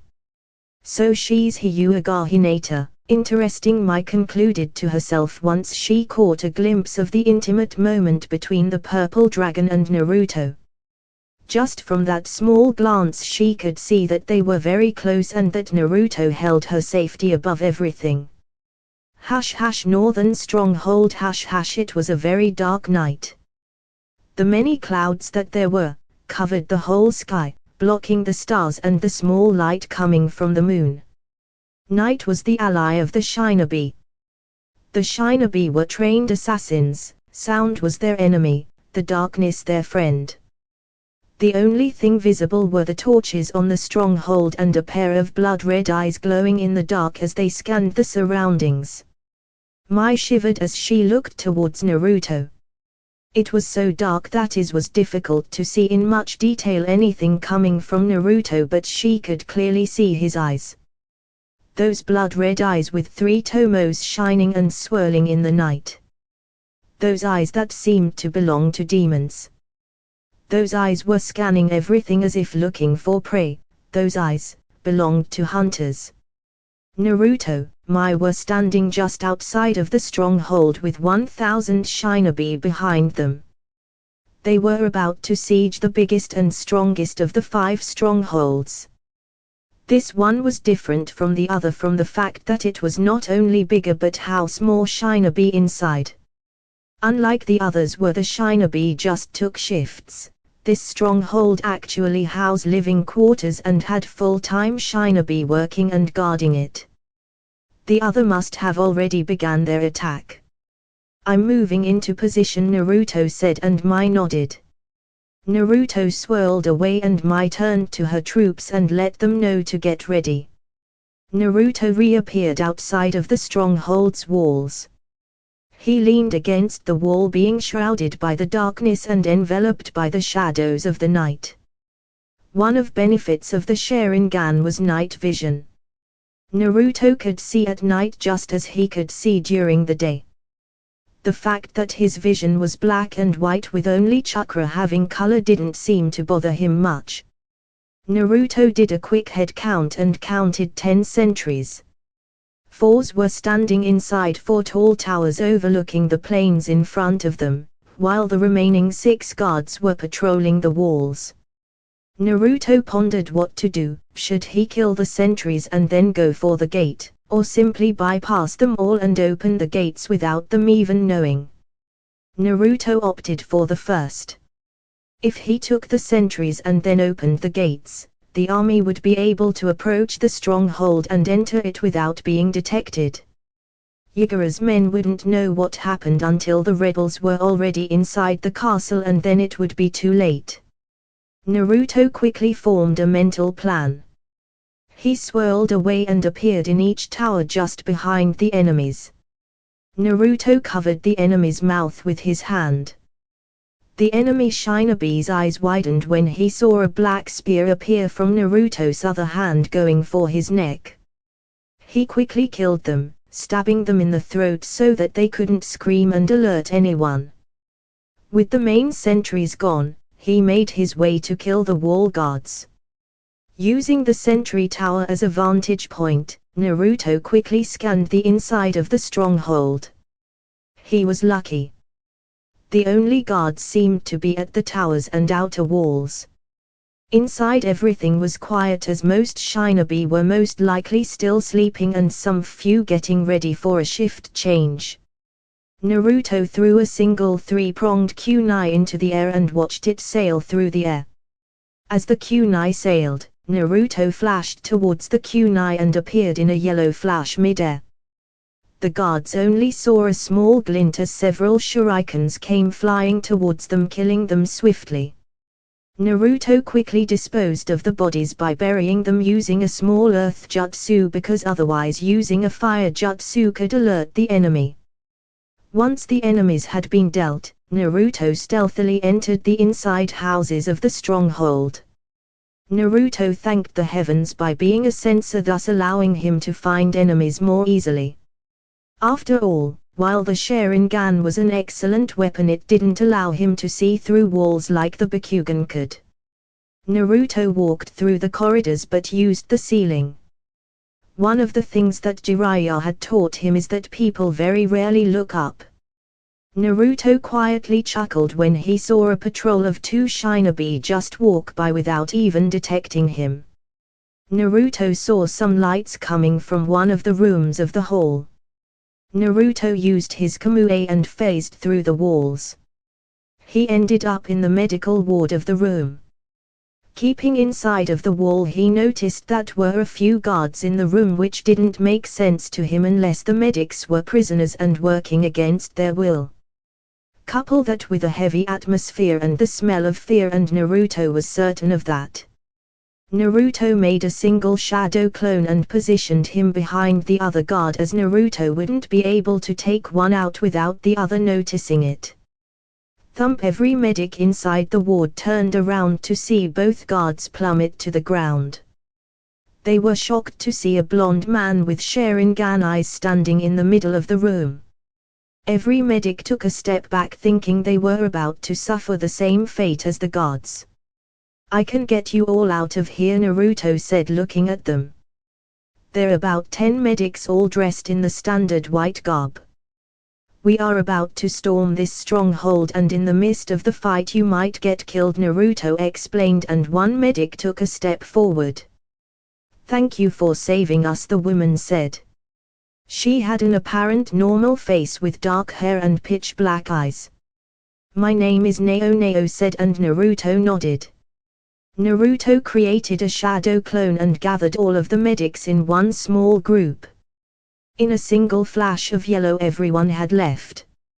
Naruto made a few shadow clones and had them hinged into the medics and the 2 guards to make sure that if someone appeared they wouldn't suspect anything.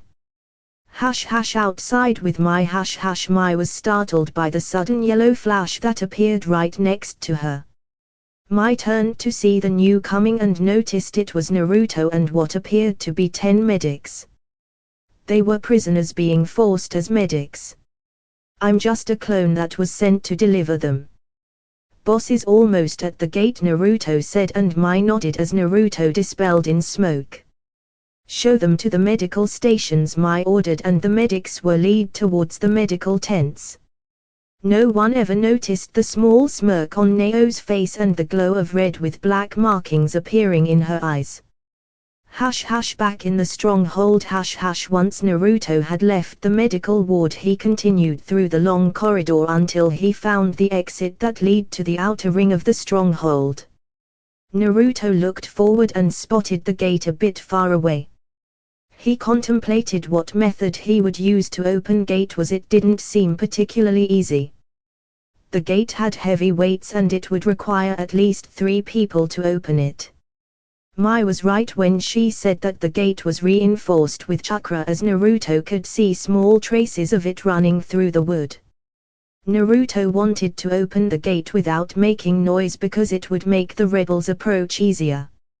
No other way, Naruto said as he swirled away and arrived near the gate. Naruto placed his hand on the wood and a large ray started crawling from his hands and spreading through the wood. By the design it was a standard explosive tag but magnified a few times. Naruto finished the seal and pumped chakra to charge it up. Naruto swirled away to safety and braced himself. Naruto made a singled hand seal and the gate started to glow. Boom! The gate exploded with the wooden doors being blasted away from the stronghold. Every single shinobi inside the stronghold was woken for the sound of the explosion, and surely, moments later, a loud siren started echoing through the night. That was enough sign for Mai to order her troops to move forward. Charge! Mai yelled as she and all of her troops suddenly jumped out of the mist and started running full speed towards the castle. Not even 5 seconds later and the stronghold was being swarmed by 1,000 fully armed shinobi. Loud explosion and the sound of metal clashing was heard through all of the stronghold. Mai, Naruto said as he jumped from the walls and rendezvoused with Mai. Take a few hundred shinobi. Circle the castle and infiltrate from the back gate, Naruto said, and Mai got confused. There is no back gate, Mai stated. I made one, Naruto seriously said, and Mai's eye twitched. It's a small hole. You can fix it later, Naruto explained, and Mai sighed. Platoon to D, come with me, Mai ordered, and circled the castle and stormed it from behind, sandwiching the enemy behind 2 fronts. Well, Naruto heard and turned to meet Onkiri shinobi who seemed to be unaffected by the pandemonium running through the base. We meet at last, Senju, Naruto the shinobi said. And you are? Naruto asked, looking intently at the man. He wore the standard kiri with the flak jacket, and pinstriped leg and arm guards. Where are my manners? My name is Tosho and one of newer members of the 7 Swordsmen of the Mist, Tosho said as he took out a sword from behind his back. It was one big cleaver to make it simple. I see, Naruto said, channeling chakra to his wrist seals, and his old Chokuto popped into existence. I always thought that the Senju clan was overrated. After all, the strongest clan was decimated during the First and Second Shinobi War while the weakest ones lasted, Tosho taunted, but the taunt was met with a emotionless and serious face. Show me what you are worth, Senju. Naruto, Konoha no Raijin, son of the Kiroi Senko and grandson of Uchiha Madara, Tosho yelled, running towards Naruto with his cleaver held up high. Naruto quickly analyzed the enemy with his Sharingan and could see that he was nothing than a mere Jounin with standard chakra reserves. I guess the swordsman title went over his head, Naruto thought to himself, and thanked the heavens for him having Hinata. Otherwise he would go all god on other people. Tosho brought down his giant cleaver trying to split Naruto on half but only caught Naruto's afterimage. Tosho only knew he missed when his sword hit the ground. Tosho turned around and used the flat side of his sword to block a horizontal slash from Naruto. Chidori Nagashi, Naruto said, and his sword and hands sparkled with electricity. By both swords being made with metal, Naruto's electric attack got transferred toward Tosho and made him spasm. He jumped up and back with his hands smoking. Tosho placed the sword on his back and started going through hand seals. One particular jutsu that Naruto knew all too well. Kirigakyo no Jutsu, hidden mist jutsu, Tosho said, and the grounds where they were fighting became all covered in mist. This is the end, brat, Tosho said as he disappeared inside the mist. Naruto just shook his head and stayed relaxed in the same place. Why bother moving at all when you can't see half or inch ahead of him? Naruto quickly knew that Tosho was an amateur at the art of silent killing. Naruto could hear him breathing for the love of God. Naruto was getting bored by the fight and decided to end it when Tosho made his move. Die, Tosho yelled as he appeared behind Naruto with his cleaver getting ready to cut Naruto in half. And cut he did, or so he thought as he watched the blade pass through Naruto and exit at the other end. What are you? Tosho yelled. Naruto turned around and locked eyes with him. Tosho stared at his mangekyou blazing, and he never knew that it was the last thing he would ever see. Your end, though I won't kill you. You seem pretty high up in the food chain, so you might know some valuable information, Naruto said as his mangekyou glowed. Tosho was completely absorbed into Naruto's eyes in matter of seconds. Let's get this over with, Naruto said and blurred towards the corridors and halls, killing everyone that got in his way. Kaiten, Gakamekyaku, Great Fire Annihilation, Raiten, Raryuden, Lightning Dragon, Suiten, Suirayuden no Jutsu, Water Dragon. Naruto unleashed jutsu after jutsu, decimating everything in front of him. No one could stop his onslaught of jutsu. From gigantic walls of flames to water and lightning dragons. The siege on the stronghold was brief and swift. In a mere hour the stronghold had been conquered. With AO, red, green, blue and yellow #. The attack on the other stronghold had also been swift and efficient. Yellow, Minato, had successfully infiltrated the stronghold and proceeded to slam a big Rasengan against the wooden gates. Once the gates were down, Yellow's forces swarmed the castle and quickly captured it with the use of the Hirashin and some high-level water jutsus. With Chojuro, black, brown and purple #. While purple, Hinata, didn't any fancy space-time techniques. She didn't require them to be an extremely effective shinobi. Just with her Bakugan and her extremely accurate aim, coupling that with deadly poisons, she was a force to be reckoned with. Though Purple was supposed to infiltrate the castle, she took a different approach. Purple simply approached the gates from the outside, without no one even noticing her, and simply punched the gates. The wooden gates that were supposed to withstand heavy siege were simply blown from their hinges and crashed into the back of the stronghold. That's one scary woman, Chojuro shakily said, while Black, Mito, laughed. Mito did taught Tsunade the basics of super strength, though Tsunade managed to refine it to a whole new level. With Brown Sand and Black's shields, the life losses were slim to none. Purple lead the attack and they decimated the enemy in a matter of hours.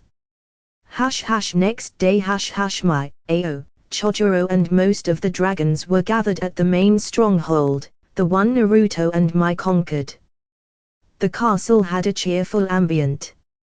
This was the most they ever achieved in almost 2 years of fighting. We did one hell of a progress today, Mai said, and her troops cheered. Just a few more days and everything would be over. We have Naruto and his dragons to thank for my said. You don't ha boom. A massive explosion echoed through the grounds, making everything shake from the power. Naruto and the dragons quickly made their way towards the surveillance towers, and they managed to see the location of the explosion, not too far away. That's the medical stations, Mai stated while Naruto realized that Hinata was there doing what she could to heal the injured. Hinata, Naruto yelled and started running since he couldn't sense her marker anymore. The rest of the dragons and Mai run towards the location of the explosion as well. Medical camps. Few minutes earlier Purple was working at the main tent healing the injured. The loss of life during the siege was minimal, but there was always injured shinobi. Hinata was a very good healer and extremely skilled in the mystical palm. Apparently the better your chakra control was, the more efficient was the technique. The bones are in their proper place. Give it a few days and you will back to new, Purple said, and the shinobi thanked her. Hinata quickly finished the remaining patients and went for check-up routine on all of them before she decided to leave. Takumi-san, Purple said as she entered the room of the head doctor. I'm leave, Purple was saying, but stopped when she saw Takumi's body on the ground in a pool on his own blood. Purple quickly rushed him only to find out he was assassinated if his slit throat was anything to go by. Hinata activated her Bakugan just in time to see a hail of kunais and shurikens being thrown at her. Chitin, Purple said, and started spinning in a blue dome of chakra and blocking every single projectile that was thrown at her. Would you look at that? Nao rhetorically asked as she jumped down from her hiding spot, landing in front of Purple, smirking. A get to kill a Hyuga, Nao said, grinning. Nao, why are you? Hinata was about to ask what was going on when she looked to Nao's eyes. They were blood red with 3 black tomos. Sharingan, how is that possible? Purple whispered with her mind running a mile per second. You can't be an Uchiha, it is not possible. The only remaining Uchihas are Naruto, Sasuke and that Toby fellow, Purple explained, not mentioning Minato's name. I don't know anything about that, Nao said, chuckling as her Sharingan started spinning, gaining a completely new appearance.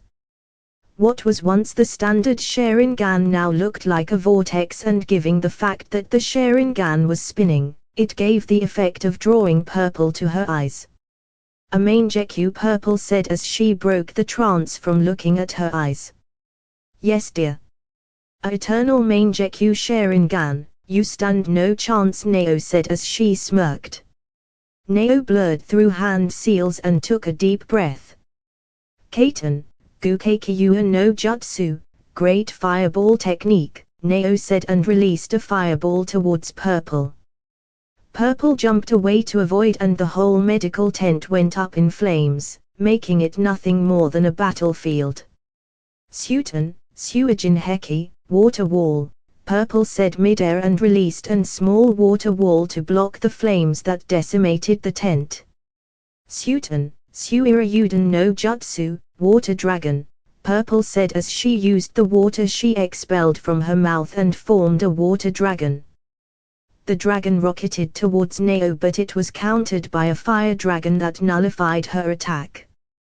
You not bad for a medic, Nao taunted as the steam began to spread, lessening its thickness. Purple dashed towards Nao, who smirked and got ready to face the Hyuga in battle. While Nao knew that you should never face a Hyuga in Taijutsu, she was an Uchiha. Purple and Nao met halfway and began exchanging multiple punches and kicks. They were just trying to get a feel for their opponent. Let's up this, shall we? Nao said as her eyes began to glow. Hinata had no choice but to disable her Bakugan. If Hinata had her Bakugan active, there was no way she could avert from looking at the Sharingan. Amaterasu, Nao said, and Hinata erupted in black flames. Nao smirked but quickly dropped it when Hinata burst it water. Zuten Kyaku, heavenly foot of pain, Purple said as came down from the sky with her leg raised, ready to strike. Neo's eyes widened when the chakra built up in her leg and had no choice. Neo's eyes glowed once again, she jumped up and back, coiling herself as a purple ethereal ribcage appeared around her. Hinata's heel connected and the ground erupted from the attack. Neo was blasted backwards and crashed into the ground, making her Susanoo crack. "You really are something else. If I didn't have this you would have won," Neo said as her Susanoo started reforming and completely erased the cracks. "Susanoo," Purple stated as the dust cleared.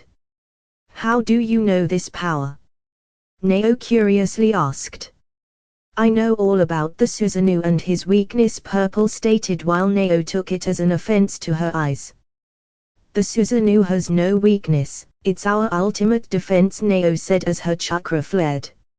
"I beg to differ," Purple said, crouching on the ground and going through hand seals. "Haijutsu, Mugen no Ame, secret technique, endless rain," Purple said, crouching on the ground. Soon enough clouds started gathering and rain started to fall. "The Susanoo's weakness is himself. The Susanoo is created of pure chakra and as such can be absorbed," Purple explained, and Neo's eyes widened when her Susanoo began to show signs of starting to melt. However, Neo would have nothing of that and funneled more chakra into her eyes, making the Susanoo regain his balance. "Your rain is useless," Neo said, laughing while Hinata shook her head inwardly.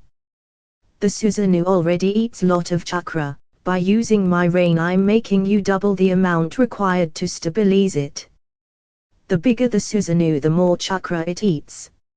And your chakra reserves are the standard Kage level, you won't last much longer," Purple thought to herself, analyzing the battlefield. Purple suddenly dashed towards Neo, who smirked and braced herself. Neo's Susanoo swung her purple ethereal saber. Purple simply crouched on the ground, making the blade fly by harmlessly above her head. Purple quickly rose from the ground and in a burst of speed she arrived near Neo. Purple cocked her fist back and smashed it against the shield, cracking it. Neo was pissed as she was pushed back by a medic of all people. Neo pushed more chakra into the Susanoo and it began expanding, covering the ribs and starting to form some humanoid form. Neo rose from the ground and her Susanoo started swinging the saber wildly, trying to hit the elusive purple dragon. "Suiton!"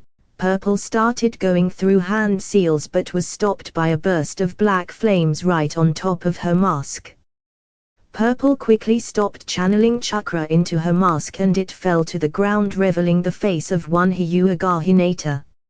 "So I was fighting Hyuga Hinata. Now it all makes sense," Neo stated, shaking her head. "No other Hyuga could give me the headache you are giving," Neo said, getting ready to strike once again. While she's using the Susanoo she's restrained to only using that saber, Hinata thought, crouching and absorbing the chakra she stole from Neo's Susanoo. "Dokujiri, poison mist," Hinata said and took a deep breath and released a cloud of purple-looking smoke into the area. "Shit," Neo said, cursing her luck and taking a deep breath. Neo began swinging the sword wildly, trying to rid of the damn poison mist. "Suiton, Teppodama, water bullet, Shuriken Kijibunshin no Jutsu, Shuriken shadow clone," Hinata shouted from multiple directions. Hundreds of water bullets and shurikens rained down of Neo's Susanoo, who buckled from the pressure. Neo was pushing more and more chakra into her shield, trying to sustain it to block all the incoming projectiles. Hinata appeared right in front of Neo and smashed her fist into her Susanoo, making visible cracks appear on the shell. Neo was thrown backwards and crashed into the ground. Neo coughed and held her head in pain just as she saw Hinata coming down from the sky once again. "Zuten Kyaku, heavenly foot of pain," Hinata said and smashed her heel into Neo's Susanoo, cracking everything and making a huge crater appear. Hinata jumped back and crouched on the ground, taking a deep breaths. You bitch, Nao said, appearing from the dust cloud, nursing her bleeding arm, also taking deep breaths. Nao locked eyes with Hinata and said, petrifying gaze, 1. Hinata was drawn into Nao's eyes as they began to spin, forming a vortex and petrifying Hinata in place. Hinata was frozen in place, but it wasn't a genjutsu. She didn't know what it was, but once she looked into her mangekyou, Hinata was suddenly frozen in place. Now die, Nao sweetly said, dashing towards Hinata with a kunai raised. Nao smiled as she buried the kunai in her chest, killing her. Hinata exploded in smoke and another Hinata rose from the water. Nao turned just in time to see a chakra-pumped fist smashing into her face. Nao was thrown into the ground and Hinata knew she was going to stay down for good this time. Beaten by, pant, some medic. Pathetic, Nao said, spitting out blood. If I'm going down, I'm taking you with me, Nao said, and started laughing as she was making half a tiger sign. Hinata's eyes widened when she saw explosive tags spread around all the camp. Apparently Nao's primary objective was the destruction of the medical camp. Die, Nao yelled, and Hinata crouched on the ground and started spinning. Suiten, Kaiten, Hinata said. Hinata was enveloped in a blue dome of shaka with water spinning around her as well. Hinata tried to make her kaiten as flatter as possible so that she could better dissipate the energy of the explosion. Boom! The whole area exploded and became covered in flames. Hinata held on during the explosion, keeping her rotation up as far as she could. Hinata was forced to drop the rotation mid-spin and was blasted away, although not taking the full damage from the explosion. The flames lit up the sky due to the magnitude of the explosion. Once the flames had died down and the dust started to clear, everything was gone. The medical tents, the patients and doctors inside. Everything was vaporized. Hinata rose from the ground. She was a complete mess. She had light burns around her arms and hands, her clothes were singed and half of chest plate armor was destroyed. Hinata sat on the ground taking deep breaths and trying to fight off unconsciousness when she a blonde blur. She smiled, knowing very well who that blur was. It was her knight in shining armor. Well, not shining per se, but it was close enough. Naruto-kun, Hinata said, closing her eyes and embracing unconsciousness. Previously Hinata sat on the ground taking deep breaths and trying to fight off unconsciousness when she a blonde blur. She smiled, knowing very well who that blur was. It was her knight in shining armor. Well, not shining per se, but it was close enough. Naruto-kun, Hinata said, closing her eyes and embracing unconsciousness. Now Naruto almost stumbled as he got to the medical stations. Even to his trained blue eyes the surroundings were nothing but a blur as he was racing towards the site of the explosion. The others tried their best to catch to him, but only the dragons and Mai could keep up with him, and even then they were strained to do so. Naruto arrived at the medical stations and saw nothing but fire. The medical tents were decimated and only a large crater and fire could be seen. Naruto's heart was racing as he scanned his surroundings trying to find Hinata. Naruto knew she was here and most likely got caught in the blast. Hinata, Naruto yelled but got no reply. He looked around trying to find any sign of life. Kid Kurama called out from inside his mind, I can sense her, a few meters to the east. She's not alone, Kurama said, and Naruto disappeared again. Naruto arrived at the location Kurama had said and found Hinata leaning against a rock. She was unconscious, that Naruto could see from far away. In a flash Naruto was by her side and just in time to block an array of shurikens that were coming for her. Naruto blocked all of the shuriken and looked towards they came from, only to notice a shinobi shunshin away.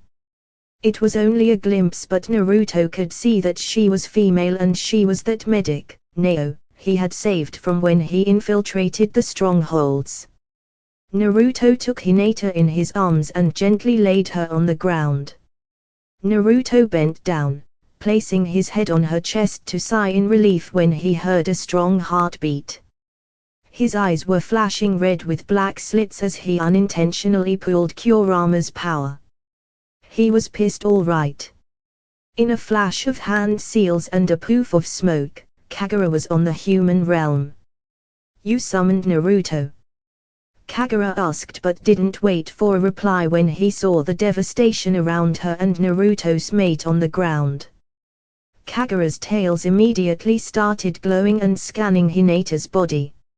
"She's lucky to have survived this blast," Kagura said, but Naruto didn't reply. He just looked at Hinata. "She has a few broken ribs, internal bleeding and a concussion, most likely from the explosion and getting blasted towards this rock," Kagura explained, and Naruto nodded, his eyes flashing silver. "Naruka path," Naruto said, and the King of Hell appeared just a few inches away from him. The King of Hell's mouth glowed green as he sent a small beam of energy into Hinata's body. It only took a few seconds. Hinata's breathing stabilized and her scorched skin disappeared to her normal flawless skin. Naruto smiled as he noticed that she looked better and peaceful in her sleep. Then he remembered what happened here. His anger was rising as he quickly knew that happened here. Yagura had sent some of his shinobi to take out the medical camps. It was a low move, but this was war, where any opportunity is to be taken. Yagura had destroyed the medical tents. Tents filled with sick and weak people, filled with doctors and nurses who had nothing to do with this war and only wanted to help save the few they could. People who had dedicated their lives into helping other people didn't deserve such fate. The place where the love of his life was working. He hurt his mate and he was going to pay for everything he had done. Naruto was thinking on these lines as he was finishing restoring Hinata's body when the rest of the dragons, Mai, Chojuro and Ao, arrived. Mai looked sadly at the devastation and shook her head at the lengths Yagura would go to win this war. He would target a hospital filled with sick people only to get an edge on this pathetic and pointless war. "Those who prey on the weak and helpless have no place in this world," Naruto said, and Mai took a step back when she heard the tone and felt the malice behind his voice. She looked at him and noticed the purple dragon unconscious on the ground. The mask was gone and was replaced with the beautiful face of Hyuga Hinata. Even Mai had to admit she was a goddess in human form. Mai smiled at the fondness and love that Naruto had of her, but quickly forgot that when she felt his anger. "That can't be good," Kushina thought, looking at her son with worry. That deep and cold voice made her shiver as if a ghost had just walked by. "Those ants dared to try and kill my Hinata," Naruto said darkly, and all of the dragons were looking at him with weary faces. Naruto was always a easygoing guy, friendly and highly protective of everyone he cared about. Naruto tended to avoid confrontations when he could. Although there was one golden rule: don't hurt anyone he cares for, much less Hinata. The dragons knew they had no chance of defeating Naruto, much less when he was pissed and fighting for real. "I'll slaughter them," Naruto roared in absolute rage, with his chakra levels rapidly escalating. Mai looked alarmed and scared as she never saw Naruto in such state. She never saw him pissed and angry, and, judging by the levels of his chakra output, he was beyond pissed. She was sweating and Naruto wasn't even mad at her. "Naruto, calm down, Minato said, trying to calm his son down. Minato flinched and took a step back when Naruto turned and faced him, locking eyes with him. His Mangekyou Sharingan was glowing and the aura he was releasing was so powerful and strong that the ground was cracking from the pressure. "They dared to hurt my mate," Naruto said, chuckling to himself. Ao was gulping and taking a few steps away from that monster. Chojuro was shaking like a wild leaf. I will show them my power, the power of Senju Naruto. I'm going to show them what happens when you anger a god, Naruto said in dark voice, and in a flash of yellow he was gone. It took them all a few minutes to recover from what happened. What the hell happened to him? Mai asked, gulping as her breathing returned to normal. She was drop dead scared of Naruto right about now. She never knew he could be so cold and intimidating. Everyone has darkness, and that is what happens when you hurt Hinata. Red, Kushina said as she bended over and picked up Hinata in her arms. Kushina was no medic, but even she could see that Hinata was back to perfect health. He got so angry. I've never seen something like that, Mai said, shivering. Naruto is highly protective of his girlfriend, Yellow stated. Don't you think that's a bit excessive?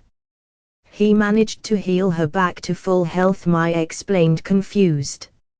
Naruto's reaction was excessive. I understand why you would say something like that, and before I explain, let me ask you something. Red, Kushina began. What do you know of Senju Naruto? What do you think he is?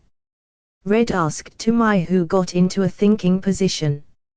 Senju Naruto, S-rank shinobi of Konoha, grandson of the Godame Hokage, Senju Tsunade, and the head of the Senju clan, Mai explained, and Kushina nodded, seeing that was the information contained in the bingo book.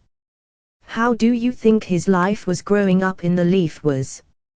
Red asked, and Mai was startled by such question but answered nonetheless. Like any other heir to a clan, I suppose.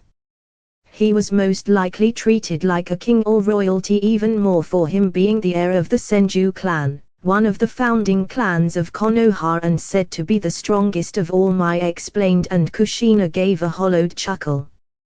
What if I told you that until 3 years ago Naruto was known as the demon brat? Kushina stated, and Mai's eyes widened since she understood that reference. Naruto's parents died a few minutes just after he was born. The Yondaime gave his life to seal the Kyuubi in him, making him a Jinchuriki. His life growing up was a nightmare and a hell. An orphan kid who was an outcast by the villagers, he was beaten and chased by them for being a demon, Kushina stated in a sad voice. He was a lonely boy without any friends, mistreated by the whole village, expelled from the orphanage when he was only 4 years old. Forced to live in the wild for months until the Sun Dame found him and gave him a house. But the house did nothing to appease his lonely heart, Kushina said, almost sobbing, until Yellow placed an hand over her shoulder to give her some comfort. How is he even sane? Mai asked in a low voice. She never knew that there was such past behind the cheerful attitude of Naruto. That is where Hyuga Hinata comes in, Kushina started in a livelier voice. She comes from the Hyuga clan, where her father deemed her too weak to be the heiress of such honored clan. She was disowned and expelled from the clan by her own father when she had only 8 years. She, like Naruto, was thrown away like garbage and forced to live on the streets, Kushina said. Luckily for both of them, they found each other, Red said, smiling. They lived on the same roof ever since then. They lived and trained to prove to others and each other that they aren't weak or demons. Eventually love grew between them. Hinata was and is the anchor for Naruto. I fear to what lengths Naruto would go if something ever happened to her, Kushina said as Mai took him in a new light. So do you understand why Naruto's reaction was this extreme? From the moment he was born he had nothing. He finally gained something and he would die to protect it, Kushina explained, and Mai nodded knowingly. I've never experienced anything like that, so I can only imagine, Mai stated, until she remembered what Naruto had said. We have to stop him, he's going after Yagura, isn't he? Mai asked, and every dragon nodded. He's going to kill himself. According to Han, Yagura mobilized the remaining of his army the village. There still are around 2,000 shinobi and Yagura himself, Mai said in a panic, getting ready to leave. In the last few days she grew friendly with Naruto. No, Blue said in his monotone voice, placing a hand on her shoulder. It's better we stay out of the way unless we want to get caught in the crossfire, Blue said, but Mai wouldn't budge. Are you insane? Mai said no one can face 2,000 shinobi alone and win, much less an army with their leader having full control over his biju. Mai retorted. You no idea the extension of his power, Blue said, shocking Mai by his blind faith on his leader. By tomorrow, Kirigakure will be ours, Blue said, and left Mai stunned in place. So we are just going to stand here and watch? Mai asked in a low voice. Unless you want to sacrifice your men, then, yes, Blue said. We are moving close to the village once Naruto begins his attack, Blue explained, and Yellow nodded, flashing everyone to nearby the gates of Kirigakure. My God, Mai stuttered, looking at the village. Hash hash, Mitsukige's tower, underground facility, hash hash, you fool, a voice echoed through the whole room. The room itself was very large and had many supporting pillars to keep it from collapsing. From the stone color anyone could clearly tell that this room was deep underground. At the end of the room were two large metal doors that would most likely lead to another area. Back to the two people that were arguing. The person that yelled was standing and pacing around the room, pissed by his subordinate. He was wearing a high-collared black cloak with red clouds emblazoned in it. He had black spiky hair and was wearing an orange mask with a swirling pattern. He was Tobi, or Uchiha Fugaku for those few that knew him. The other person was kneeling in front of him, bowing her head in shame. She had long dark black hair that reached her waist with a small bang coming down her forehead and touching her nose. She was wearing black long-sleeved gloves that reached her elbows. She had a light black, high-collared jacket with mesh shirt underneath and black shorts. She was Neo Uchiha and was kneeling after a failed mission. A /N, check profile for Neo's image. It was surprisingly hard to find a decent female Uchiha. You were told not to reveal yourself and yet you did, Tobi yelled, making Neo cringe from the sound. And for what? Tobi rhetorically asked. So you could show the world that there is one more Uchiha alive and nearly getting killed in the process, Tobi roared. Flashback, die, Neo yelled, and Hinata crouched on the ground and started spinning. All of the explosive tags started sizzling, getting ready to detonate.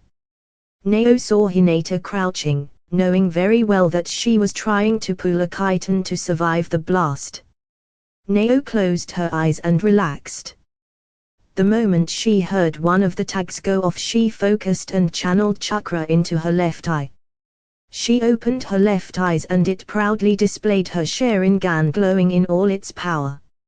So the outcome comes to this, is on age, Neo whispered as her Sharingan glowed and the medical tents exploded in flames. Neo shimmered out of existence only to reappear a few yards away, crouching on the ground, taking deep breaths. She had sacrificed her left eye to survive the blast and, while her body was new once again, her chakra reserves were almost depleted. There she is, Neo said, chuckling to herself as she found Hinata fighting off unconsciousness near a rock. Neo picked up the remaining shurikens she had and hurled them towards the defenseless Hinata. Neo smiled as the kunais made their way towards Hinata only to be blocked by Naruto. Damn it, Neo said and focused her chakra shun shining away. Neo had barely came out on top of that fight and had to sacrifice her eye to survive. She could never take on Naruto at this point. End flashback. My deepest apologies, Tobi, Neo said, but a glare from Tobi set her straight. Fugaku-sama, Neo quickly corrected herself not to disrespect her leader. It was a simple demolition mission which requires stealth and finesse to achieve the goal. Clearly I chose the wrong person to do it. I would have thought that as the second in command for the Uchiha clan you would have more caution, Fugaku stated, looking at her. All the while Nao kept her head down. She wanted to say no when Fugaku gave her this mission. Nao didn't feel right killing injured people.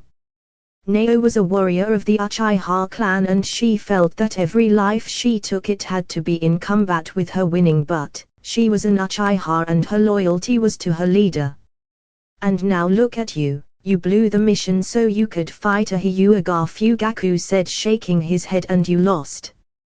The only reason you would have won was because she got injured in the explosion and you sacrificed an eye, Fugaku said, sighing. How was I supposed to know that I was fighting Hyuga Hinata, and once the fight started I couldn't leave her alive, Nao replied, looking at Fugaku. Her right eye was the normal black but her left one was completely different. It was now a hollowed white, meaning it was a dead, blind eye.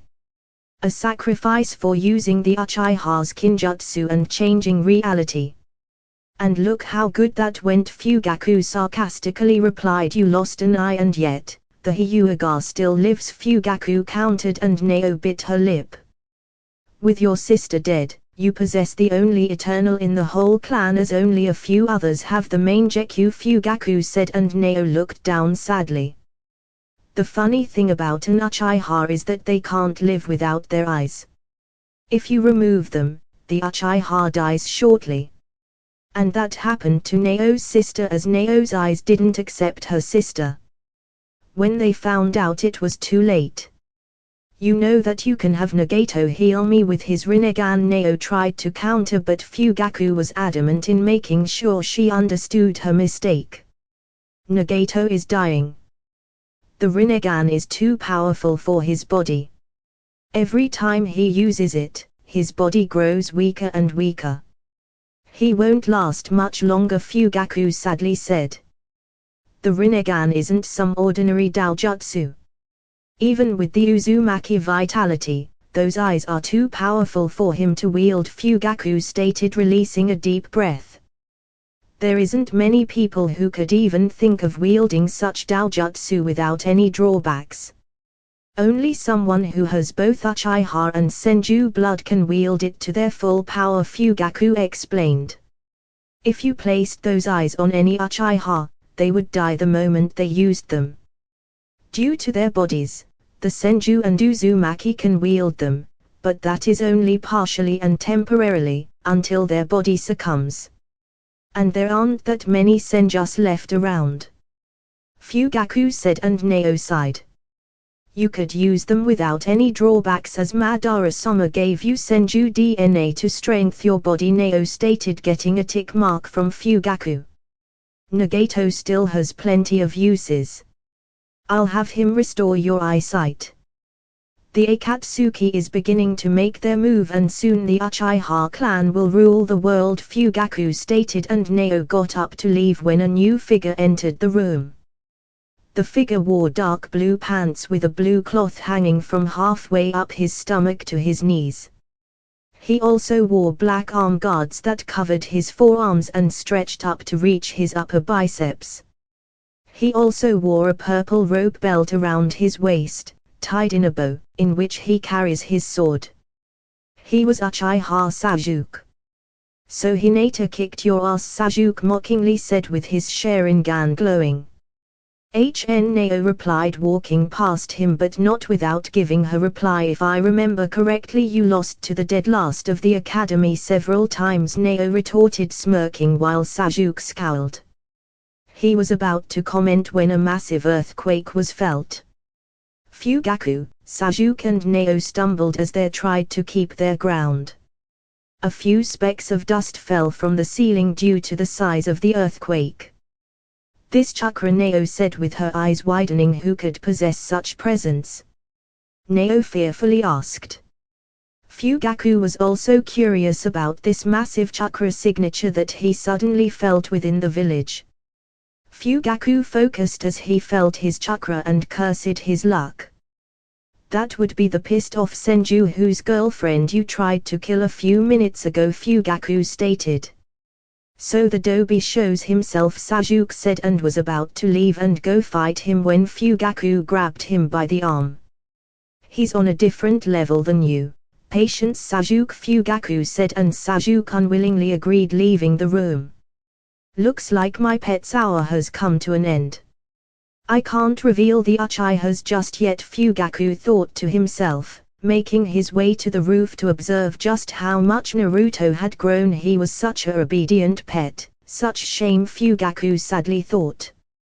Gather the clan, Fugaku said towards Neo, who nodded. We are moving out of Kirigakyo, Fugaku said as he left the room. Hush hush, few minutes earlier, Kirigakyo's main gates. Hush hush, it was a calm and silent night in the village of Kirigakyo. At least that is what it appeared to be, because if you looked deeper, you could feel a tense atmosphere with several shinobi running around.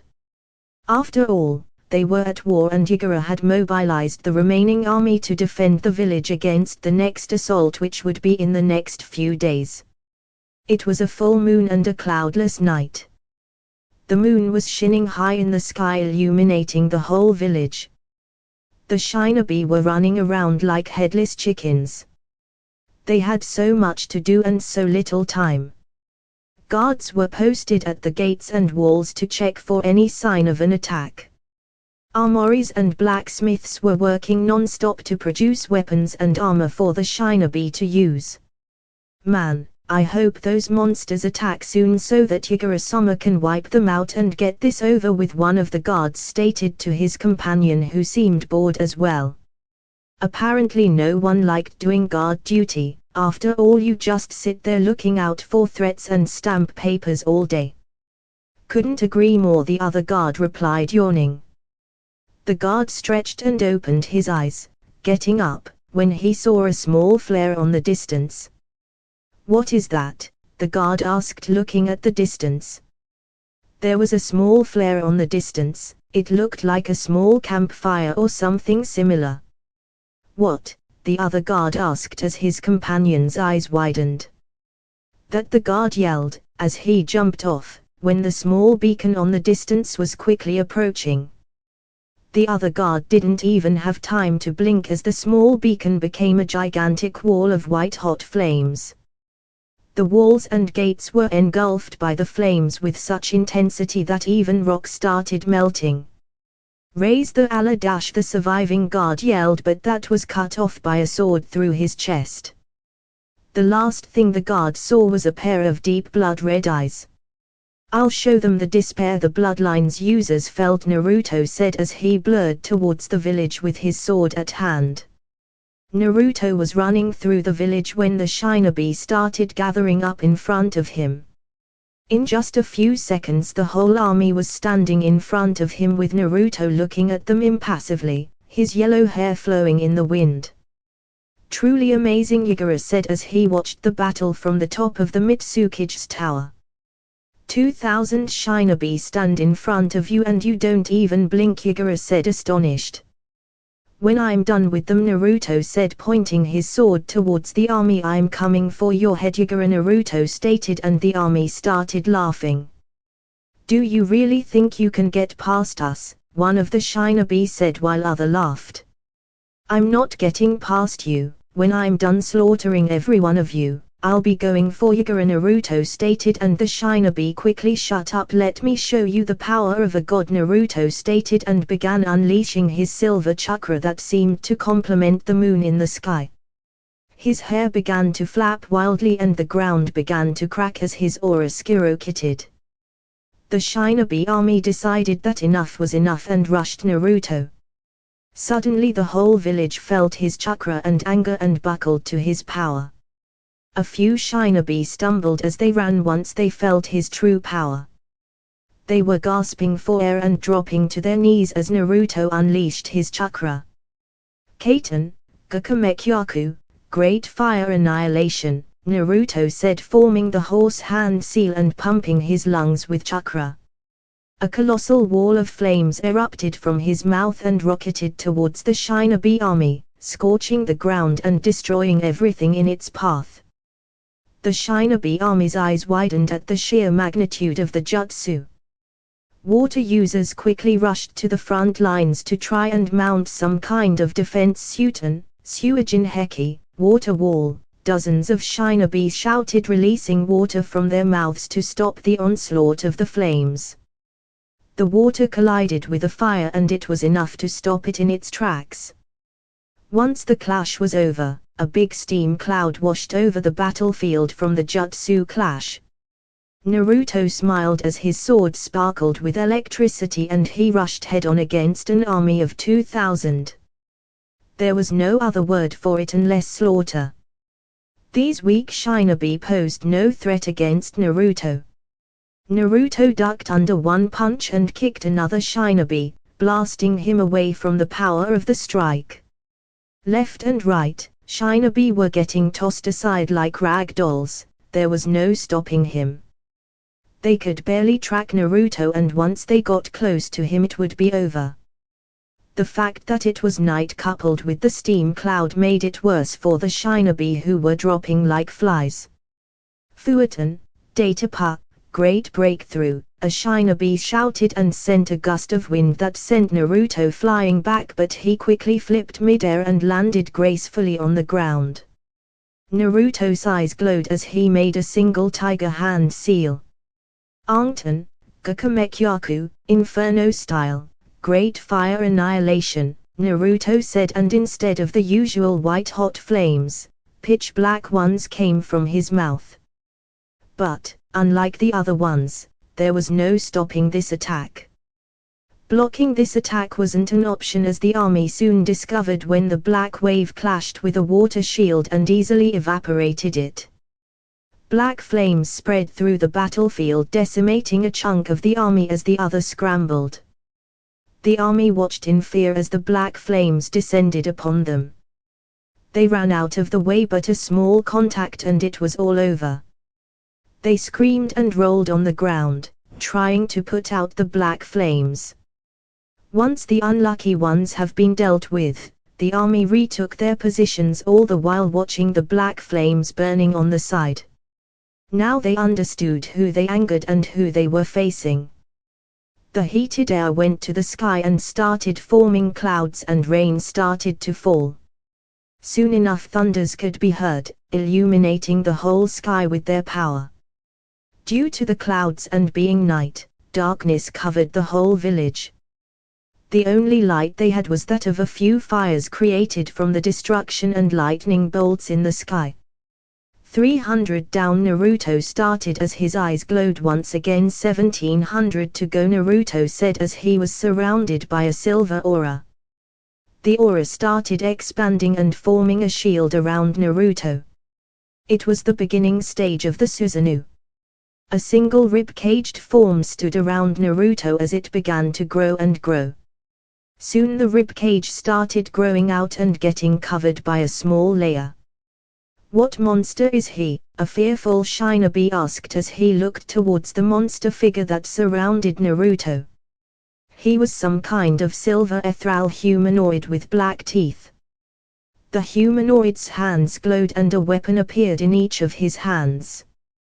The Susanoo's hands glowed and chakra expanded outwards, forming some kind of sword. At the end of the sword it was a long curved blade.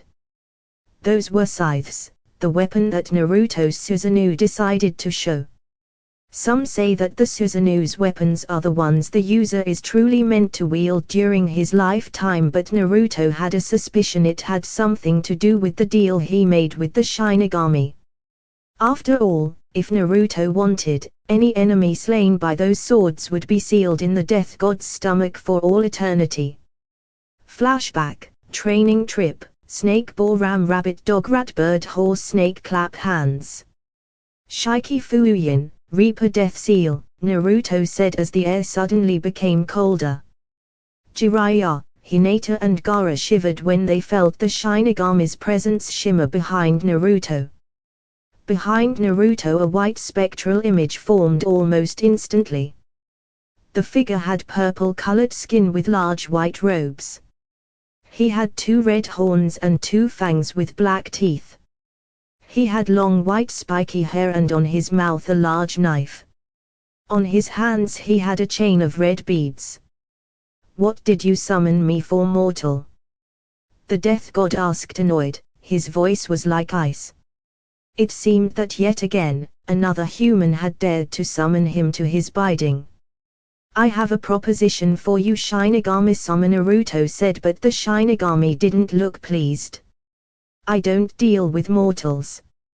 So if this is what you summoned me for, I'll take your soul, the Shinigami said, and extended his arm towards Naruto's chest, who remained in place. Shinigami's hands grasped Naruto's soul tightly and pulled, and pulled. Shinigami's eyes widened when he couldn't remove his soul. I'm no ordinary mortal, Naruto said with his Rinnegan blazing, staring the death god in the face. You dare defy me, human? I'll have your soul destroyed, the Shinigami roared, and Hinata, Jiraiya and Gaara just scrambled away from his fury. Jiraiya just watched how Naruto stood in front of Death God himself, fearless. You and I both know that destroying a soul is impossible. They are like the Baijuas. They are made of pure energy and that can't be destroyed, only sealed away, Naruto stated, much to the anger of the Shinigami. How about you hear my offer? Naruto asked, and the Shinigami unwillingly accepted. What can you offer me, mortal? The Shinigami asked, intrigued by this human. Even though he possessed the eyes of the gods, he should be able to remove his soul without even trying. A way to stop mortals from summoning you, Naruto said, and the Shinigami grew curious. Speak, the Shinigami said, and motioned for Naruto to go on. Currently there are 3 people alive that can summon you. In exchange for allowing me to take the single soul you possess and me alone the ability to summon you, I will make sure no one ever learns how to summon you, and I will destroy the Uzumaki clan's Death Reaper mask, Naruto stated. I see, the Shinigami replied in thought. This mortal did raise some good points. In a simple exchange of giving him the single soul he possessed, he could refrain from humans ever summoning him again, with the exception of this mortal. We have a deal. Once the mask is destroyed, summon me and I will allow you to take the soul I have, the Shinigami, and Naruto smiled and bowed his head. However, betray me and make sure your soul will never enter the pure world, the Shinigami said, and left. Now to destroy this mask once and for all, Naruto said, and with a glance, the mask erupted in black flames until it was nothing more than ashes flying in the wind. End flashback. The Kirigakure army was looking at the monstrosity in front of them. With the silver color and those scythes, every single shinobi felt as if they were staring at death himself that came down to judge them all. Every single shinobi felt a shiver crawl up their spine as Naruto's chakra spiked and he began his onslaught. Kaiten, Gukeikyuan no Jutsu, Great Fireball Technique, Suiten, Suiryuden no Jutsu, Water Dragon, Suiten, Daibakufu no Jutsu, Waterfall Vortex. The Kirigakure's shinobi threw jutsu after jutsu at Naruto in an effort of stopping him, but they couldn't. There was no stopping his Susanoo, that was his ultimate defense and his greatest weapon. With a single stroke of his scythes, the ground cracked and dozens of shinobi were blasted back and killed. From inside the Susanoo, Naruto felt the usage of demon chakra. He looked up to see Yagura in his version 2 cloak charging up.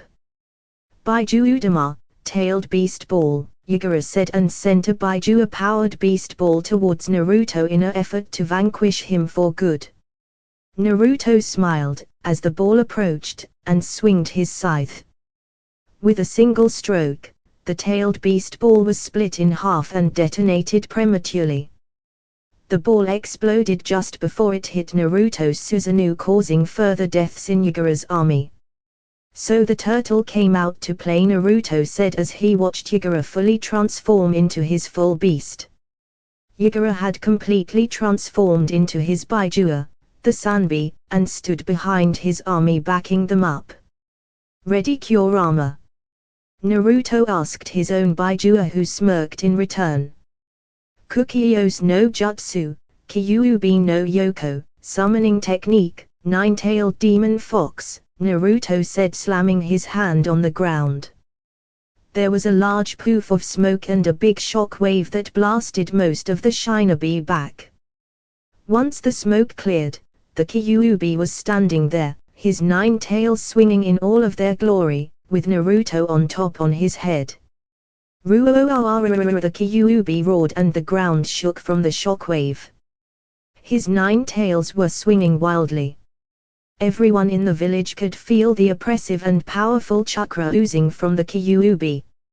Standing in front of the Kirigakyo army was the Kyuubi, the most powerful of the 9 Baijua. Suddenly the Kyuubi laughed, a laugh that echoed through the village. A creepy, dark and disembodied laugh that brew fear even into the strongest of men. "We are all doomed," one shinobi said as he fell to his knees at the face of the enormous fox standing in front of them. "Take care of the turtle while I finish up here, lead him away from the village," Naruto said, and Kurama nodded, jumping towards the sunbi.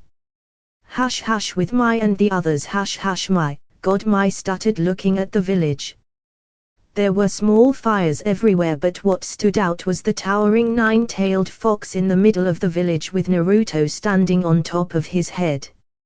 "If those two face off, there won't be a village left when they are done," Mai said as she looked towards the fox getting ready to jump at the turtle. "Don't worry," Yellow said to appease her worries, "Naruto would never destroy your village. If you watch closely you would see that the destruction is minimal," Yellow explained, but Mai frowned. "What about those 2 Baijuas?" Mai asked. "Look carefully," Yellow said, chuckling. Mai watched as the fox suddenly pounced on the turtle. Kurama picked the turtle by his tails and threw her away from the village. "You see," Yellow said, and Mai sighed in relief that she would have a village when this was over. "How can he be so powerful? It's insane." "He's beyond Kage level," Mai stated as she watched as a single man took down 2,000 shinobi and defeated a Baijua. "I don't know, he just is," Yellow answered truthfully. "Hush hush with Toby, hush hush, that is a problem," Toby said, looking at the Kyuubi. "If he can summon the Kyuubi to the outside and still be able to fight, then the standard duo team of the Akatsuki won't be enough to take him down," Toby mused in thought. "And he has great control over his Susanoo," Toby stated, looking at the ethereal warrior. "Hush hush, back to Naruto, hush hush." Naruto watched as Kurama battled with the turtle. Even he had to admit that the sunbi had one hard shell. The sunbi took a Baiju Udama and came out slightly smoking. Naruto smirked as Kurama taunted the damn turtle every single time he could. "I guess he didn't get off in a while," Naruto thought. "You bet, it feels good to stretch my legs for real," Kurama replied through their mental link. Naruto chuckled and turned to end his job. There still were about 1,000 shinobi remaining. Naruto focused chakra into his eyes and another pair of arms grew on his Susanoo. Both Naruto and the 4 Susanoo's arms made 3 hand seals simultaneously. Ram and snake and bird. "Tengai Shinsei, shattered heaven," Naruto said as the sky began to darken even more. A shroud of darkness covered the whole village and many shinobi looked up only to see a large meteorite block their view of the moon and sky. "What the hell is this?" one shinobi asked, dropping the sword and looking at the rock coming down from the sky. "Is this really ninjutsu?" another asked as they all began to retreat away, trying to get clear of the blast radius. "Baiju Udama, tailed beast ball," Naruto heard and looked to the left to see a big tailed beast ball heading towards the meteorite. The meteorite exploded into thousands of smaller stones that rained down on the village. "You are a fool, Yagura," Naruto said before flashing through hand seals meteorite shower, Naruto said as he unleashed multiple fireballs that crashed into the falling stones. The stones became covered in flames as they lit the sky in what could only be described an inferno.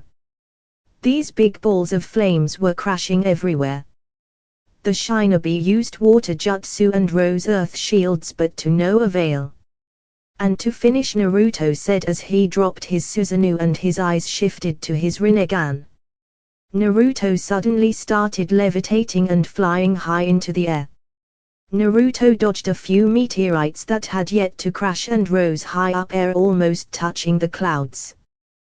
The sky sparkled as the thunders seemed to intensify, but Naruto seemed unaffected even though he was in the midst of it. Naruto's body sparkled with electricity and the thunders merged together to form a new big blue dragon. Naruto's whole body was covered in blue lightning as the dragon exited the clouds and circled Naruto. With a single movement of hand, the dragon stopped and Naruto dropped down on his head, still high in sky. Raiten, Raijin no Ken, Fist of the Thunder God, 1, Naruto said, and dragon roared. Naruto rode the dragon into the ground and, in flash of white and blue, it exploded with such force that the whole village shook. The ground was covered in blue dome of chakra sparkling.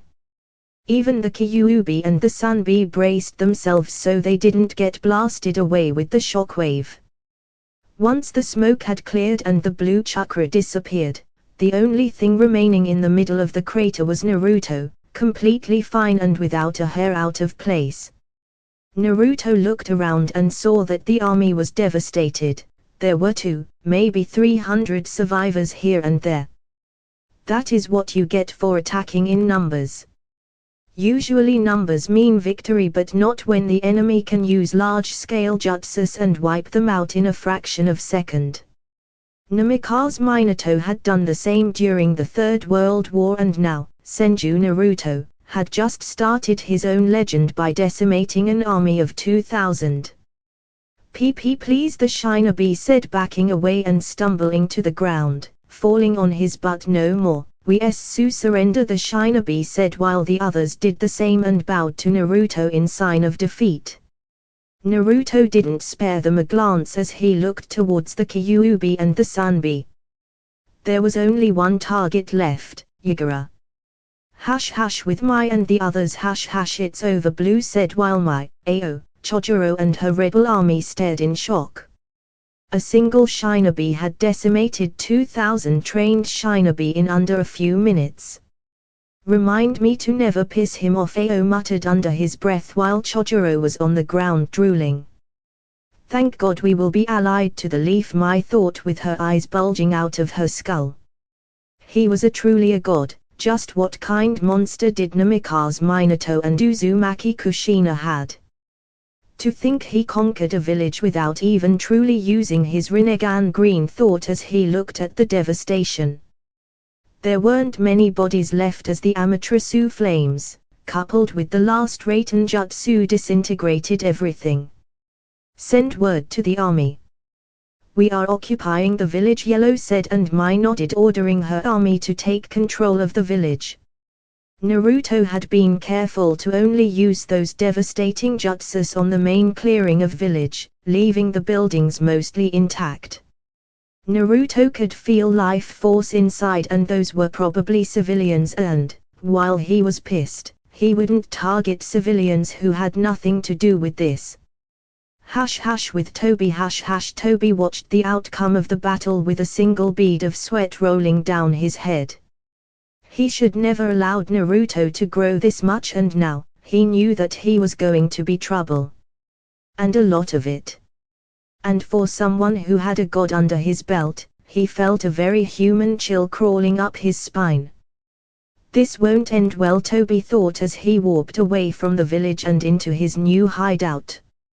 Naruto and Kyuubi vs Yagura and Sanbi. Naruto arrived to see Kurama and Sanbi face off. Kurama was faster and more agile than the Sanbi. Though on the other hand, the Sanbi was built as a tank, made to last and endure any type of an attack. If the tailed beast ball she took head on a few minutes ago was anything to go by, her shell was very strong and sturdy. Yagura, is that you in there? Naruto asked as the giant turtle in front of him as he jumped on top of Kurama's head. You will pay for this, you insolent brat, Yagura replied. He had just lost the war. This kid in front of him had decimated his army and conquered his city. If he couldn't win this war, he would at least take the brat with him. The Sunbee charged forward and coiled herself. The Sunbee started spinning and rolling all over the battlefield. Kurama dodged to side to avoid getting hit head-on and watched as the Sunbee changed paths and blurred towards him once again. Naruto sat down on the Kyuubi's head and started gathering natural energy while Kurama kept the Sunbee busy. A few minutes later, Naruto opened his eyes to show several red marks spread around his face. Naruto gained red pigment markings around and under his eyes, as well 2 concentric red circles in the middle of his forehead. His main Geku was still the blood red but was glowing unnaturally. These were the markings of a sage. Naruto extended his right arm and chakra started gathering on the palm of his hand. A familiar swirl was heard as a Rasengan was being born in his hand. The ball started taking a silvery color like his chakra and a deafening sound was starting to come out. Suddenly the Rasengan expanded, forming 4 large points around the central sphere, taking the appearance of a Fuuma Shuriken. Fuatan, Rasen Shuriken, Naruto said and hurled the new Rasengan towards Yagura. The sphere sliced through the air and before Yagura could react, the Rasengan hit the Sunbee right in the head. The Sunbee was pushed back and rose into the air. A towering dome, 50 feet in diameter, appeared around him as thousands of wind blades sliced through her shell like a hot knife through butter. When it was over, the Sunbee collapsed to the ground. Golden chains burst from the ground and ensnared the Sunbee's tails, paws, head and whole body, pinning her to the ground. The Sunbee squirmed under the chains, but it was no avail.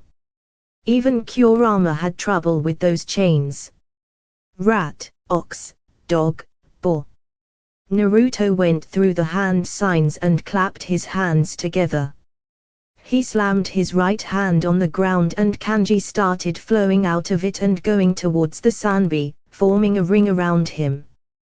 5-point demonic suppression seal, Naruto said, and the kanji started glowing. Yagura yelled in pain as his tenant's chakra was being forced back into the seal. This was the same seal Naruto had sued against the Ichibi during the sand forward/sound invasion. This seal works like the 5-pronged seal but on a much larger scale. This seal suppresses the Baiju's chakra, forcing it back into the seal.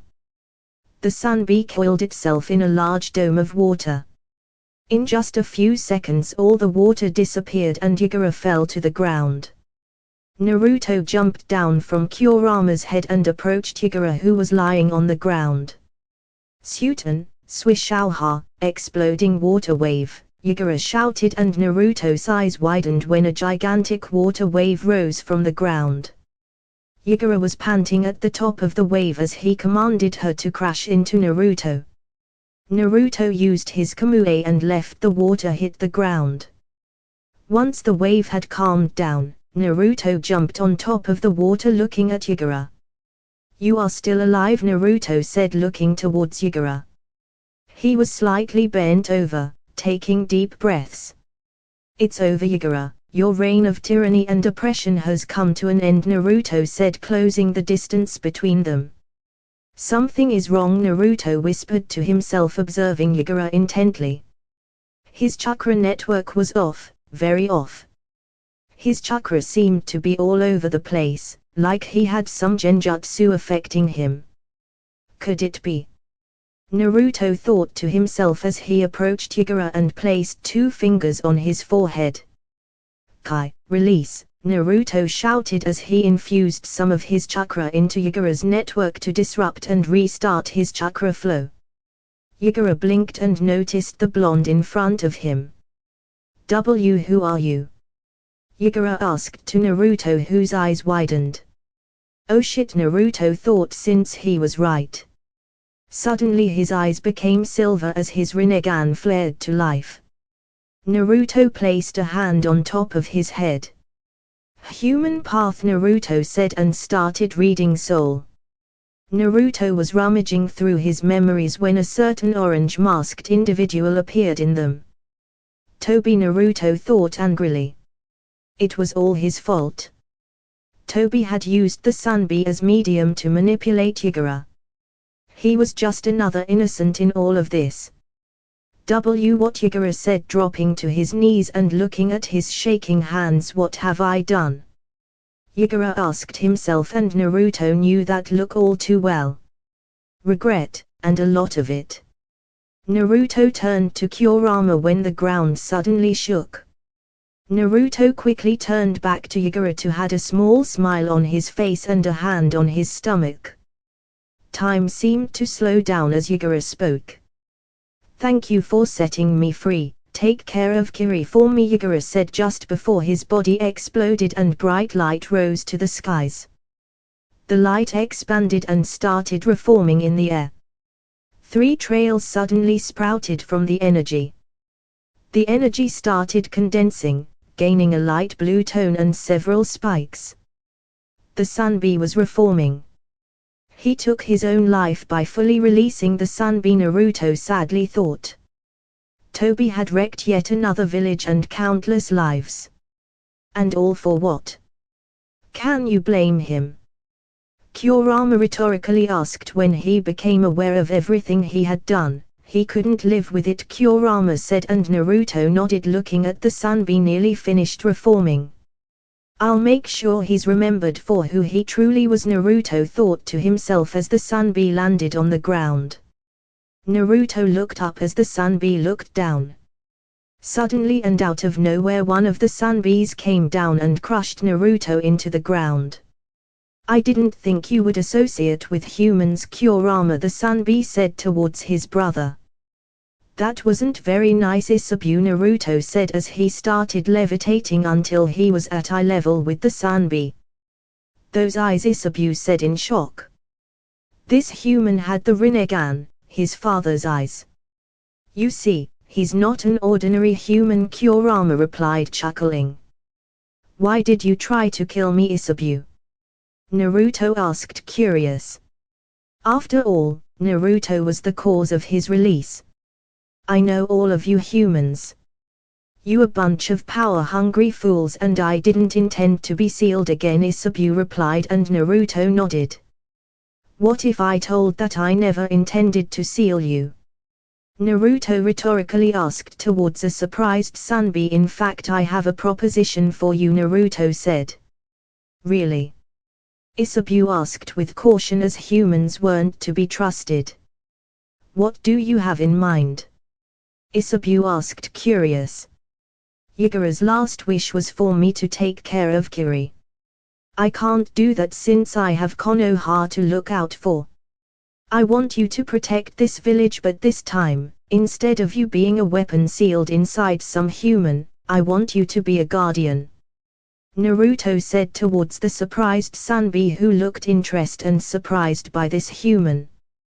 This is your natural habit, Naruto said, gesturing to all the water around the islands. I just want you to be free, and while at it, defend this village. I promise that no one from this village will ever try and seal you again, Naruto explained and waited.